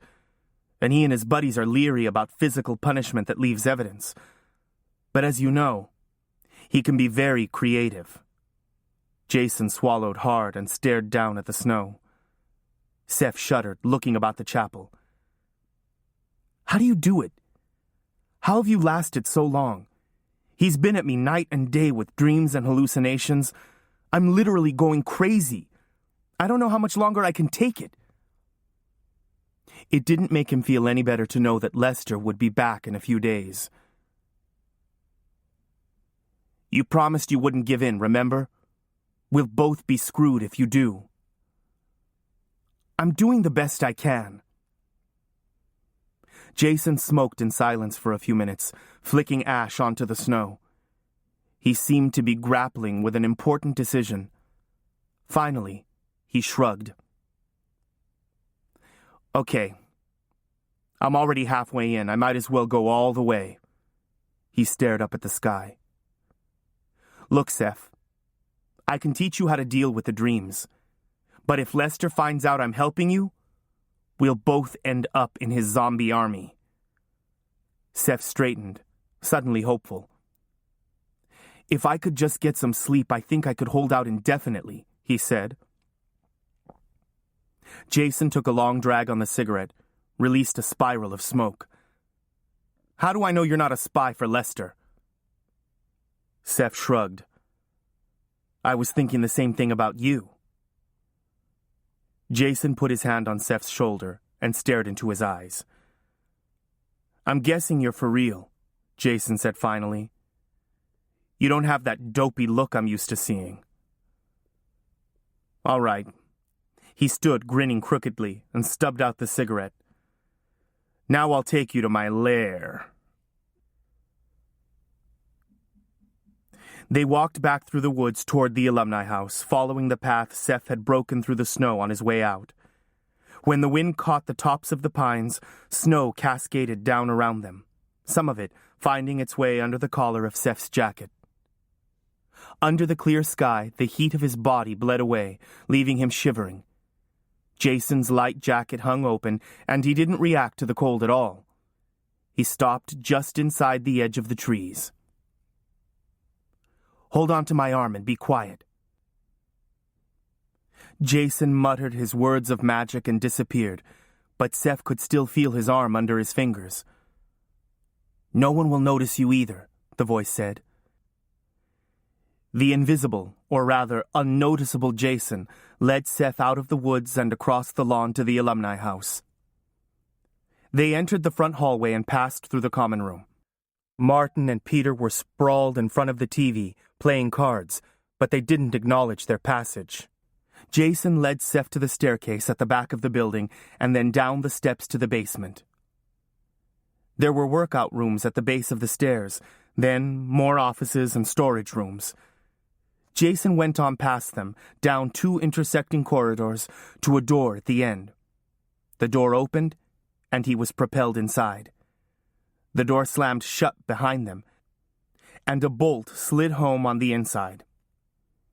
There was more scrambled Latin, and then Jason reappeared, laughing at the startled expression on Seth's face. If they have cameras everywhere, aren't you afraid we'll be spotted in here? Seth asked, looking around the room. Oh, I handled that. I've provided them with an alternate sound and video. Wizards call that a glamour. It's a sensory charm that works whether you're there or not. Jason hit a button on his CD player, and music erupted from the speakers. Despite being in the basement, his room was comfortable. He had his own refrigerator and private bath. Ceramic tile covered the floor, and rows of bookshelves, mostly empty, lined the walls. A computer desk stood against the far wall. The open walls were papered with music posters. Jason pointed to an upholstered chair. Have a seat. Seth dropped into the chair. Why are you staying over here if you're not one of the alumni? Lester needs to keep me away from newbies like yourself. They think they can keep track of me better. As far as they know, I spend most of my time sulking in my room. He opened the refrigerator and rummaged inside. Want something to drink? Soda's good. Seth accepted a can of orange. Jason sat down on the bed and gestured toward a CD rack next to the sound system. Pick out something else if you don't like Irish punk. There was an eagerness about his hospitality that suggested Jason had been lonely too. This is fine. Seth gestured at his surroundings. Nice place. For a prison. Jason leaned forward. Now, about your dreams. If I teach you how to block them, there can't be any change in your behavior. Do you understand? You've got to convince them that you're still at the end of your rope and beginning to swing. If you start bopping around campus, chipper and carefree, he'll know something's up. I don't think there's much chance of that. The thing is, you have to follow directions, or you may end up dead. Jason slipped his hand into the neck of his shirt and pulled out an object attached to a chain around his neck. He lifted it over his head and handed it to Seth. It was a stone circle, heavier than Seth expected from the size of it, in a flat black color. It was covered with faint markings scratched into the surface. There was a sense of depth to it, as if he were looking through a window. But when he peered through the center, he was looking into nothing. When he passed his hand behind it, there was still nothing. What is it? He asked, trying to hand it back to Jason. The other boy shook his head. The general term is Dirna Seifa, meaning heartstone or secret heart. They are objects that act as assist devices to the gifted, he said. They were made by sorcerers a long time ago. They're the experts when it comes to materials. But no one knows how to make them anymore. He sailed on, warming to his topic. This one is called a portal. It's a piece from my mother's collection. It's very old magic, not well known today. I don't even know all the things it can do. And I can guarantee you there's nothing in the alumni library about it. Dr. Lester thinks of himself as a scholar, but he dabbles in things he doesn't understand. Jason snorted in disgust. Really? Seth touched the talisman with his forefinger, as if it might bite. Portals are used for illusion and spiritual travel. I use it to cast the unnoticeable charm. Dreams are just a kind of brain chemistry. You're going to use this to step away from your body, so you can escape Lester's enchantments. I'll go over the charm with you until you get it right. Put the portal on the table while you practice. We don't want any screw-ups. Seth hastily set the piece down on the table, resisting the urge to wipe his hands on his jeans. In Terrenus Sanctum. The charm was a kind of bastard Latin. It wasn't too difficult. He had always had a facility with languages anyway. It didn't take him long to master the incantation. He had to say it 5 times correctly before Jason was satisfied. What does it mean? Seth asked. Into the sanctuary, Jason replied. The way I understand it, you're retreating into your weirstone, where Lester can't intrude. The talisman allows you to go and return. Before you go, you need to decide when you want to return. If you don't, well, you never come back. Okay, put it on under your shirt, he said, gesturing toward the Dirna Seifa. Seth scooped the portal from the table and dropped the chain over his head. He shoved the stone into the neckline of his sweatshirt so it rested against his chest. He expected it to be cold, but it felt warm and heavy against his skin. Jason pointed to the bed. Now, lie down here and tell me how long you want to sleep. Do we have to do this now? Seth assumed the position anyway. No worries, Jason whispered. Trust me. An hour, then. An hour. Jason ran his finger over the runes on the Dirna Seifa. These can be read as numbers, if you know how to read them. For example, this is a 1. You can choose 1, 2, 3 hours, and so on. I can do it in the dark, but I don't recommend you try. He grinned. Wizardry is a kind of anti-tech thing, meaning it's not that exact, but time passes quickly. Now, say the charm. You don't have to say it out loud. All right, Seth thought. Choose an hour and say the charm. He touched the stone circle as Jason had done, found the symbol for 1 hour, spoke the charm carefully, moving his lips but not speaking aloud. Seth felt as though he had plunged into an icy pool. The shock of it drove the breath and blood from his body. Then, the cold was gone, and he was light, very light, a vapor, an idea in the void, a glimmer in the darkness, free. He was conscious of a boundary, an enclosure, no more than a thickness of the air. He was aware of a spreading warmth, a tingling in his extremities, inrushing sensation. He opened his eyes to find Jason sprawled in the chair, headphones on, fingers steepled together, studying him. It didn't work, Seth said. Jason laughed and pulled off the headphones. You've been out for an hour. Check your watch. Seth did. It was after 9 o'clock. He blinked, opened his mouth, closed it again. Jason looked gratified at Seth's reaction. Not exactly like sleeping, but close enough. You get some rest, your mind is safe from Lester. And you can do this for 8 hours? Or 10, Jason said. Here, I'll show you. He pointed out the relevant symbols on the portal. Only, best if no one finds you've checked out, since you'll look like you're dead. So you'll want to lock up before you use the charm, and don't plan on sleeping too long. Jason was right, Seth thought. Sleeping without dreaming, it was a miracle.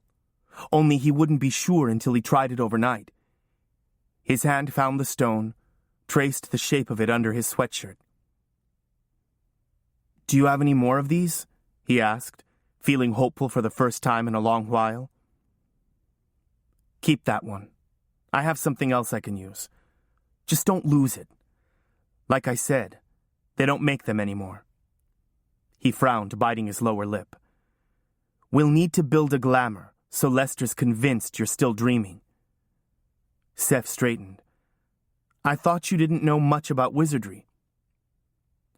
My mother specialized in illusions, glamours, spirituality, traveling around outside the body using talismans, Jason replied. I grew up on this stuff.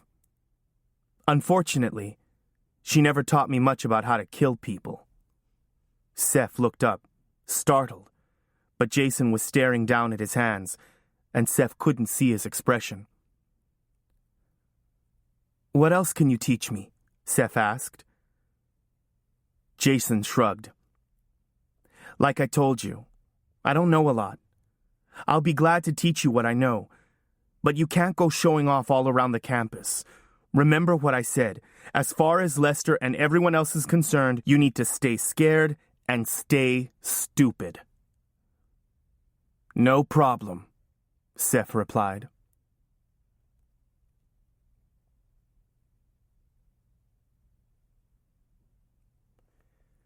Chapter 8. Through the Portal.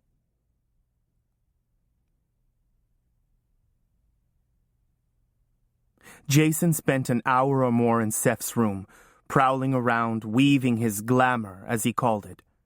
First, he blocked the cameras, then constructed a complicated multi-layered charm, parts of it triggered by the assault of the dream spell. When he finished, Seth's room was a fortress against prying eyes, and his dreams were his own.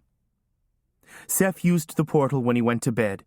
He would lie down, choose the duration of his absence, and spin out the charm in his head. Sometimes he woke up when the charm wore off and lay quietly in the dark. Sometimes he kept right on sleeping. Jason warned him not to use the charm twice in one night. You know how sometimes you go to hit the snooze alarm and hit the wrong button? If you blow this one, you'll never wake up. Whether it was the magic in the stone or the charm Jason taught him, or both, it worked. The portal was the talisman that kept the dreams at bay and kept Gregory Lester out of his head for as long as the charm was in force. Sometimes the dreams came on toward morning, after his return. Sometimes they caught him during the day. But the fact that he could sleep peacefully for 6 or 8 hours, could keep the nightmares away when he chose, that made all the difference. Before the encounter in the library, Seth had felt himself dissolving, as if he would eventually cease to exist. Now, he slowly reassembled himself, and his head was clearer than it had been since Thanksgiving. Jason had a second stone pendant, hexagonal in shape, and good for some of the same purposes. He used the unnoticeable charm to roam all over campus, lurking, as he called it, while his glamours convinced the school administrators he was holed up in his room.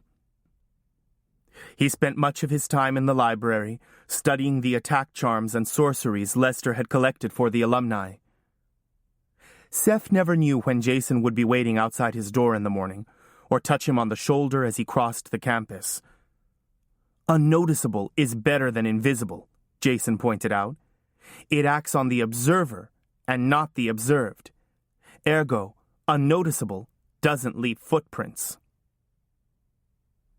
And so, the unnoticeable charm was the second charm Jason taught him, so they could sneak back to his basement room.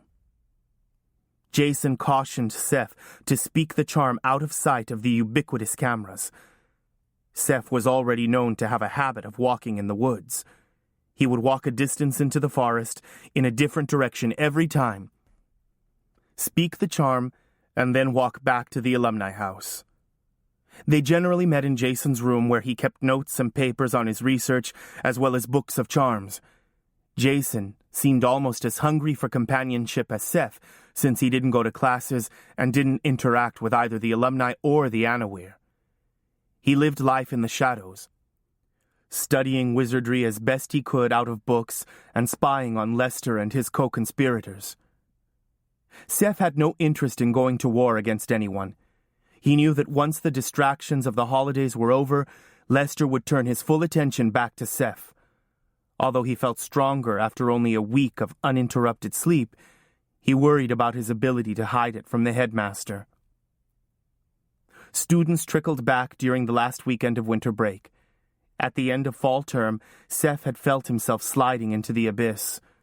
Now he was eager to see Trevor, wondering if his friend had contacted Sloane's and what the response had been. Though he checked his room several times, Trevor still hadn't arrived by late Sunday night. A message had gone out over the intranet that there would be a student assembly in the auditorium of the Art and Music Building early in the morning on the first day of the term. So Monday morning, Seth knocked at Trevor's door just before 8 o'clock to see if he wanted to walk over to the assembly together. Still no answer. Probably already gone. Afraid he'll be late, Seth thought, as he slogged through the snow to the art building. The auditorium was nearly full when Seth arrived, so he sat in the back.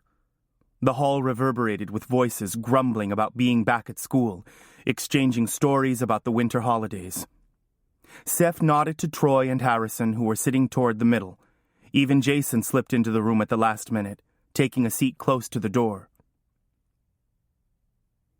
Gregory Lester mounted the stage at the front and called for quiet. He looked out over the students as if mapping the faces in the crowd. Seth thought the headmaster had picked him out before he started speaking. He wondered if he'd noticed Jason in the back. This morning, I must welcome you back to the Havens on a sad note. I regret to inform you that we've lost one of our students in a tragic episode over winter break. Seth knew who it was before the words were spoken. He wanted to run from the room before he heard. But it was as if he were bolted to his chair. Trevor Hill took his own life while he was home for the holidays. Lester paused. Trevor was a boy with a great future ahead of him. He was a junior, an honor student, and a Haven's success story. He was especially known for his generosity of spirit, for his willingness to help others without regard for his own safety. Lester's gaze settled on Seth. We cannot know what was in his mind at the time of his death, but his passing represents a great loss to the school and to all of his many friends. Let's all observe a moment of silence in memory of Trevor Hill. A hush fell over the auditorium. Some of the students closed their eyes. Others stared at each other, stunned. Seth slumped in his seat, eyes wide open, watching the man in the front of the room. After a moment, Lester spoke again. We sent a floral arrangement on behalf of the faculty and students.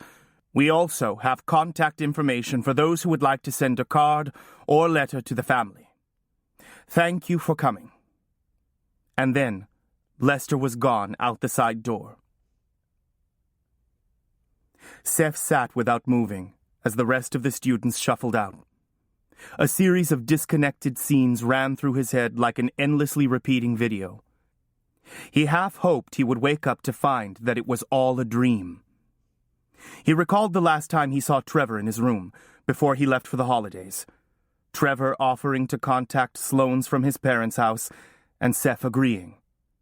Then, Jason telling him that all the student rooms were wired by the administration.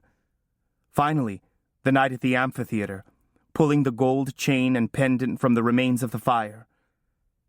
Now Seth knew where he had seen it before. He pushed himself up out of his seat and forced his way through the small knots of students who still lingered in the back of the auditorium, buzzing with scandal and voyeuristic grief. He went outside and headed for the administration building at a trot, his boots crunching in the snow, his breath pluming in the clear air. He was just passing the alumni house when someone reached out and grabbed his arm, pulling him into a doorway. "Where do you think you're going?" It was Jason, of course. Unnoticeable Jason. "Leave me alone." Seth tried to rip his arm free. "Where are you going?" "To see Lester." Seth struck out at the air, but it seemed that Jason had more than his share of arms and legs. It was like fighting an invisible octopus. "No, you're not. You'd better chill out or I'll spell you." Seth stopped struggling. "Now come downstairs where we can talk." Jason kept a tight grip on Seth's arm, maneuvering him into the stairwell. Once in his room, Jason rematerialized. "Sit down," he commanded. Seth subsided into a chair, gauging the distance to the door, trying to figure out how he could get past Jason. "Now tell me," Jason said, planting himself in the way. "Lester killed Trevor Hill because he was going to try to reach my guardian. It's all my fault." Seth trembled with rage and remorse. Jason tilted his head to one side. "Why would your headmaster kill someone for contacting your guardian?" "You of all people should know why." Jason leaned forward and put both hands on Seth's shoulders, his blue eyes blazing. "You go into Lester's office with a bunch of accusations, and the first thing he's going to think is, what's happened to Clueless? Who's he been talking to? Couldn't be Jason Haley, could it?" Seth tried to look away, but Jason kept his grip on him. "And let's say you confront Lester and you find out your theory is true. What exactly are you going to do about it?" Seth said nothing. "Don't you see? Every piece of information you give him is a weapon, and there's nothing you can do to him. Nothing." Jason released Seth and stepped back. "You don't understand. Trevor tried to help me, and now he's dead." Images came back to him. Maya's flesh disintegrating under his touch. Trevor's scorched amulet amid the ashes at the amphitheater. Jason dropped into a chair and closed his eyes. If you're asking me if I think Lester would do it, I'd say yes in a heartbeat.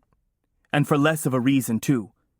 He'd do it because Trevor was your friend and supported you, while Lester was trying to make you crazy. Jason shook himself, as if trying to dislodge a memory. Haven't you wondered why I don't hang out with the other students? Don't you think I'm tired of being alone all the time? He released a breath, a long, wounded sound. It's because Lester can get to you through them. I talked Sam and Peter into going up against him. Now Sam is dead and Peter... His voice trailed off. You're scared of him. You're damn right I am, and you should be too. The Anawir are so damned fragile. He gripped the arms of the chair as if holding himself in his seat. Last spring, I complained to my father about this place.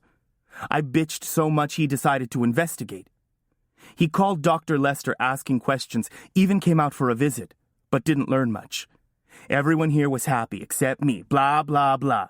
Still, Dad promised he would talk to a couple of psychotherapists, figure out if what was going on here was legitimate. Within a month, and before he could get very far with it, he died of a heart attack. You think Lester had something to do with it? Jason waved his hand impatiently. Lester has never taken any pains to deceive me about what he is, because I already knew too much when I got here.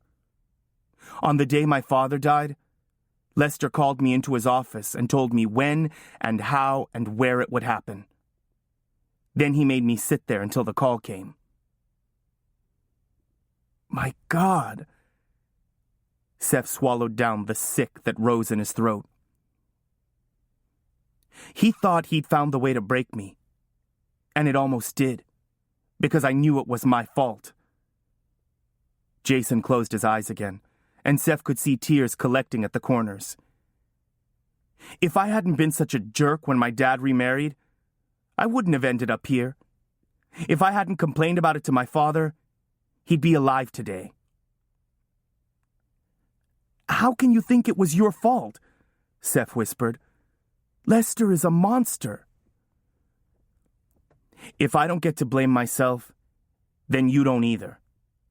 But I think you can see that if anyone has a reason to go after Lester, it's me. I didn't know, Seth said quietly. How can you stand it?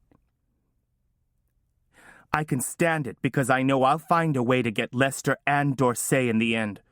I'll do it or die trying.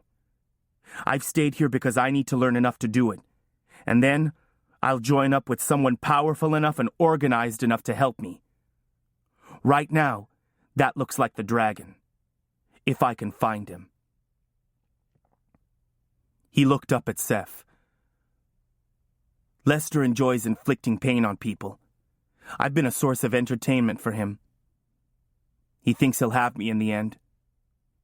He can take his time. I'm an orphan like you. Nobody cares what happens to me. Just stay away from him. At least you can tell yourself you're not sure about Trevor because you aren't. If you can't do anything about it, it's better not to know.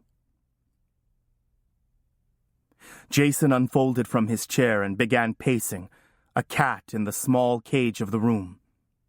He could never stay still for long. If Trevor was killed because he was going to talk to your guardian, then Lester didn't want that to happen. I bet the whole story about them committing you is bogus, and Lester is worried about what might happen if you contact Sloane's.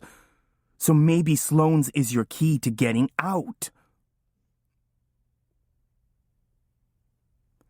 With the death of Trevor Hill, the old guilt returned. Trevor had found a way to survive at the Havens until Seth had come along. Even though he was Anawir, he'd risked everything for Seth. Now, Seth's nightmares were mostly about Trevor. Along with the guilt came a hatred for Lester that smoked and smoldered under his breastbone like a deep mine fire. He began wearing Trevor's pendant along with the portal stone and Maya's cross. Images of revenge alternated with dreams of escape. Seth took his lead from Jason and kept his distance from the other students. Sometimes he ate lunch with Troy, Harrison, James, and some of the others, but he never accepted their invitations to play racquetball or tennis or to go up to the movies in the auditorium. He spent his free time in his room, reading or roaming the campus by himself. Seth did his best to project the image of one whose hold on reality is tenuous. He let his appearance go. His hair grew long and curly for lack of cutting, and he rarely combed it. He still hallucinated during the day, checking in and out without warning. Sometimes whole chunks of time went missing. He mumbled to himself in the hallways, flinched away from phantoms, and sat through classes as if in a trance. Some of the other students seemed to regard him as they might a fly caught in a dangerous web. Get too close, and you might become entangled yourself. So they left him strictly alone. On the other hand, the alumni continued to take an unwelcome interest in Seth. Now it seemed that everywhere he went, Warren Barber turned up, offering help with homework, music downloads, pills and peppermint schnapps, and potent South American weed that might settle Seth's nerves. Bruce Hayes and Aaron Hanlon invited him to eat with them in the alumni dining room and to work out in the fitness center in the basement. On Lester's orders, no doubt. Seth went, hoping to glean information that might prove useful, but the alumni were more resistant to mind magic than the Anawir. Now that he knew the stakes in the game they were playing, Seth was extraordinarily careful about using magic in the open. He kept his distance from Lester for fear the headmaster would see the truth in his eyes. He and Jason spent as much time as possible in the alumni library. Jason tapped volumes of notes into a tiny electronic organizer, while Seth used his knowledge of Latin to decipher the Middle English manuscripts. They spent hours trying out incantations in the hidden corners of campus, mostly attack charms and charms of protection and influence. As Seth became more self-aware, he emitted fewer sparks, as Jason called them. That is, unintentional releases of power. When Seth noticed the magical tension building up in his body, he found ways to use or dissipate it. Jason proved to be reckless, a risk-taker when it came to magical experiments. He would launch powerful combinations of charms without a clear notion of the consequences. Sometimes, Seth wondered if he had a death wish. Seth tried to fit the concept of magic into math and physics, the teleology that he had always taken as the truth.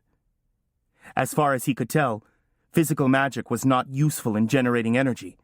Light and heat and air currents, the movements of molecules that were loosely packed to begin with. The other important role of magic was in influencing others. As Jason said, the Anawir had little protection against wizards in that regard. Anawir women can't resist wizards, he said. All that barely controlled power, they can sense it, you know. The touch of a wizard drives women wild. That kind of direct physical magic is called persuasion. He grinned and laced his fingers behind his head. It can get very complicated. Jason apparently thrived on those kinds of complications. Seth thought of the way girls responded to his touch, the power that spilled from his fingers. He hadn't used it inappropriately. Had he? He was more comfortable with spoken charms because he could better control the outcome. Seth loved the cadence of magical language. He rolled the ancient charms off his tongue, conjuring words from the ancient magi. Sometimes the words came from within, like a spring bubbling up from a deeper pool. He had never been more convinced of the power of language, the leap from symbol to reality. He noticed Jason watching him as he drew the spells off the page and spun them out like shimmering flames in the air. "You really have a gift, Seth," Jason said once. "You're more powerful than I'll ever be.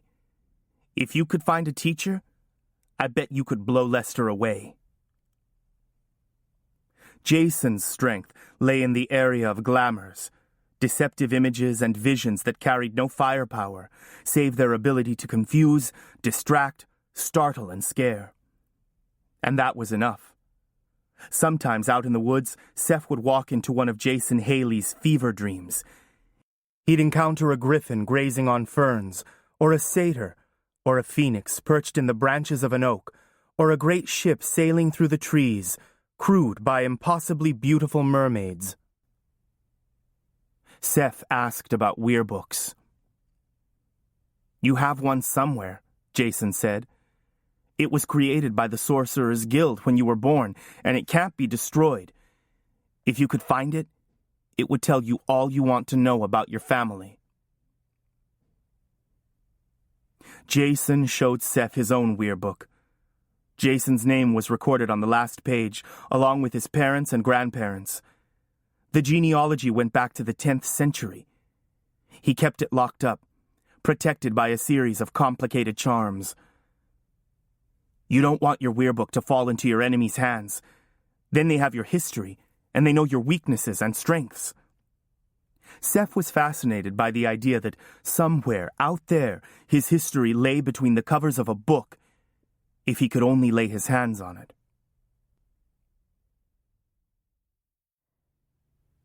By the end of April, spring was visiting the Havens in frustrating fits and starts. The snow melted away to patches where the heavy drifts had been, and daffodils glittered among the trees. Gregory Lester had visitors also. Rental cars and cars with out-of-state plates appeared in the parking lot, feeding what appeared to be a series of small meetings. One morning, Jason intercepted Seth on his way to class, pulling him into a stairwell. "Dorsey's here," he whispered. "Game master of the council. Let's go." Within seconds, they were both unnoticeable, loping across the grounds, heading for the administration building. This was a very private meeting. Just Lester and Dorsey, held in Lester's office on the 3rd floor, with Hayes and Barber stationed in front of the door like bouncers at an exclusive club. Seth and Jason had to wait in the hallway for 2 hours until Martin Hall arrived with lunch. They managed to slip through the doorway behind him when he rolled the cart in. Dorsey and Lester sat at the table by the window, bodies rigid, faces stony, like a quarreling couple interrupted mid-spat. Papers were spread out across the table, and a notebook computer sat between them. Claude Dorsey was a tall wizard, with close-cropped gray hair and custom-tailored clothes. He wore a heavy gold chain around his neck, the emblem of his wizardly office. When the door closed behind Martin, Lester hissed, "I can't believe the dragon's that difficult to find. He puts up new messages every day. Listen to this." Lester pulled the laptop toward him and read from the screen.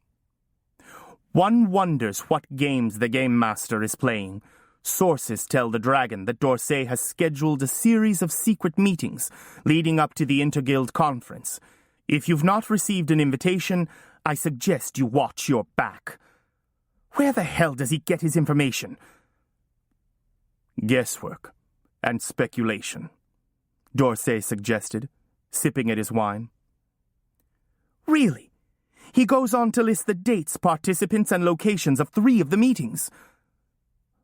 "Let me see that." Dorsey turned the screen so it faced him, then swore softly and pulled out a cell phone. He punched in a number and spoke into it low and urgently. Jason nudged Seth with his elbow. When Dorsey put the phone away, Lester said, "We're running out of time, Claude. He's got the Roses murdering each other in the streets. How long before they come after us? He knows we're meeting outside of the usual channels. You promised you'd run him into ground before the conference." "We almost had him in London. We'll get him the next time. Nora Whitehead's working on it. Lester frowned. Nora, this is too important to hand off to her. Why aren't you handling it yourself? I am handling it. Nora's working for me. She doesn't stand a chance. If it comes to a duel, if it's who we think it is, he'll cut her to pieces, and then where will we be? Lester didn't seem to be as concerned about Nora as worried his quarry might get away. D'Orsay flicked imaginary lint off his trousers. Don't be theatrical. I'm not planning on a duel. There's no one we could send against him, one-on-one. Doesn't the man have a family? Someone we could use to draw him out of hiding? I was told they were all murdered back in the day, D'Orsay said, frowning as if this was most inconvenient. Apparently that's the source of his fanaticism. But we think we may have found a vulnerability. A vulnerability? Lester raised an eyebrow skeptically. What? D'Orsay glanced about, as if there might be spies behind the stonework. The outing of his meeting had clearly rattled him. Let's see what comes of it. We should know fairly soon. Fairly soon? Lester rolled his eyes. We've spent years on this project. They're too close to you as it stands. If they trace us back here... D'Orsay's expression morphed from disappointed to annoyed. Unlike you, I have other responsibilities. While you're playing schoolmaster, I'm courting 7 different sides, trying to keep this whole scheme from unraveling. Keep in mind that there are advantages to having the dragon at large. When items disappear from the Horde, he always gets the blame. He stood and dropped his napkin on the table. No one wants to catch the dragon more than I do. But just now, I have to go and reschedule 3 meetings before our colleagues walk into a trap. The 2 wizards glared at each other, emitting faint showers of sparks. I'll call you when the roster is finalized, D'Orsay said, stuffing a sheaf of papers into a briefcase. Seth and Jason managed to slide out after him when he went out the door. Back in Jason's room, Jason fizzed with excitement and worry, pacing back and forth.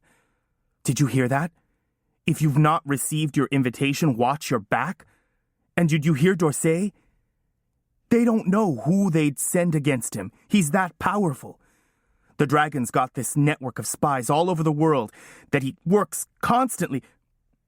Do you think they really know who it is? Seth asked. They seem pretty confident. I've heard rumors, Jason shrugged. Seems to me the dragon would be dead by now if they did know. So Lester's online, Seth muttered to himself, sorting through a pile of CDs. He must have a wireless network in his office at least. But they think they've got something on him. Jason leaned against the doorframe. I wish there was some way to warn him. Seth chose a CD and slid it into the player. If I could just get into Lester's office, I bet I could break into his system. To warn the dragon? No, to email Sloane's, so I can get out of here. And don't give me that look. I don't really want to get involved with the, wizard politics, as you call it. You don't have enough information to warn the dragon anyway. What are you going to say? Be careful, they're on your trail, watch your back? Jason wasn't really listening. Maybe it is time to leave. Maybe I should get out and try and find him. Tell him about the meeting here, the alumni and all that. See what he makes of it. He tugged at his earlobe. Then again, I could hang around, see what else I can find out. I wish I knew when this interguild conference they're talking about is. Seth fastened on the notion of leaving. How would you deal with the wall? Jason grinned. I think I finally got that nailed. Barber's the architect, you know. I heard him bragging about it when I was lurking in the alumni dining room. so I tossed his room and found some books on the subject. So how does it work? It's a real physical wall overlaid with confusion charms, so you can't stay focused enough to get over or around it. I've put together some counter charms that should work. Should work? Seth said skeptically. Then let's try it. Jason shook his head. I don't want to tip Lester off before I'm ready to leave. If you can leave, you should, before something happens. I really don't care what happens to me, as long as I get Lester. In the end, Jason decided to stay a little longer to see if he could gather more news to take to the dragon, but Lester and Dorsey didn't meet again. A few weeks later, in mid-May, Seth brought his workout gear to the alumni house one evening, intending to meet Jason to go over some books they'd taken from the library. He ate dinner with Martin and Peter, then walked through the common room and into the stairwell. He took a quick look around, then spoke the unnoticeable charm. Just then, the door flew open behind him. It was Warren Barber. He must have followed Seth out of the common room. He looked around the landing, puzzled. Seth had just stepped through the door, and now he was gone. Seth wondered if Barber had even heard him say the end of the charm. Barber stood frozen for a moment, listening, then loped down the stairs with Seth ghosting along behind him. When Barber reached the basement, he looked up and down the empty hallway. Seth slipped into the workout room. A moment later, when Barber opened the door, Seth had disabled the charm and was adjusting the weights on the rowing machine. Fortunately, there was no one else in there. "What are you doing in here?" Barber demanded, scanning the room, his pale brows drawn together suspiciously. Seth locked the weights in place and looked up at Barber, lifting an eyebrow. I'm, working out?" Barber leaned against the doorframe and lit a cigarette. "Yeah? Well, it ain't helping. You look like a bag of bones." Seth shrugged. "It helps me sleep." "I've got stuff that'll help you sleep. What do you need?" "No, thanks." Barber blew out a stream of smoke. "What are you trying to prove?" Seth stopped wrestling with the machine and turned and faced Barber. "I don't get it. Why does it matter to you so much? Do you get a bonus if I link with Lester?" "More like, he'll make us miserable until you do." "Careful. You don't know anything." "Why does he want this so much?" Seth asked. When Barber rolled his eyes, he added, "No, really, I want to know." "You're just a blue-blood rich kid. You think you can just decline Dr. Lester's invitation like he asked you to a fricking soiree. He won't take no for an answer. If he can't use you, he'll destroy you." Barber stubbed out his cigarette, turned on his heel, and walked out. Seth waited half an hour. When he peered out into the corridor, there was no sign of Barber or anyone else. He slipped down the hallway to Jason's room. "Sorry I'm late," Seth said after Jason shut the door behind him. "Barber almost caught me." He explained what had happened, as Jason cleared books and papers off a chair so Seth could sit. "He believed you?" Jason asked, frowning. He pulled 2 cans of soda from the refrigerator and handed one to Seth.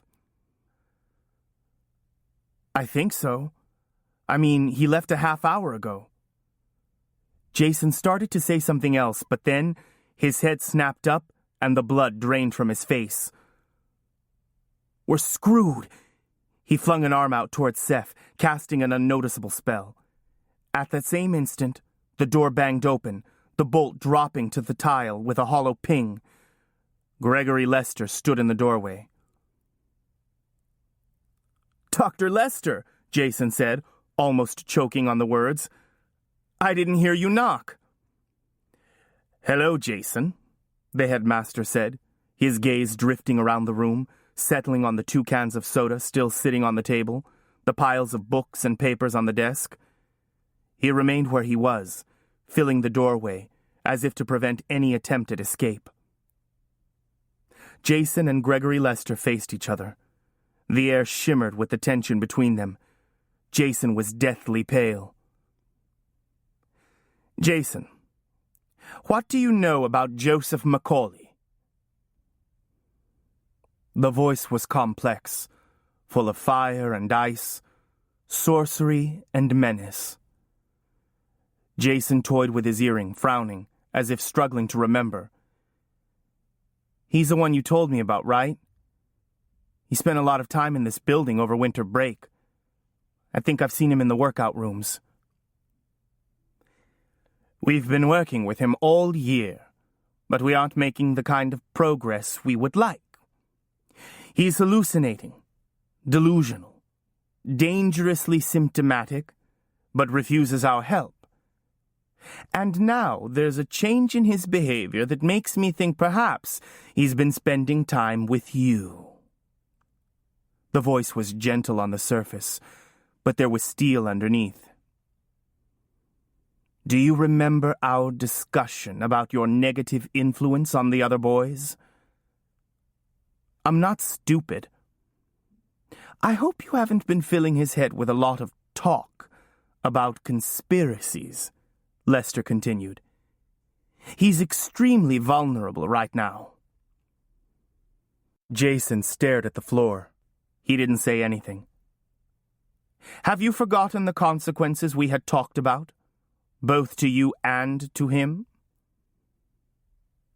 I haven't forgotten, Jason replied. He looked up at Lester in the eyes. Believe me. Good, Lester said softly. He took another look around the room, and then he was gone. Seth breathed. Thank God, he said, half aloud. He waited a count of 5, then disabled the charm. Jason did not look relieved. He still sat on the edge of the bed, staring out at nothing. His face was the color of putty, and he was shaking. Well, that was too close, Seth said. Jason looked up as if startled out of his reverie. That wasn't close, Seth. That was dead on. He stood and went to his closet, rummaging through it, and produced a backpack. He unzipped it and spread it out on the bed. What are you doing? I've got to get out of here. What? He knew you were in the room, Seth. Barbara must have gone to get him as soon as he left the fitness center. All that stuff about your delicate condition, that was for your benefit. Jason shoved his weirbook into the day pack, followed by his organizer and notes from the library. How do you know? Seth watched as his friend continued to pack. He took very little. A photograph of a woman in a frame. A sweatshirt. Trust me, we've never had a conversation like that. Ever. Jason zipped up the pack. If you hadn't been here, I'd probably be dead by now. He's not sure how much you know. He's hoping I haven't ruined you. As it is, they'll probably come for me tonight. They'll wait until you're back in your room. I'll stay here then. Seth sat back in his chair. Jason laughed. You're really something, you know that? Believe me, you don't want to do that. Besides, I'm leaving. Then I'm going with you. Jason shook his head. No, you're safer here than you would be with me. They may be waiting for me, but they won't kill you as long as they think they can get to you. Make sure they keep thinking that. Seth cast about for an alternative. We've been studying attack magic for months. We can take him if we work together. Look, man, I'm flattered. You're the one with the talent. I'm cagey as hell, but I'm just not that powerful. It'd be 2 against 16, and they've been training for years. Lester channels them somehow. There's no way we win. I'm not getting anyone else killed. I'd rather be dead than stay here. Jason shook his head. Listen to me. You're tough. You made it on your own for 4 months, remember? I still don't know how you did it. And now you have the Dirna Seifa? He paused. Look. If I get out of here, I'll get you out. I promise. I'll contact Sloane's, whatever it takes. Seth swallowed hard. I'm sorry, Jason. I'm the one who got you busted. First Trevor, and now you. Seth, I'm afraid I haven't appropriately oriented you to your new role. What do you mean? Jason grinned. Wizards never say they're sorry. Not about anything. Jason embraced, then released him quickly. Whatever happens, it's been cool knowing you, Seth. Never think any different. Seth was speechless for a moment, his throat congested with grief. Then he said, Where will you go? How can I find you? If you get out, look for the dragon. If you can't get out, I'll come after Lester sooner or later. He pulled on his jacket, slung his pack across his back, spoke his charm, and was gone.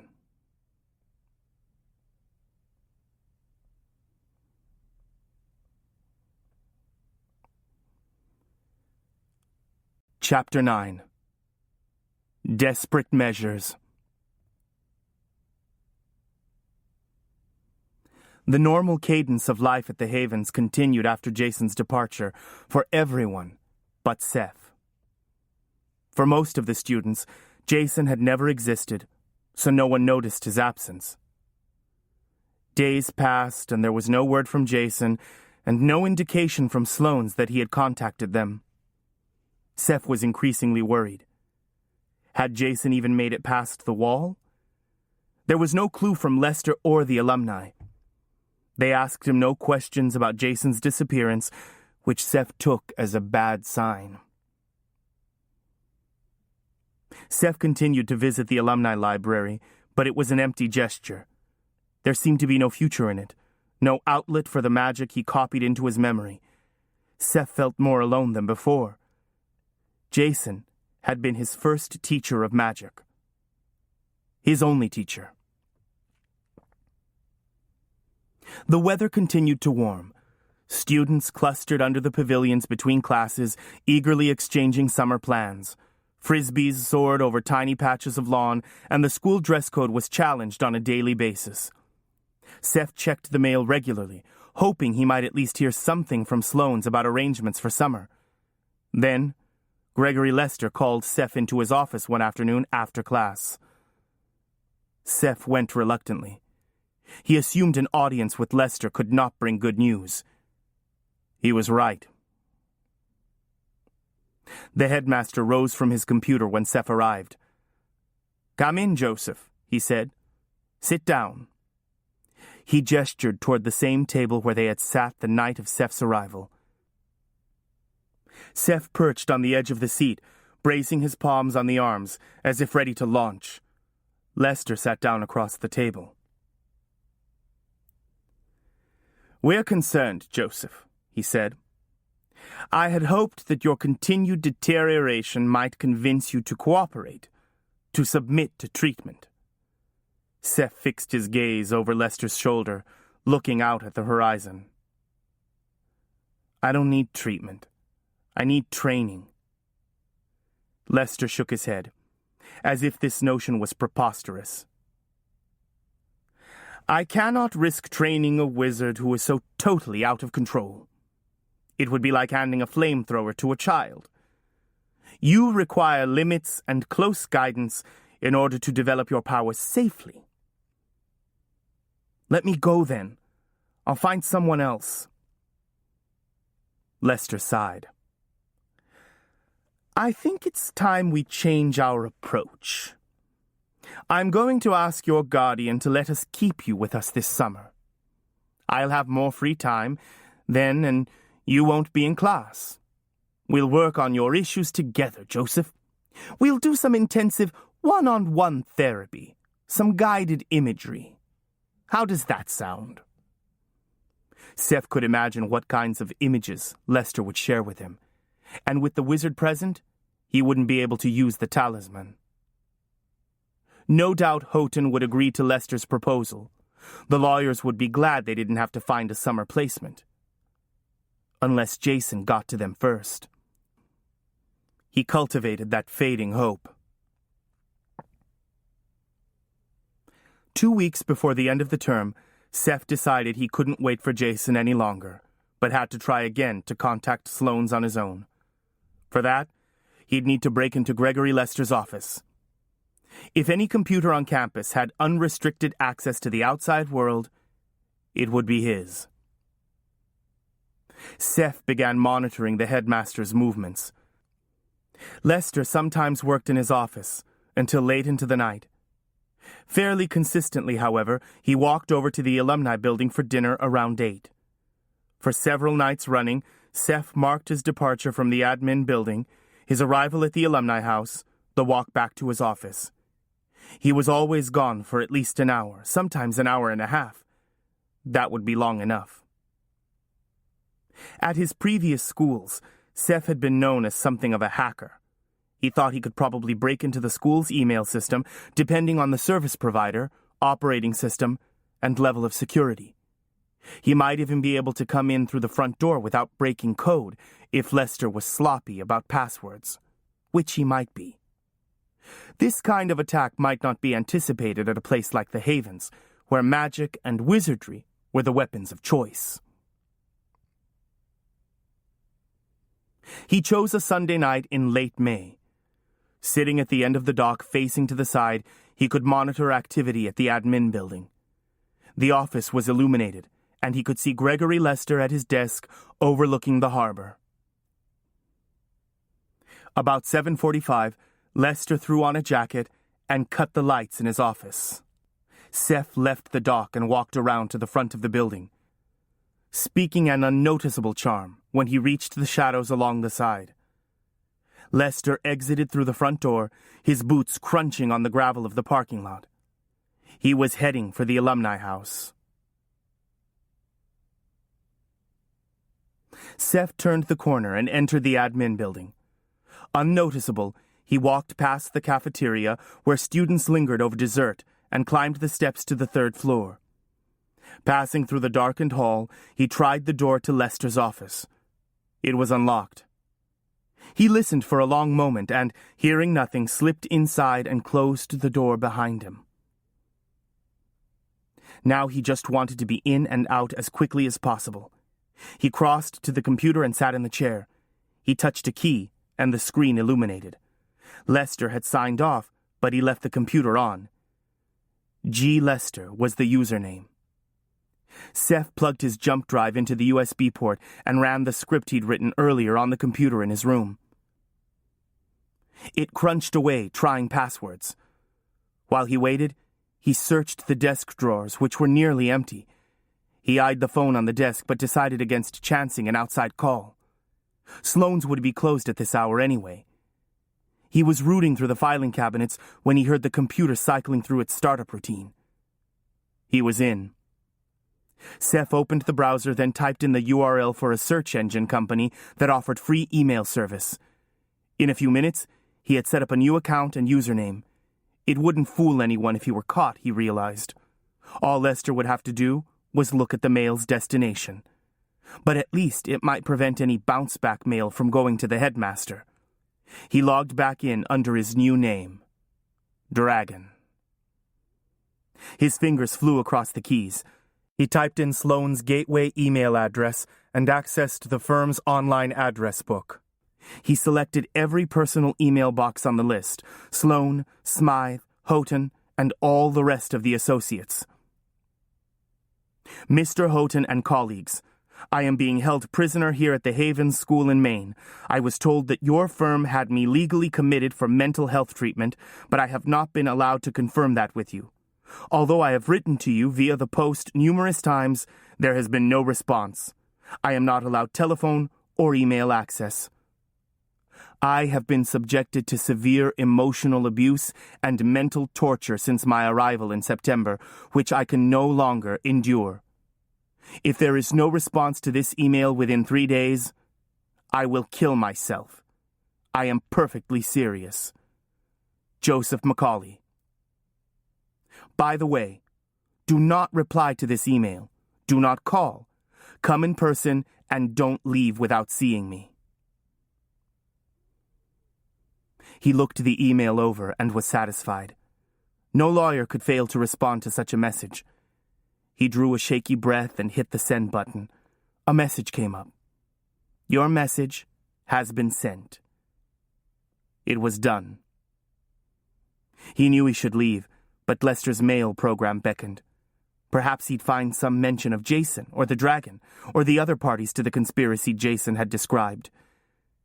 He opened the mail program and scrolled down through the inbox. Here was something. Regarding records found at the Dragon's London headquarters, from D'Orsay. Just then, Seth heard a door slam and footsteps approaching. The lights kindled in the outer office. Heart pounding, he exited out of the mail program and signed off, leaving the desktop as he'd found it. He jumped up and crossed to the door, flattening himself against the wall next to it. It was Lester, of course, back from dinner. The headmaster tossed a folder onto his desk and sat down at his workstation. Seth edged around the corner and out the door. He was halfway across the outer office when he remembered he'd left his jump drive plugged into the port of Lester's computer. He considered retrieving it later, but decided against it. There was nothing to link it to Seth specifically. It would be less risky to leave it than to try and retrieve it, unnoticeable or not. He walked through the suite of offices down the stairs. A few minutes later, he was on his way back to his dorm. One shadow among many, in the gloom under the trees.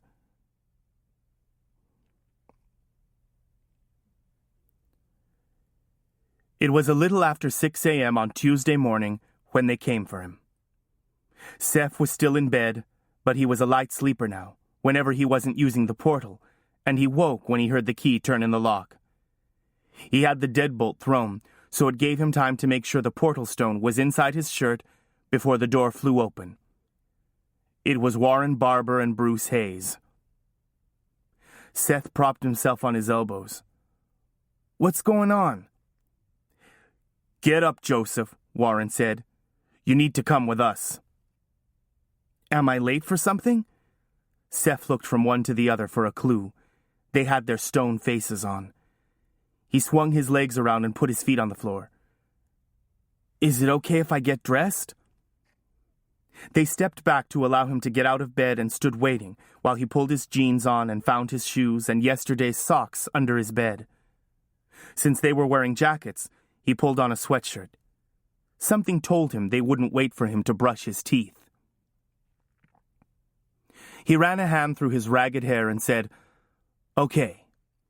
They pushed him out the door ahead of them and descended the stairs, Warren and Bruce on either side, each gripping an arm.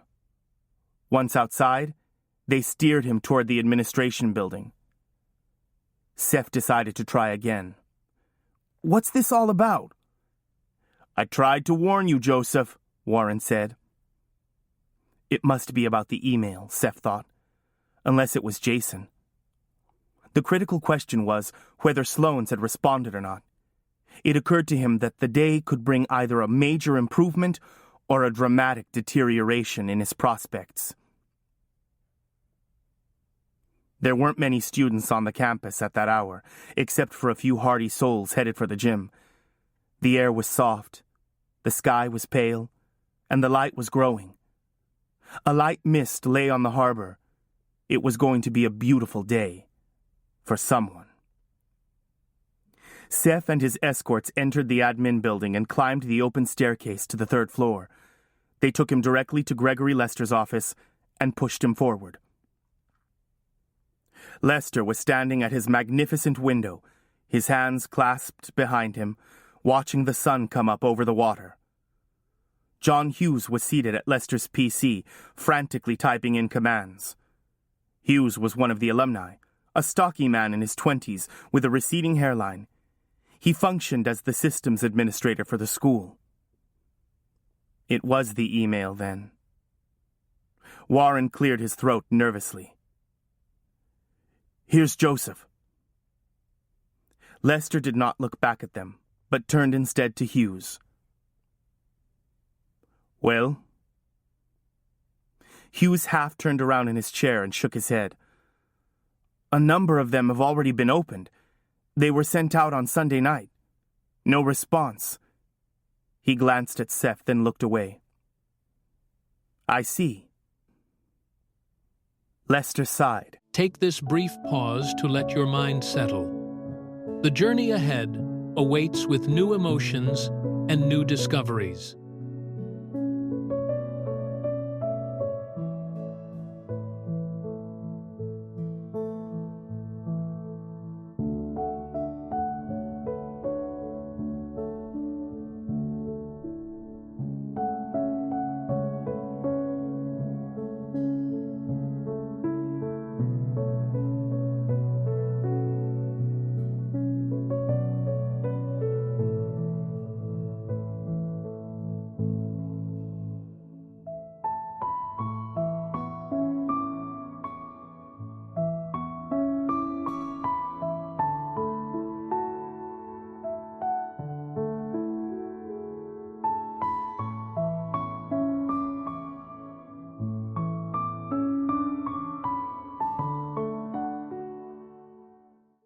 And stared out to sea again for a moment, then turned to face the trio in the doorway.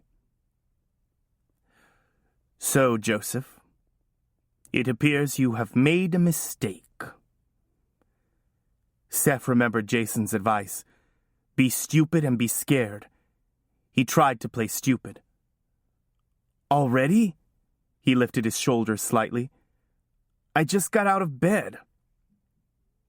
Lester's hand came up and forward. The blow came so quickly Seth had no time to react. A fist-like concussion of air struck him full in the face and threw him back against the door, his feet literally leaving the ground. His head slammed hard against the doorframe before he slid to the floor. His right eye swam with tears and he tasted blood in his mouth where his lip was cut. He wiped his nose with the back of his hand, and it came away covered in blood. He looked up to see that Lester hadn't moved from his position by the window.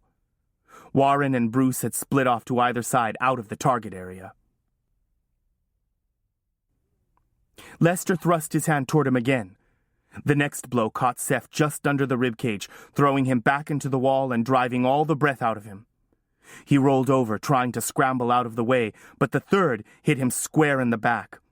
Each felt like a sledgehammer against flesh and bone. Seth doubled up on the floor, making as small a target as possible. After 2 more blows, he wondered if Lester intended to beat him to death. He struggled to pull the air back into his lungs. It hurt to breathe, and he suspected his ribs might be broken. Lester crossed the space between them and spoke to Seth on the floor from his terrible height. "Who do you think I am? A high school principal?" He spat the words out derisively. "Did you think you were going to get a bloody detention?" His voice grew louder with each sentence. Despite the pain, Seth managed to push himself into a half-sitting position, leaning against the wall. He shook his head, trying to clear it, flinging blood in a small arc. His lip was swelling, and the entire right side of his face felt numb, which was probably a blessing. His legs tingled, and he wondered if his spinal cord had been bruised by the blow to his back. "Why can't you just let me go?" he whispered. "No one leaves the Havens until I'm ready. You should know that by now."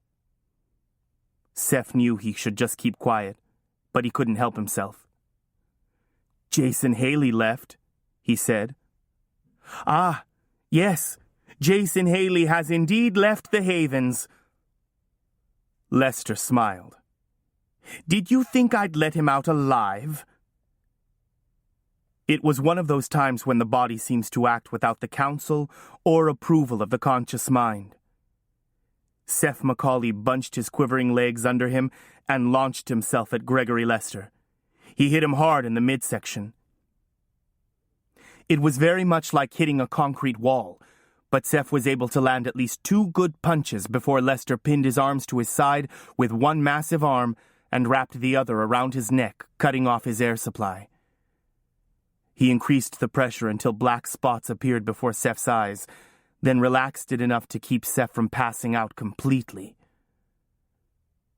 As soon as Seth had enough air to do so, he launched into one of the attack charms he and Jason had memorized in the library, but he was cut off mid-sentence by blinding pain like a current that flamed through his body and left him limp and trembling when it was finally over.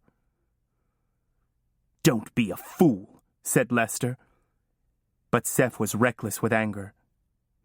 "You'd better kill me," he gasped, "because if you don't, I swear I will kill you."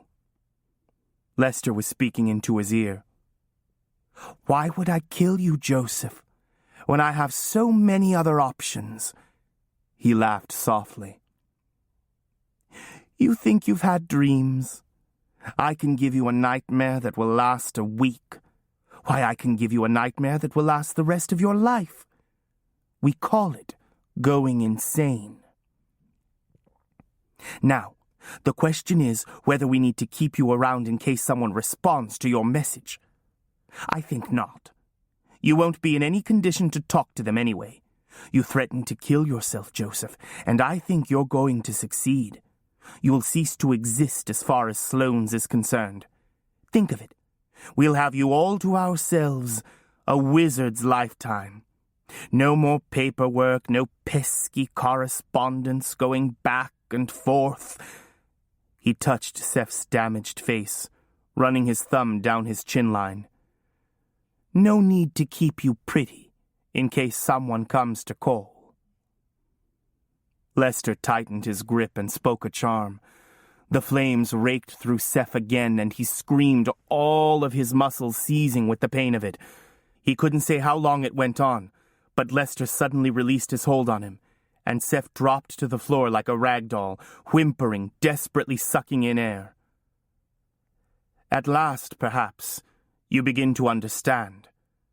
You see how restrained I've been. Now the gloves come off. I won't make the same mistake I made with Jason. You're going to beg for the chance to give me what I want. I promise to take my time. We'll learn so much, you and I, about your capabilities. You've been a tough little bastard. Now we'll find out just how tough you are. Seth lay with his face against the varnished hardwood, his breath coming in ragged gasps, his heart pounding in his ears. His skin was slick with sweat and he was shivering. He could think of only one way out of his predicament. He had to find a way to make Lester kill him. Gradually, he became aware of a commotion in the outer suite of offices. Raised voices, like an argument. Seth turned his head slightly so he could see. Lester turned toward the door. Peter Conroy slipped into the office and spoke, quietly and urgently, to Lester. Lester listened, with his eyes on Seth. He nodded, said a few words, and Conroy left again. Lester lifted an upholstered chair like it weighed nothing and set it in front of the door. Then he slid his hands under Seth's arms and hauled him into it. Seth bit his lip to keep from crying out. He tried to retreat into the chair, to curl himself around his many hurts like an injured animal. But the headmaster gripped his chin hard and lifted his head, so Seth had no choice but to look him in the eyes. "It appears there's been a response to your message. Sloane's has sent someone to inquire after you." Lester dropped his hot hands onto Seth's shoulders. Power roared into him again, different from before. Power that drove the strength from his muscles and bones, leaving him totally conscious but helpless, too weak to hold up his head. An immobilization charm. He couldn't speak or move a muscle. Lester arranged Seth's body in the chair, making no attempt to be gentle. He raked Seth's curls back out of his eyes and looked down at him, apparently satisfied. "Now you can listen while I send her away," he paused. "And when I return, I promise I will make you wish you'd never been born." Then he was gone, the 3 alumni following him. So, Sloane's had sent a woman. Seth had hoped they would send someone he knew, Dennis Houghton even. He didn't know any female associates of the firm. Seth swallowed down his despair. These wizards could outfox or overpower any lawyer. He didn't want to have to hear it. The group outside must have moved closer to the door, or perhaps Lester engineered it so, because suddenly the voices came through clearly. First, a woman's voice. "We received his message at our offices Sunday night. I'm not leaving without talking to him." "I'm afraid that won't be possible just now," Lester replied. "What do you mean?" the woman demanded. "Joseph has disappeared. No one has seen him since supper last night. He left this in his room." There was a brief silence, as if the woman were reading something. "This doesn't sound like him. How do you know he wrote it?" "It was in his room, Miss Downey," the woman said. "Are you a relative?" Lester asked, like a coroner seeking the next of kin. "I am the boy's legal guardian," the woman said. "That's all you need to know. I fail to understand how you could lose my ward overnight." "One of the boats is missing," Lester said. "He might have taken it out last night." "I find that hard to believe," the woman replied. "Seth has never been fond of the ocean." There was something oddly compelling about her voice. It was like a song that you can't let go of. Seth was struck by the use of his private name, her confidence in her knowledge of him. She claimed to be his guardian, but Dennis Houghton was his guardian. Downey? He'd never even heard her name before. "Why haven't you called the police?" she demanded. "Why didn't you call us before now?" "We've only just discovered he was missing," Lester said. "We're conducting a search ourselves. It wasn't unusual for him to disappear for hours at a time. He liked to walk alone in the woods." He was already speaking in the past tense. "First you imply he's gone boating in the dark. Now you tell me he's been walking in the woods all night. Do your students never stay in their beds?" The woman was persistent, but it wouldn't matter. She couldn't force them to produce him if they claimed he was missing, and Seth knew he would never be found. "Why don't you come down to the cafeteria and have some coffee?" Lester said. "The search parties will be reporting back here. As soon as there's any news—" "Seth said you wouldn't allow him to call us. He said you were holding him prisoner here." Seth could almost see Lester shrugging his shoulders. "I don't know where he gets these ideas," the headmaster said. "Frankly, Miss Downey, we've done our best to work with Joseph.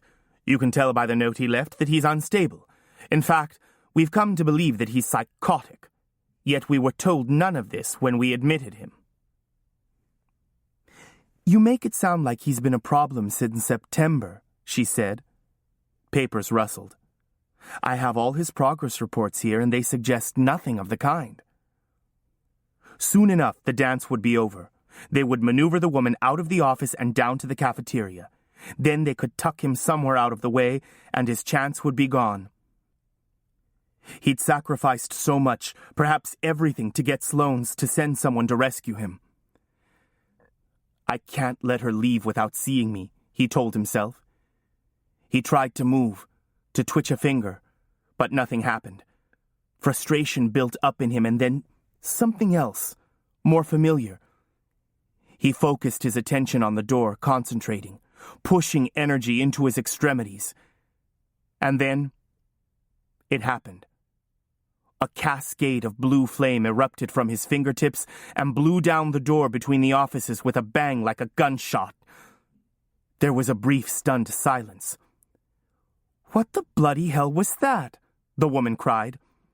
A clamor of voices erupted, explanations and protests. Someone appeared in the doorway. She was small, with short layered hair like silver and gold spun together. She wore a tailored black suit with a very short skirt and had amazingly long legs for such a small person. When she moved, Seth found it impossible to look away. She seemed to shimmer, sending sparks in every direction. She looked like no lawyer Seth had ever seen. "Thank God," the woman said. He could tell she recognized him immediately. She shook off Lester and came toward him, the others trailing behind her like the tail of a comet. Warren and Bruce blundered into each other in their eagerness to get near her. It was an exquisitely awkward moment. The wizards, the woman, the briefly lost and suddenly found Seth. For his part, Gregory Lester looked like he might just murder Seth right then and there, regardless of witnesses and the representative from Sloane's. The woman's eyes never left Seth's face. Now that she was closer, he could see that they were deep blue violet, flecked with gold. "Dear God, what have they done to you?" Seth was desperate to reply, but all he could do was stare at her helplessly. Gregory Lester found his voice. "We, didn't want you to see him like this. He's heavily medicated. He's been uncontrollably self-destructive these past few days." Lester looked disconcerted, something Seth had never expected to see. She was finally within arm's length of Seth, but now she looked back at Lester for the first time. "I see what you mean. He's given himself a brutal beating. Most unusual." She looked upset, distressed, angry, yet she was not making as much fuss over his appearance as he might have expected. She's not shocked, he thought, not even surprised, like she knows what's up. And with that came a fragment of hope. "Hello, Seth. I'm Linda Downey." Seth kept staring at her, spinning out silent pleas. "Find a way to get me out of here." And then the tears washed over the great dam of his eyes and streaked down his face.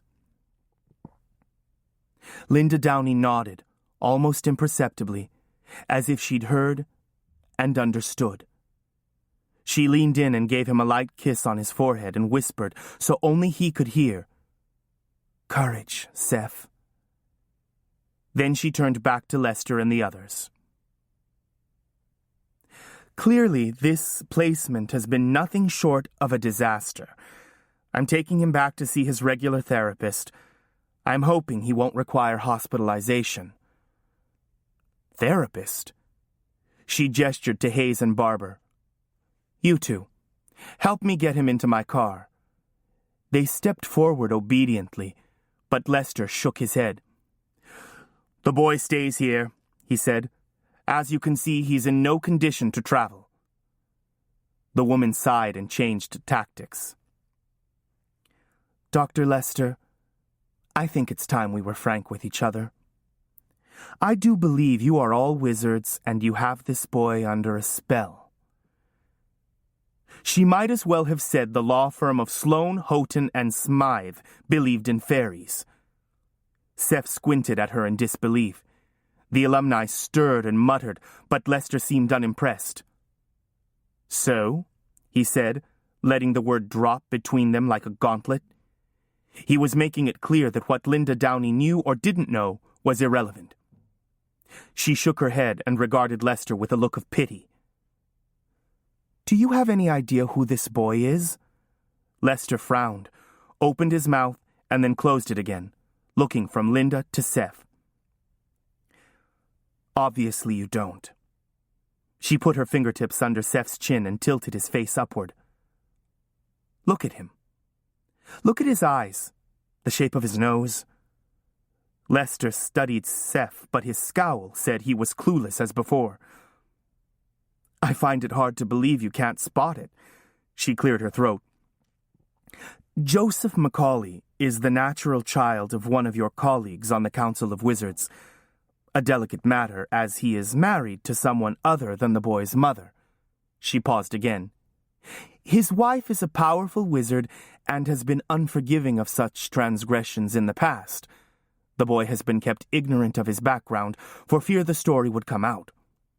But Seth's father takes a strong interest in his welfare and upbringing. Seth is his only son." "She knows who my father is." Despite Lester and the alumni, despite his desperate situation, despite everything, Seth waited breathlessly for Linda Downey to say his name. Lester seemed to be rummaging through some kind of mental list. "Who is it?" he demanded. "Tell me. Who's his father?" Linda said nothing. "You don't mean Ravenstock?" The wizard's face transitioned from incredulity to cunning conviction. "It is, isn't it?" She hesitated, then said, "It's really none of your business. But you'll find out soon enough if you don't unbind the boy and let him go. His father flew into Portland yesterday. You can imagine his reaction when I forwarded Seth's message. If I don't show up with his son in Portland by this afternoon, his father will take this place apart, stone by stone, until he finds him. No excuse will be good enough to satisfy him. And you can be sure he'll bring the matter to the council next week." Lester clenched and unclenched his fists. Why didn't Ravenstock come himself if he's so concerned? Ravenstock. Joseph Ravenstock. "Hey, I'm Seth Ravenstock." Seth tried out the name in his mind. "Considering his position, he wishes to keep the matter private, so he sent me as his representative. If he'd expected a problem, I'm sure he would have come himself." "How do I know you're telling the truth?" Seth could tell Lester didn't want to believe her. "I'm the boy's guardian. I can show you papers if you like." She dug in her briefcase, pulled out a wad of papers, and handed them to Lester. He scanned them unhappily and handed them back. "But Houghton's my guardian, isn't he?" "Look," the woman said, "we're counting on your discretion. Seth's father doesn't care about whatever it is you're doing up here, but his tolerance does not extend to his own son. The boy has been badly beaten, starved, and tortured. If this comes out, it would be natural for the council to assume that you were targeting his son for a reason. A political reason." "And why should we allow you to leave here carrying tales?" Lester asked. He took a step toward her, reaching out to take her wrist. She stepped back, deftly avoiding his hand. "I'm expected back with Joseph tonight," she said calmly. "How would you propose to explain our disappearance?" Lester looked bereft, like his birthday had been cancelled. Clearly he was trying to devise some alternative to letting Seth go, but it was also obvious that the woman's threats had been effective.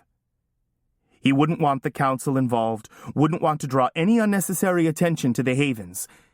He had to weigh the potential risk of releasing Seth against the damage of certain exposure.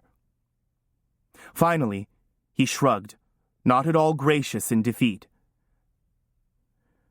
"Very well. Wait in the outer office a moment. I need to speak to Joseph in private." She didn't want to go, Seth could tell, and he didn't want her to go either. But she went, looking back over her shoulder as if it might be the last time she saw him. Lester pointed at Seth and muttered the countercharm. Seth stirred in his chair and tried unsuccessfully to get to his feet. The headmaster gripped him by the front of his sweatshirt and dragged him upright so their faces were inches apart. "So, Joseph, you're going back to your father. I hope you'll have a wonderful reunion. Just remember one thing. If even a whisper of what's going on here reaches any member of the council, whether it's traceable back to you or not, I will make it my mission in life to track down every member of your miserable family and every friend you ever had down to the most ephemeral romantic fling, and I will kill them in the most excruciating way possible. And when I'm done with them, I will come after you, and we will resume where we left off." Seth looked back at him and said, "Can I go now?" And thought, "You come after me, and I'll be ready next time." Lester let go of him and took a step back. Keeping his back straight, feeling Lester's hostile glare on the back of his neck, Seth limped into the outer office where Linda Downey was waiting. Though he towered over her, she slid her hand under his elbow to support him. Magic flowed into him. Powerful stuff that made his head spin, though somehow different from what he was used to. Lester and the alumni had followed him out. He seemed to be trying to place Linda within his scheme of things. "I assume that you are Ravenstock's latest lover?" "Assistant," she said, steering Seth toward the door. Seth looked back at Lester, burning an image for later use. Somehow, I'll make you pay, he thought. For Sam, whoever he was, and might have been. For Trevor. And for Jason, most of all. He shuffled painfully to the door, with Linda's hand at his elbow, and then out the door, and to the stairs. They managed to navigate the stairs, and hobbled out the front door. The BMW waited in the parking lot. Linda opened the passenger door for Seth, helped him in, closed it behind him, and climbed in behind the wheel. Though she seemed calm, her hand was shaking, and it took 2 tries to fit the key into the ignition. Seth pressed himself back into the seat. Linda Downey drove fast and aggressively, ramming through the gears, jouncing down the dirt road at a reckless speed, reminding Seth of each and every injury. He looked over at her. There were spots of high color on her cheeks, and her eyes were alternately revealed and concealed in the shifting light under the trees. This was his father's girlfriend? Seth tried to get comfortable, still unable to believe that he was finally leaving the Havens. "So, we're heading for Portland?" He could hardly force the words between his swollen lips. His tongue explored a jagged spot where a tooth had broken off. She nodded. "It's the fastest way out of Maine, but first we need to find you a doctor."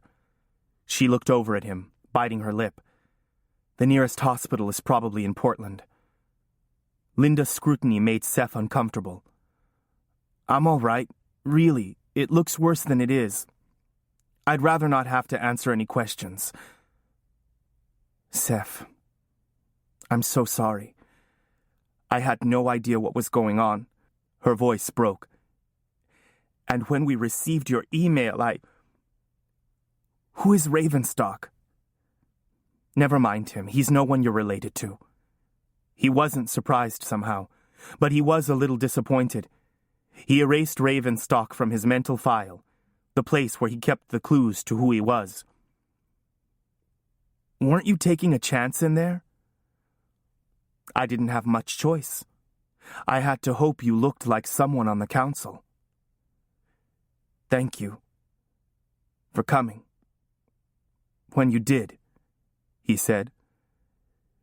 "They were going to kill me. Or worse." She glanced over at him. "Why?" "I think he likes it. Hurting people, I mean." Lester's threat was fresh in his mind. He wasn't going to say much until he found out who and what she was. Linda cleared her throat. "I don't really know how much you know about the magical guilds." She looked straight ahead, as if embarrassed, as if she were about to deliver the talk. "I know all about it," he said, rechecking the rearview mirror for the 15th time. "We're Anna-we're wizards and spells, if that's what you mean." He'd surprised her. "Who told you? Was it Lester?" He shook his head. "My foster mother told me a little. The rest, I learned here. He thought of Jason, and his breath came ragged when he drew it in. He closed his eyes, trying to remember how it had felt when he'd smashed into Lester, wishing he'd managed to get off a charm. "Are you sure you're all right?" "I'm fine," Seth said. "Perfect." He looked sideways at her. "So, you're a wizard?" She shook her head. "No. Enchanter." She delivered the word quickly, as if unsure of his reaction. An enchanter? Jason had been fascinated by enchanters, but said he'd never met one. Seth remembered something Jason had said, and before he could think, he had blurted it out. "Is it true an enchanter can bewitch any wizard, no matter how powerful?" Then he clapped his mouth shut. Not a question to be asking someone he'd just met. "Well, I suppose that depends on the enchanter and the wizard and how careful he or she is about being bewitched. Of course, as a general rule, wizards are more powerful than enchanters. But if I come on a wizard unawares..." She let go of the wheel and flexed her fingers like a cat unsheathing its claws. "But who are you? Do you really work for Sloane's?" "No, they work for me. What I said in there was true. I'm your guardian."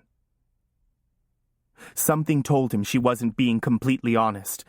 It was as if she were translucent, and every so often the light would shine through, illuminating her, revealing shards of the truth, like gold glittering in the sand. Do you know my parents?" He wasn't sure what tense to use. "I knew them. Years ago," she said.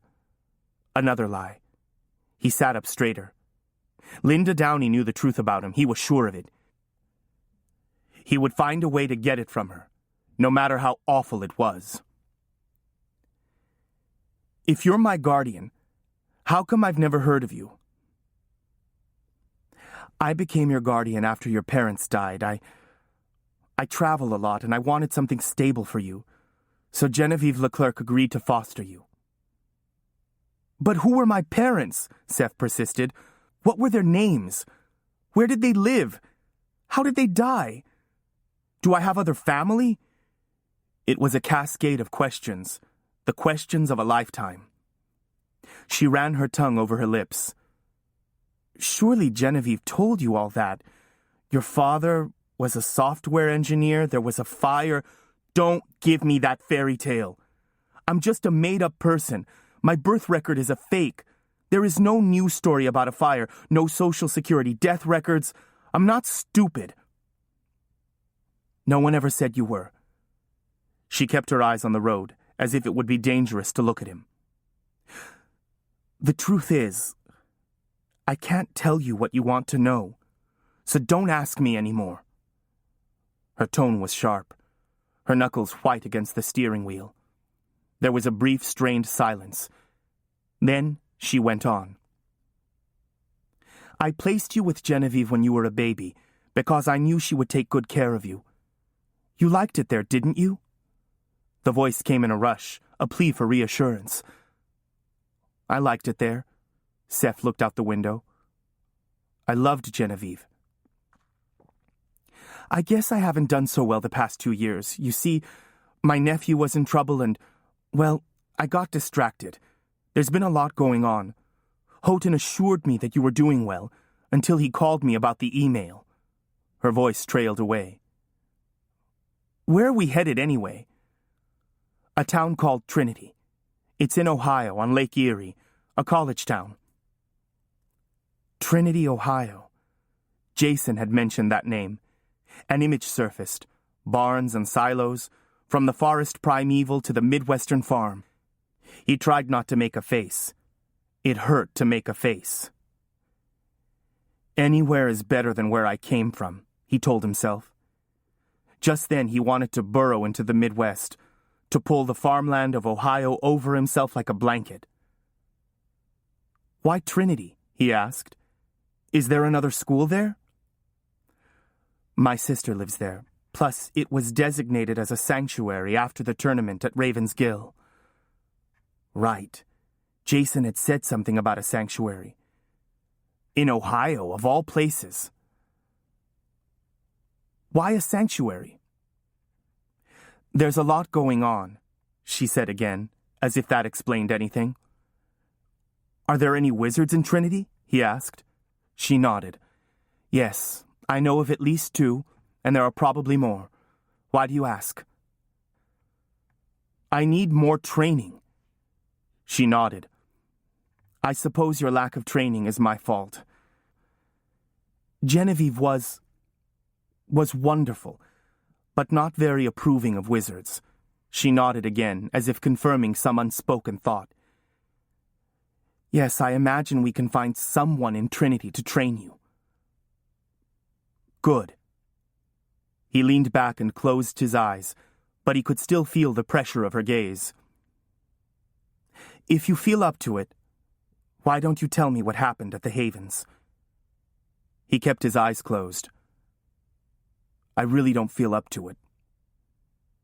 She fell silent. She had secrets. So did he. Gregory Lester's threat lingered in the back of his mind. It might be that the only person to tell this story to would be the dragon. Someone powerful enough to put it to use. Linda Downey had saved his life, and for that, he was grateful. If she wanted more than that, she'd have to earn his trust.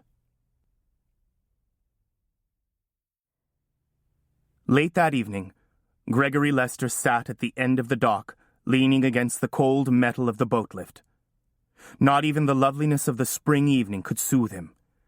He was drinking Courvoisier again, and more than usual. The boy had made a fool of him. First, he'd broken into his office and sent the emails. Then, he had actually dared to attack him. And he'd walked away with hardly a scratch. Not a good lesson for the alumni who were there to see it. He consoled himself with the anticipation of the summer to come. There would be a meeting of the council the next week. He wondered if he could use the information about Ravenstock's bastard to direct his vote on the constitutional issue. Once the other students were gone, he'd need time to work with the alumni.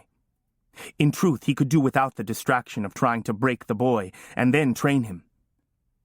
Even with the loss of his 2 latest prospects, he had 15 wizards linked to him.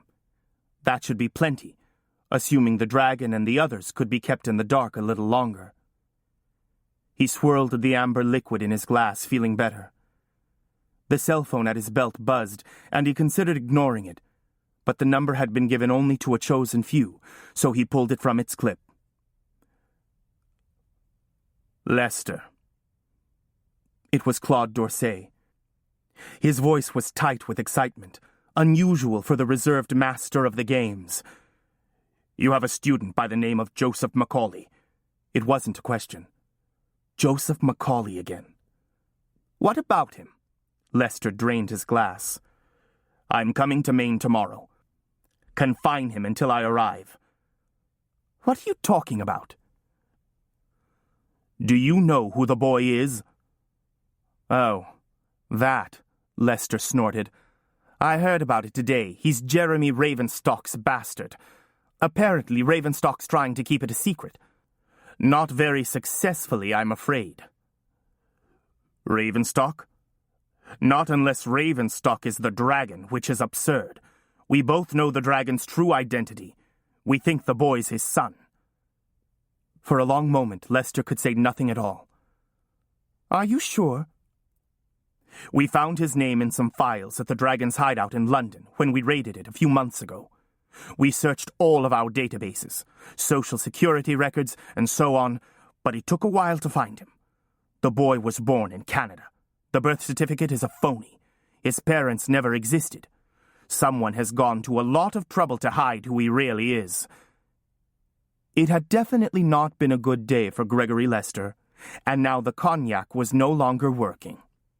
Joseph Macaulay's face was before him again, and he saw the resemblance immediately.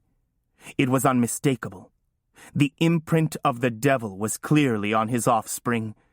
It confirmed both the father as the dragon and the son as his blood. "He's gone, Claude," he whispered, unable to believe it himself. "What do you mean he's gone?" "He left this morning. His guardian picked him up." "His guardian? Who?" "A lawyer named Linda Downey. She said she was representing Ravenstock. The boy acted like he'd never laid eyes on her before." "Linda Downey," D'Orsay repeated. "I remember her. She was at the tournament last summer. An enchanter." "An enchanter!" The glass shattered in Lester's hand, and he stared down at the blood that ran across his palm. It was suddenly clear to him why she had been so hard to resist. D'Orsay was still going on about Linda Downey. "She was unforgettable. Bewitching, really. I wonder what her connection is to the dragon." He was quiet for a moment. "So, she charmed you into giving up the boy?" "Never mind how she did it. How was I supposed to know who he was?" But looking back, he had trouble remembering how she'd persuaded him to relinquish something he wanted to keep so badly. So young, so powerful, so resistant to persuasion. He should have suspected from the beginning that the boy was a spy. But why would the dragon have risked his son in such a scheme when he had gone to so much trouble to hide his identity? "I think we can assume that by now the dragon knows all about the Havens," D'Orsay said. "You're going to have to vacate." "I'll reinforce the perimeter. We were leaving soon anyway. There's no reason to change our plans. The boy declined to link to me, so he doesn't know much. And if we can find him, we can use him to lure the dragon out of hiding." "Did they say where they were going?" D'Orsay asked. "No. Probably not Portland, Maine." "Where is she from?" "I don't know where she lives, but I could find out. She has some connection with the sanctuary that was established after the disaster at the tournament last spring. Some little town in the Midwest. It might be a place to start." "Let me look for them. I'll try to intercept them before they get to the sanctuary." Lester had his own personal reasons for doing so. "I have video of Joseph, and I may have some still pictures. I'll email them to you." And so, it was agreed.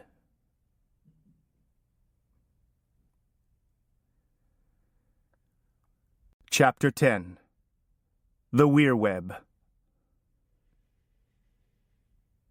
Seth alternately watched the scenery and dozed in the brief, intensive catnaps that had become his custom at the Havens.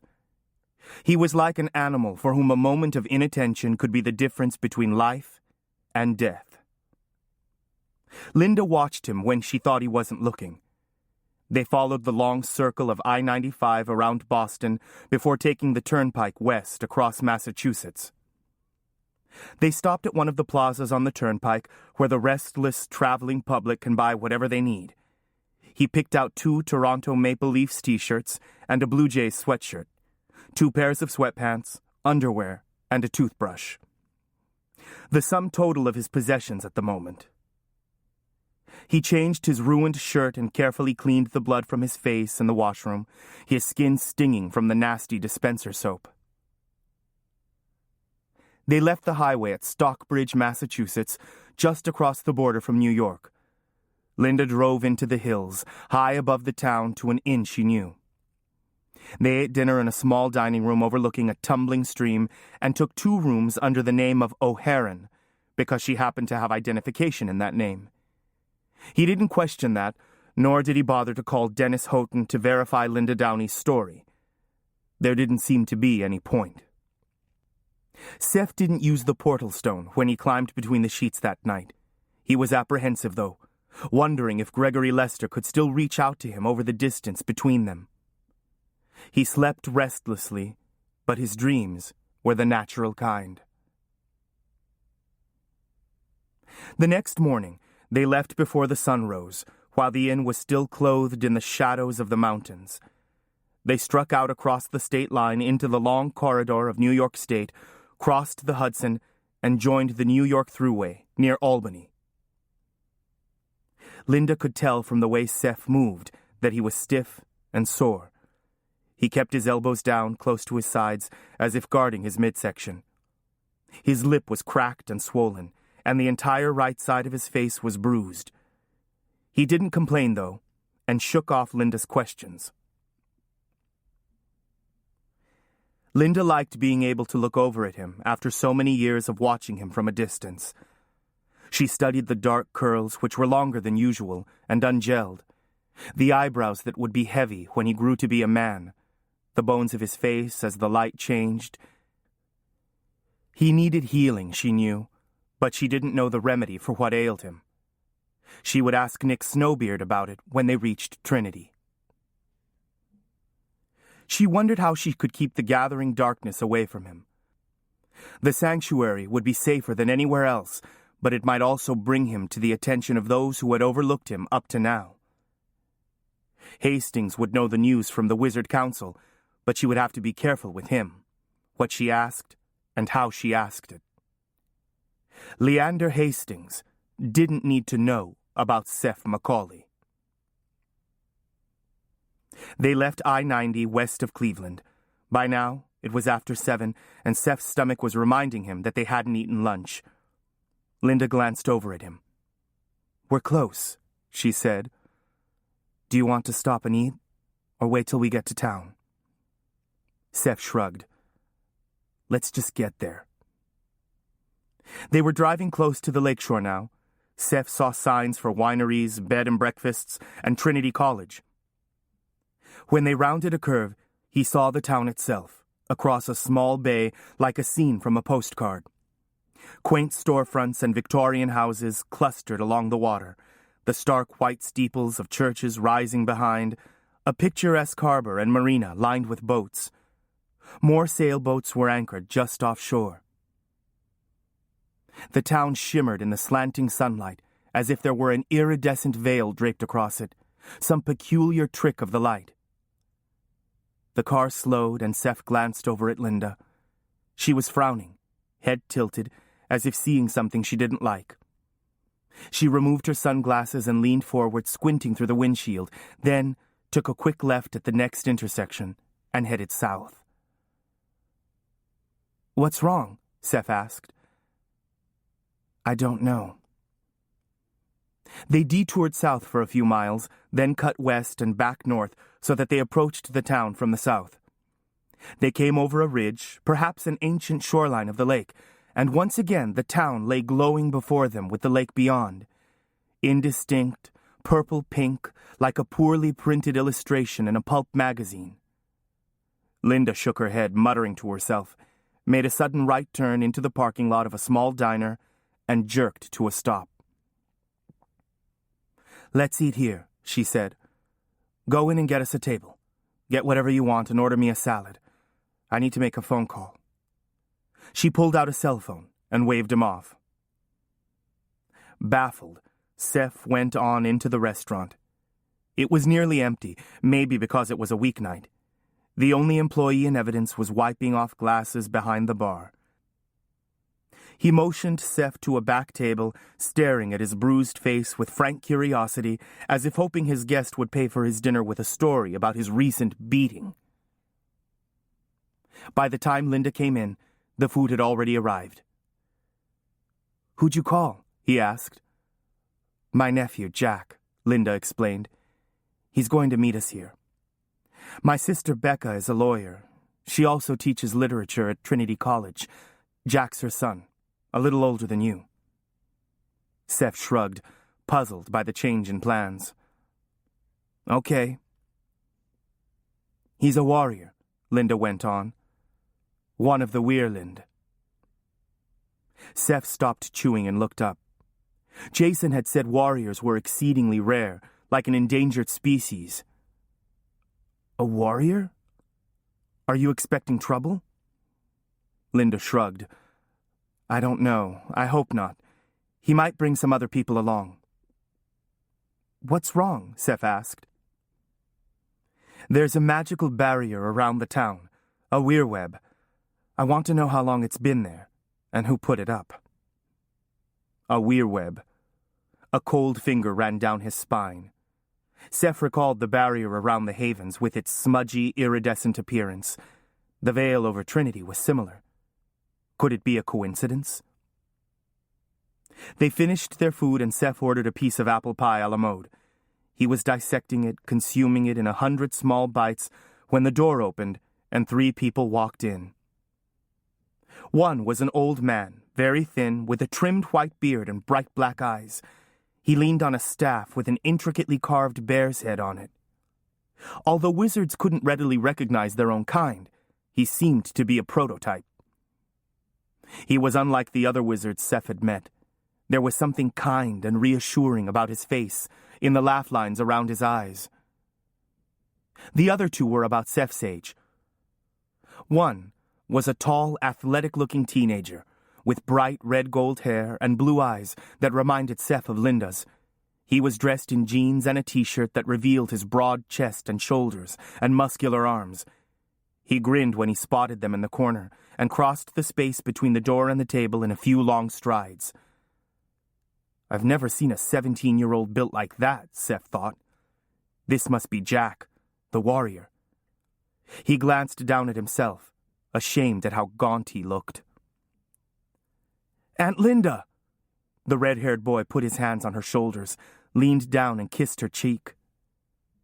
The third member of the trio was a girl, almost as tall as the boy, though her hair was chestnut brown. There was a certain physical grace and confidence about them. Their raw physical power seemed to push everyone else to the periphery. If Jack's a warrior, Seth thought, then so is she. Hello, Aunt Linda. The girl embraced Linda Downey also, a little more shyly. Seth was beginning to feel left out amid all the meeting and greeting, but he felt the wizard's eyes upon him, and in a moment, the warriors noticed him too. Jack rocked back on his heels, and the girl's right hand crept to her belt as if she might find a weapon there. Seth stood up. I'm Seth, he said, sticking out his hand to the wizard. Seth sensed well-controlled but elaborate power behind the grip. He had the feeling the old man already knew exactly who he was. Linda nodded toward the wizard. I'm sorry, Seth. This is Nicodemus Snowbeard, she said, and my nephew, Jack Swift, and a friend, Ellen Stevenson. She put her hand on Seth's shoulder. This is Seth Macaulay. She didn't qualify him in any way. Jack Swift, Seth thought. Where have I heard that name before? You never said he was a wizard, Jack said, not bothering to hide his surprise. They were all 3 looking curiously at Seth's cut and swollen lip, his battered face. Since when does a wizard need sanctuary? There was a degree of challenge behind the question. Seth lifted his chin and looked Jack in the eyes. He was almost of a height with the warrior, though Jack probably outweighed him by half. Why? You the gatekeeper? Jack, you of all people should know it's not difficult to make enemies, no matter who you are, Linda said quickly. That was it.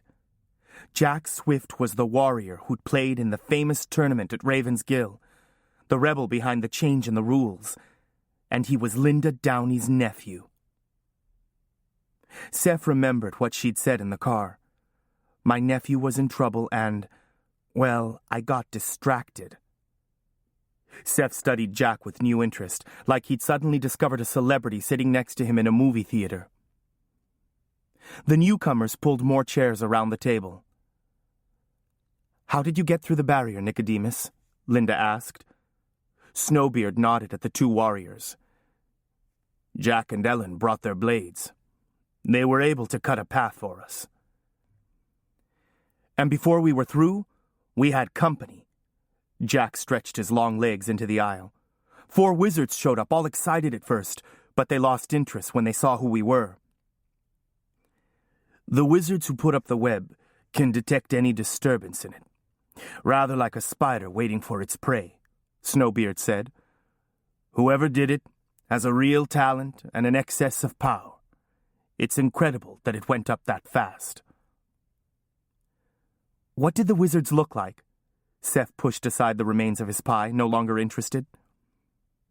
They were all pretty young, maybe a few years older than us, Ellen said. They asked about an enchanter and a young wizard, matching your descriptions, Jack added, fixing Seth with a gaze that conceded nothing. They were typical wizards, arrogant and pushy, but I guess they decided they didn't want to get into it. The warrior flexed his hands and rested them on his knees, as if he wouldn't have minded getting into it. They ordered us to leave the web alone, Ellen added. How does a weir web work? Seth asked. The old man stroked his beard. It's a soft barrier that selects for weir, for people carrying a stone. And a weir can pass through it without even noticing. For us, it's a very sticky trap. It will hold you fast if you touch any part of it. Given enough time, I could force an opening, but it's made to be resistant to spellcasting. Barber had put up the wizard wall at the Havens. But how could they have tracked them here so quickly? And why let him go only to come after him here? The weirweb is an interesting choice of weapons, Snowbeard said thoughtfully. It was commonly used in the wizard wars back in the 16th century. Wizards would trap weir from the opposing houses in the web and then pick them off at their leisure, or take them prisoner. It's fine work. I haven't seen anything like it in several hundred years. Seth blinked at the wizard. How old could he be anyway? Jason had said wizards lived almost forever, but Seth had thought he was exaggerating. Well, Snowbeard continued, we're going to have to assume that someone wants to keep you from reaching the sanctuary. Their use of the web suggests they want to take you alive. Otherwise, they would have set a different kind of trap. So, Jack said, leaning across the table, speaking directly to Seth, did you piss somebody off or what? Will you relax? Ellen said, frowning at Jack. Can't you see he's had a hard time?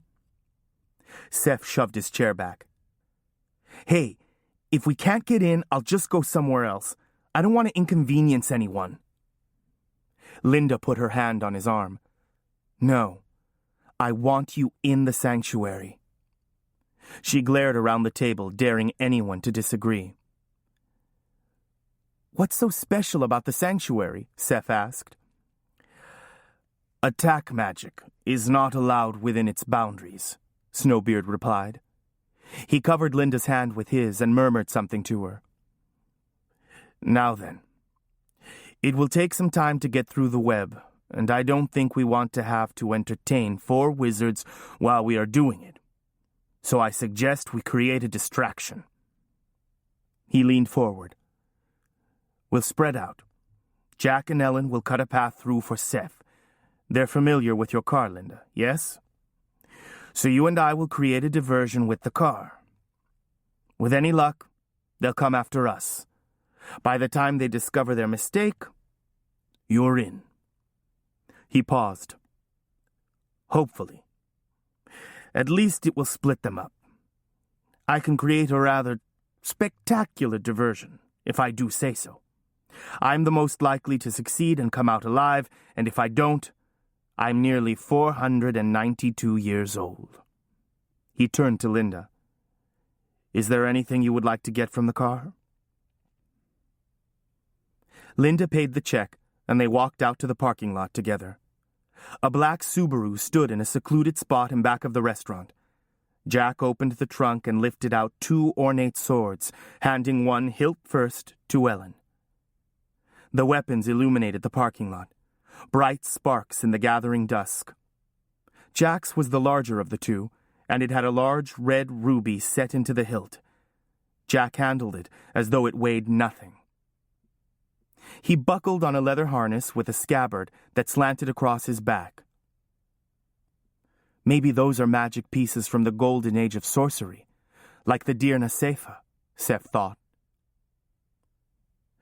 Let's synchronize our watches. It's 7:45, Snowbeard said. Linda and I will break into the web at 8:15. Wait a few minutes, then cut through yourselves. Snowbeard slid behind the wheel of the BMW with Linda on the passenger side. Jack and Ellen and Seth climbed into the Subaru, laying the swords down between the seats.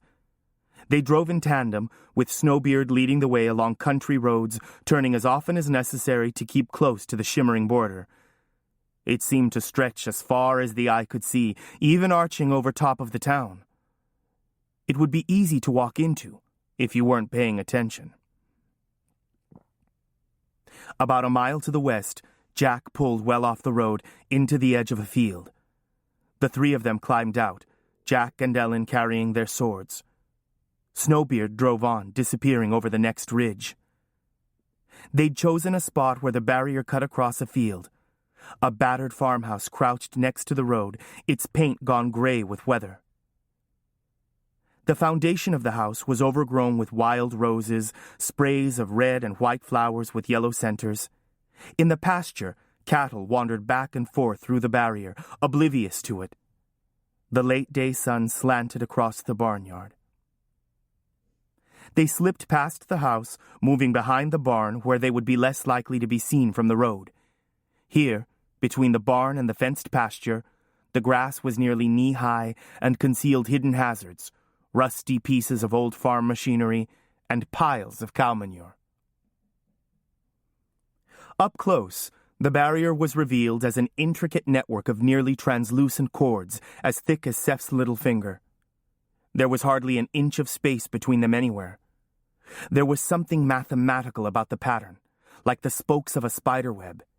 It had a kind of malevolent presence, as if it were alive and watching them. He couldn't tell how thick it was. Jack paced up and down impatiently, swinging his sword like a scythe, clipping off the tops of weeds. Seth and Ellen sat down in the grass and waited. Biting insects buzzed around their faces. At 8:15, they queued up at the wall, Jack first, then Ellen, followed by Seth. We'll only be able to hack a narrow path, Jack warned Seth. This stuff is tough to get through, and it kind of fills in behind, so be careful not to touch any part of it. In the distance, they heard a boom and saw flames fountaining into the air like a series of gigantic Roman candles. The diversion had begun. They'll be lucky if they don't draw the local police, too, Seth thought. Jack's blue-edged blade bit into the web, sending bits of cording flying. The net responded immediately, shrinking back before them. A muttering arose from the weir web, like the sound of an angry crowd. It grew until it became a great wailing clamor. Jack looked over his shoulder, making a face. Hard to take, isn't it? He turned back to his work. He flowed from stance to stance like a fencer, the sword a bright blur, singing as the web keened. The warrior's swordplay was poetry in flesh, although it wasn't long before his t-shirt was stuck to him and sweat poured down his face. Ellen followed behind, clearing loose tendrils and widening the path behind Jack. They swapped places every few minutes. Seth watched to the rear, looking for any sign of pursuit.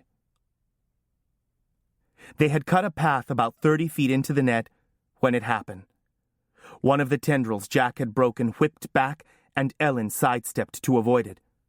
Her arm brushed one of those loose tendrils at the side of the path.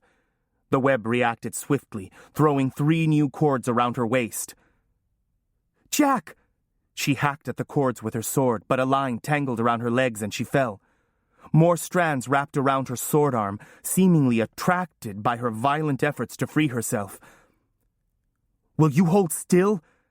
Jack plunged into the growth around her, slicing away at the bonds that held her whole body prisoner. He used his blade like a surgeon, slicing through the web, miraculously never drawing blood. Ellen sat stone still, unflinching, though swearing creatively. But the net responded by throwing out more cords. Jack had to be careful not to become entangled himself. He was making no visible progress. He yanked a blade out of a sheath at his belt and looked over at Seth. "Listen, are you any good with a knife?" Seth was no good with a knife at all, but he accepted the blade and began hacking at the thick tendrils, conscious of time passing, working as quickly as he could while trying to stay away from vital organs. All around them, the web seemed to be chuckling triumphantly. After 5 minutes, Ellen was wrapped up as securely as before. She looked up at Jack and Seth. "Go on," she said. "You've wasted too much time already." "No," Jack said stubbornly, slashing at the cords at her waist.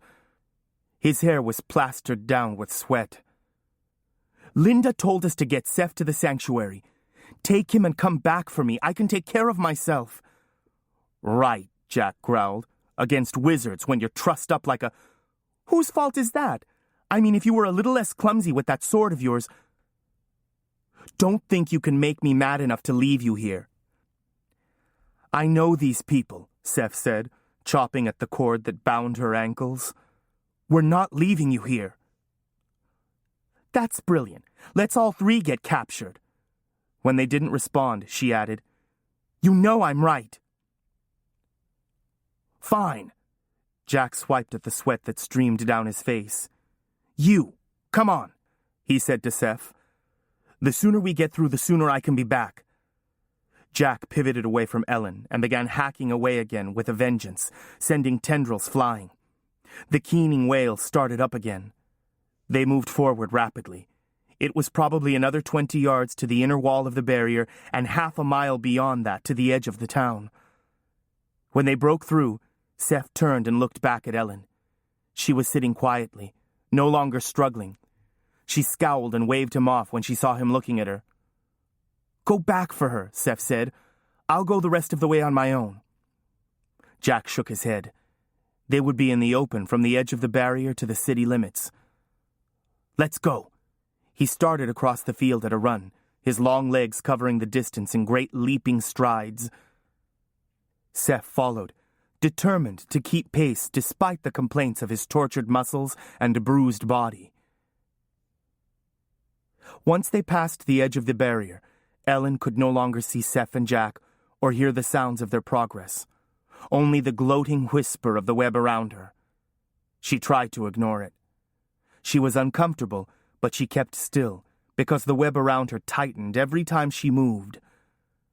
A cow passed through the barrier and stopped a few feet away, staring at her curiously. The cow lifted her head and looked back down the pathway. Ellen heard something too. Someone was coming.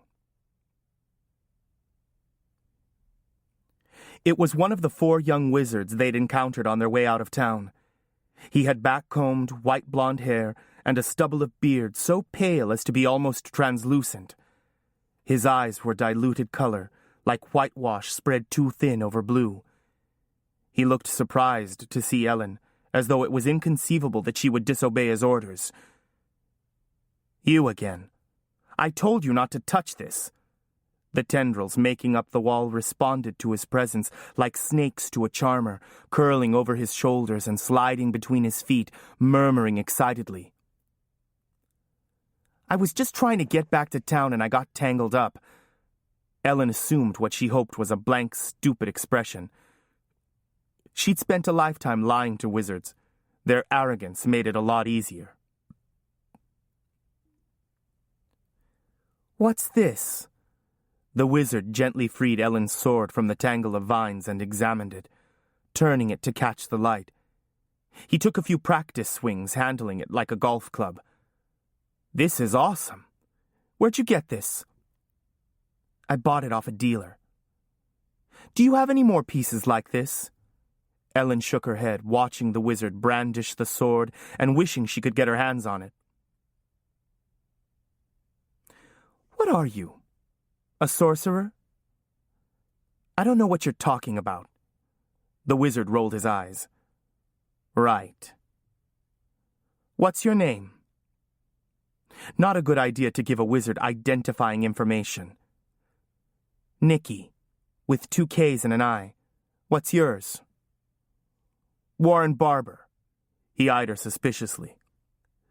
Look, sweetheart, I know something's going on. Fires, explosions, people running around with magical swords, old men in sports cars.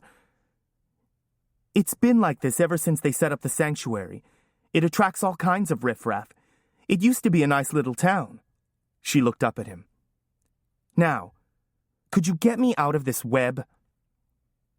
Barbara carefully set the sword down out of Ellen's reach, then began crooning charms, coaxing the cords away from Ellen's body until her legs were freed. He left her hands securely tied. She extended her bound wrists. What's with this? I have a feeling you know more than you're saying. I think, with a little persuasion, you'll tell me what it is. He smiled and extended his hands. Ellen knew well how painful a wizard's touch could be. So much for peaceful coexistence. She bunched her legs under her and rammed her head into Barber's face, feeling his nose crunch at the impact. She landed, rolling, and gripped the sword hilt with her bound hands. Swinging the blade upright, she thrust it at the wizard's midsection, flames dancing eagerly at the tip. But he leaped back out of range, spinning additional cords from his hands that snaked around her body, despite her efforts to cut them to pieces. They constricted until she was totally immobile, and then Barber yanked the sword from her hand and set it aside. He knelt and leaned over her, blood streaming from his broken nose, pale face spotted purple with rage. He wrapped his hot wizard hands around her throat and squeezed. She twisted and turned under his weight, but couldn't free herself. Spots danced before her eyes, then coalesced into darkness. Something thudded into them, and then the wizard's weight was gone, and her airway was miraculously open. Ellen sucked in great lungfuls of air until her vision cleared. She looked up to see Jack and Barber circling like fighters being paid by the round. "You all right, Ellen?" Jack asked, without taking his eyes off Barber. "I'm fine," she croaked, feeling stupid, lying on the ground, tied up like a holiday ham. "Cut me loose when you get a minute?" Jack reached over his shoulder and drew his sword, Shadow Slayer, with a delicious hissing sound. He stood with his feet spread apart a little, the sword pointed at the wizard. Barber took a step back, outside of the immediate reach of the blade, and swept his hand toward Jack. Flames sprayed at Jack's face, but he parried them with his sword. Barber cast an immobilization charm, but before it was out of his mouth, Jack spoke the counterspell, stumbling over the words a bit. Barber licked his lips. "You're a wizard?" "Maybe." Jack stood in a ready position, his blue eyes hard and cold. Barber feinted toward Jack, then launched a gout of flame at Ellen. Jack threw himself into the path of the attack, shoving Ellen aside. Tongues of flame engulfed his sword arm. Shadow Slayer slipped from his grasp, landing with a thud in the tall grass. Swearing, Jack leaped after his blade, but Barber spun out long cords that tangled in his legs and wrapped themselves around his body. Almost lazily, Barber raised his hands to deliver a killing blow. Suddenly, a peculiar expression spread across his face. He swayed, then toppled forward into the grass and lay still. Finally free, Jack retrieved his sword and stood over the wizard, both hands wrapped around the hilt, the tip of the blade pressed into the back of Barber's neck. But Barber was out cold. Seth Macaulay materialized before their eyes, as if out of the air, holding a large branch like a baseball bat. When he saw that Barber was truly down, he tossed the branch aside. "Best I could do," he said apologetically. "I can't cast charms while I'm unnoticeable. Anyway, I don't know a lot of magic." "Well, obviously you've learned something," Ellen said, extending her wrists so Jack could cut them free. "Not that I'm ungrateful, but what the hell are you doing here?" Jack demanded of Seth. "I told you to stay where you were." Seth swept his hair out of his eyes.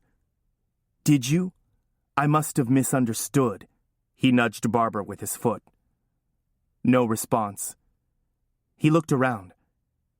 "Hey, the wall's down." Ellen looked up.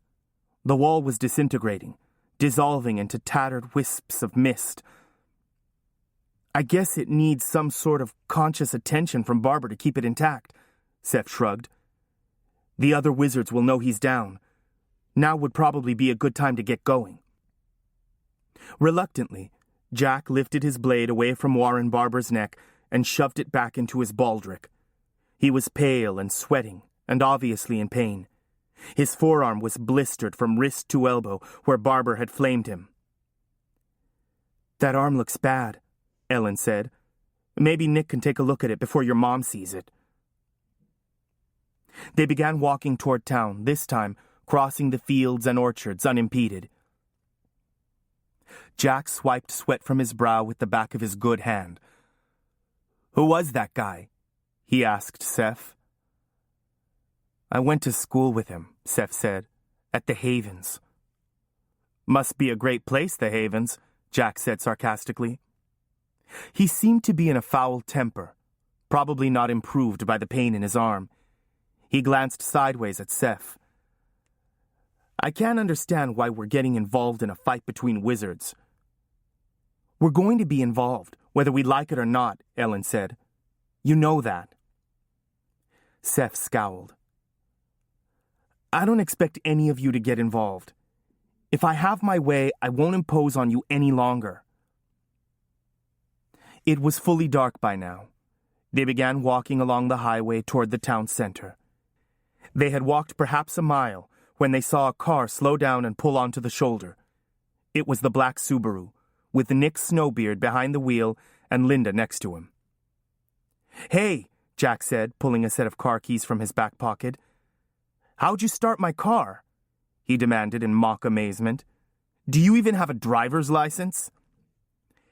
"If I did, they would probably take it away after tonight," Snowbeard replied.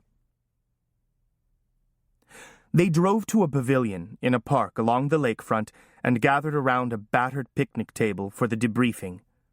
Snowbeard kindled a wizard light in the center, casting a soft illumination over all of the participants. Linda leaned forward and squinted across the table, then reached out and gently touched Jack's hand. "What happened to your arm?" They told Snowbeard and Linda about the encounter with Warren Barber. "Can you do anything for him, Nick?" Linda asked. Snowbeard studied the injury, then leaned toward Jack and gripped him at the wrist and shoulder, careful not to touch the blistered area. Power rippled between the old wizard's hand, like a cool stream flowing over Jack's skin. The blisters subsided, though the area was still angry red. Jack released a long breath and managed a grin. "Thanks, Nick. That feels a lot better." "Less chance of infection now, Jack. But the area will be very tender for the next few days," Snowbeard said. He looked at Ellen. "What about you, my dear?" Ellen had a necklace of purpling bruises around her neck, but she brushed off Snowbeard's question. Seth was getting the impression that she was not the kind of person who enjoyed being rescued. Jack turned to Snowbeard. "What happened with the other wizards? Where's the beamer?" Snowbeard smiled, rolling his staff between his hands. "I managed to bore quite a way into the web with wizard flame and whatnot. Then I set off some spectacular fireworks. When the wizards arrived, we raced off in the car. They, of course, assumed it was Linda and Seth. They were young and quite enthusiastic. We led them on a merry chase, but we never actually made it into the sanctuary. So I parked at the mall out by the highway interchange. We went in and lost ourselves among the shoppers. Your car's still there." "How'd you get back to town?" Ellen asked.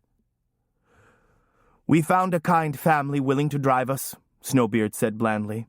"We told them we'd missed the last bus." We thought we'd have trouble getting through the weir web, but it was already down, Linda added. So, Seth said, what do you think is going on? Linda cleared her throat. Lester wants you back, for some reason. Barber is working for a wizard named Gregory Lester, she explained to the others. He was Seth's headmaster at a private school up in Maine. She slid a glance at Seth and he looked away. Lester is also on the Council of Wizards, Snowbeard added thoughtfully. They can't be sure that Seth is here, Linda suggested. They've seen the beamer, Ellen said, and they've seen you. They haven't seen Seth, though, Linda pointed out. Snowbeard said, It occurs to me that there's nothing to keep them from coming into town for a look around. And depending on how you read the rules of engagement, they might be able to find a way to get you or Seth out of town by trickery or force, as long as they don't use magic. But I can use wizardry to defend myself, right? Assuming I can find someone to train me, Seth shrugged. I can teach you, Snowbeard said, looking from Seth to Linda and back again, depending on what you want to learn. Great. Thank you. Seth turned to Jack. Where did you learn to use a sword like that? My teacher was a wizard named Leander Hastings, Jack replied. He specializes in training warriors. He taught me how to fight. Hastings. Does he live in Trinity? Seth asked. No, Linda answered for Jack. I'd love to learn how to fight like that, Seth said. Linda put a hand on his arm. Seth, you're not a warrior, you know. Most wizards can get what they want without fighting anybody, Jack said. He looked at his watch and shoved back from the table. I'd better get home. I've got exams tomorrow. What are you two going to do? Ellen asked. We'll stay at Jack's, Linda said. Shouldn't we call first or something? Seth looked from Linda to Jack. Jack shook his head. My mom's used to Aunt Linda showing up unexpectedly. If she didn't show up unannounced, she'd never show up at all. Don't worry, Seth, Linda said. Believe me, she won't have a problem. When they returned to the car, Jack slid behind the wheel this time, shoving the seat back to accommodate his long legs. Snowbeard sat next to him, and the others climbed in back. Snowbeard lives in an apartment over Jack's garage, Linda explained. He's kind of a part-time caretaker. He was Jack's wizardry teacher, too. He's been with Jack since he was a baby. If wizards don't need to learn how to fight, what does a warrior need with a wizardry teacher? Seth asked. I guess you could say I'm kind of a mongrel, Jack said, rolling his eyes. A wizard with a warrior's stone, or a warrior with a wizard's body.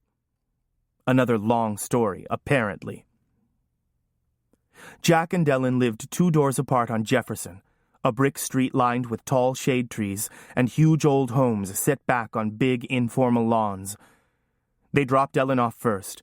The Subaru coasted to the curb, and Ellen climbed out and retrieved her sword from the trunk.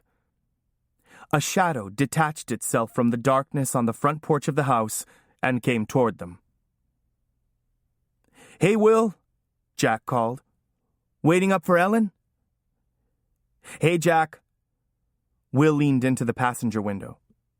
When I see Ellen charging out of the house with a big smile on her face carrying a sword, I know it means trouble. He was built like a football player, maybe a lineman. He had close-cropped dark hair and wore cutoffs and a tank top. Aunt Linda! Will had spotted her in the back seat. I should have known. There must be sorcery afoot. Hi, Will, Linda said. This is Seth Macaulay, Linda went on, resting a hand on Seth's shoulder. He's going to be staying at Jack's this summer. She said it as if it were a done deal. Seth, this is Will Childers, a friend of Jack's. I'm not really his aunt. Jack's friends just call me that. Ellen moved in with him and his parents last year after Ravensgill. Okay, Seth thought. Maybe that's the way it is in small towns. Everyone related to everyone else, living in each other's houses. Maybe Trinity is just one big commune. He would try to relax and go with it. Good to meet you, Seth, Will was saying. See you tomorrow, Jack. I'll be by around 7. Will and Ellen walked back toward the house. They drove past 2 more houses and pulled into a gravel driveway. Circling around to the back of the hulking Victorian house, they jolted to a stop in front of an old, detached garage. Jack shut off the ignition. Linda turned to Seth. Jack's mom, my sister, is Anna Weir. She doesn't know anything about this wizard and warrior business, okay? Seth nodded. Got it. Jack retrieved his sword from the trunk. Snowbeard said goodnight and slowly mounted a staircase to the 2nd floor of the garage. A moment later, a light kindled in the upstairs window.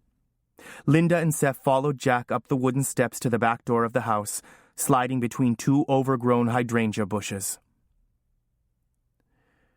We must look pretty scary, Seth realized, suddenly self-conscious. Though his arm looked much better than it had, Jack was all muddy and grass-stained, and Seth looked like he'd been on the losing side of a fight. His change of clothes was still in the BMW. A narrow back staircase ascended into darkness just inside the back door. Jack put his finger to his lips and disappeared up the steps, returning empty-handed and without the baldric. Then he called, Mom, are you presentable? I brought guests. I'm in the study, a woman replied. Is it anyone I know? Yes and no. Linda and Seth followed Jack into the kitchen. It was huge, with a ceramic tile floor and a large farm-style dining table. Takeout containers crowded the counter next to the sink, unwashed dishes stacked next to them. A tall, strawberry-blonde woman entered the room carrying a coffee mug. It was clear where Jack got his coloring. She wore faded blue jeans and sturdy hippie sandals, a sweatshirt carrying the slogan, Bread and Roses. Hers was the kind of beauty that pretty turns into, fresh, scrubbed, and straightforward. Hi, Becca, Linda said. Linda, when did you get into town? Becca embraced the enchanter, leaning down to deliver a quick, fierce hug. How long can you stay? Linda looked over at Seth. I'm not sure. Why do I bother asking? That's always your answer. She turned to Jack. Jack, where have you been? You know you have exams tomorrow. He was with me, Linda said. Sorry. Becca finally noticed Seth, still hesitating in the kitchen doorway. Oh, she said, her hand flying to her mouth as she took in the evidence of his recent beating. Then she smiled and came toward him, extending her hands. Hello, I'm Becca Downey. I'm Seth Macaulay, he said. Pleased to meet you. He extended his hand, and she took it in both of hers and held on to it for a minute. There was something reassuring about the gesture, as if she were already on his side, and blessedly, she did not ask questions. About his face, at least. Have you eaten? Becca looked over her shoulder at the debris on the counter. Oh, yes, plenty, Seth said, feeling awkward again. Then I'll get you something to drink at least. I have some soda down in the cellar. I'll go with you, Linda offered. Both sisters disappeared down the stairs. You might as well sit down, Jack said wryly, pointing to the chairs gathered around the table. Seth sat. Jack pulled 4 glasses down out of the cabinet and filled them with ice, then carried them carefully to the table. He turned a chair around and straddled it, resting his arms on the back and gazing at Seth. There was an awkward silence. Is it just you and your mom? Seth asked. Jack nodded. My dad lives in Boston. They're divorced. I think when they bought the house, they thought they'd be here forever. He rubbed his chin. Where are you from? Mostly Toronto, Seth said automatically, but I've moved around a lot. He was suddenly very tired. What are you, a junior? Seth nodded. Aunt Linda said your parents are dead? She did. Seth ignored the implied question, which he couldn't answer anyway. But fortunately, just at that moment, Becca and Linda emerged from the cellar with bottles of old-fashioned root beer, glistening with condensation. They lined them up on the counter and opened them. As Becca set a soda in front of Seth, she smiled at him and rested a hand on his shoulder. Seth wondered what they'd been talking about downstairs. He didn't have to wait long to find out. Seth, Linda says you could use a place to stay this summer. Jack and I would love to have you here. It'll give us an excuse to finish the wallpapering in the third-floor room. Seth felt blood rush to his face. Really, Becca plowed on undeterred. It'll be great. We'll get to see more of Linda since I know she wants to spend some time with you, and Jack can introduce you to his friends.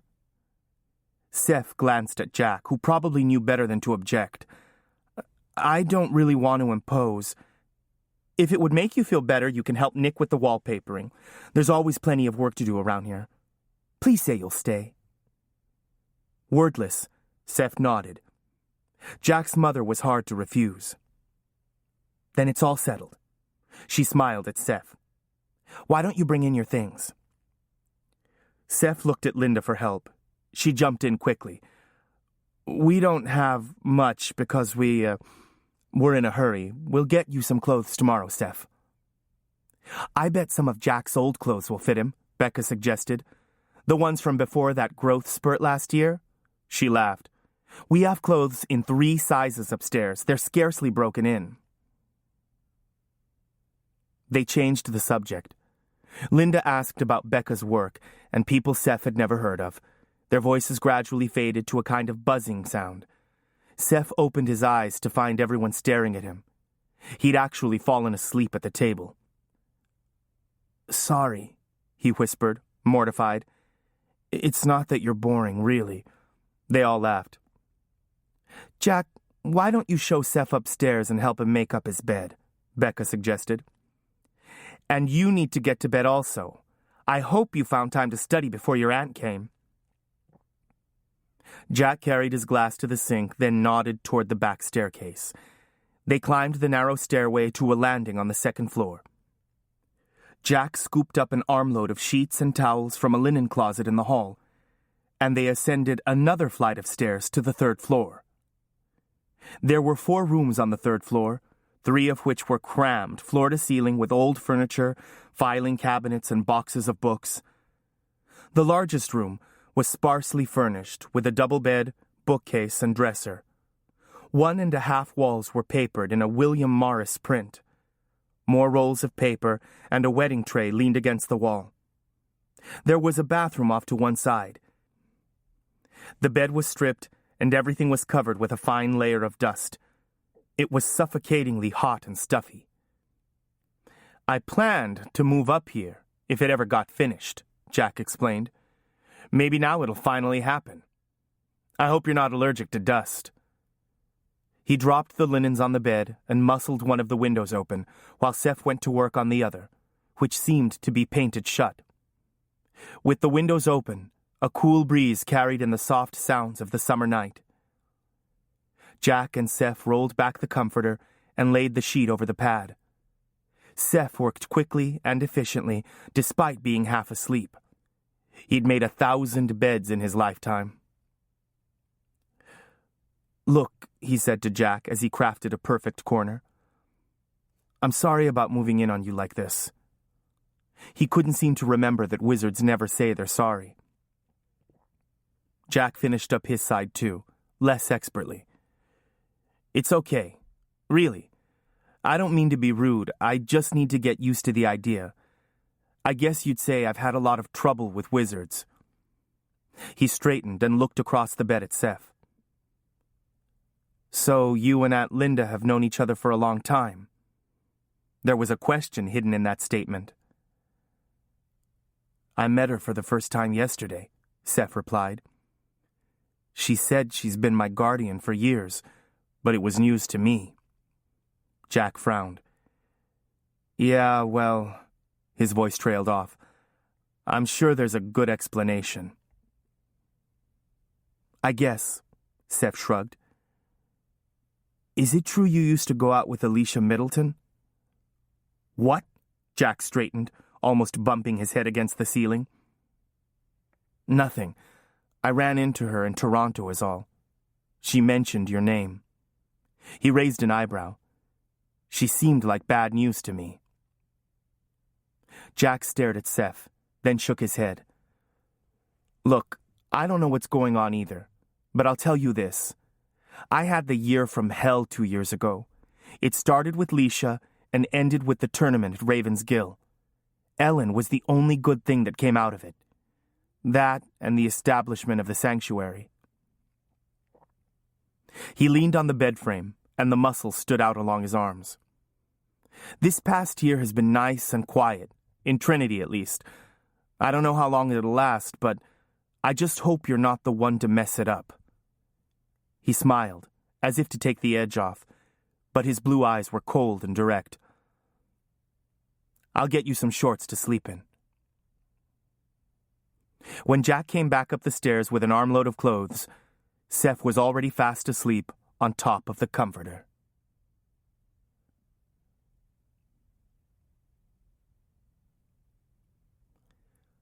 Chapter 11.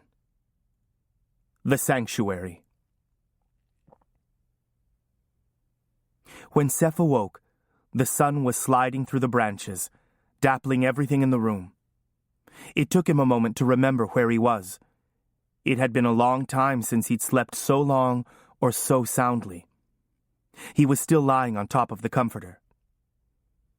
A pile of clothes lay heaped at the foot of the bed.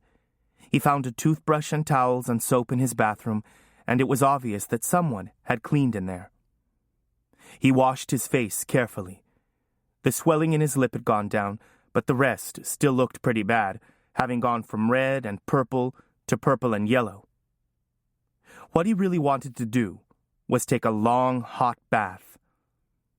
Instead, he tried on clothes until he found a workable pair of jeans. He pulled on a t-shirt that said Trinity Soccer and walked downstairs. The house had emptied out while he was asleep. Dirty coffee cups and glasses sat in the sink, boxes of cereal on the counter.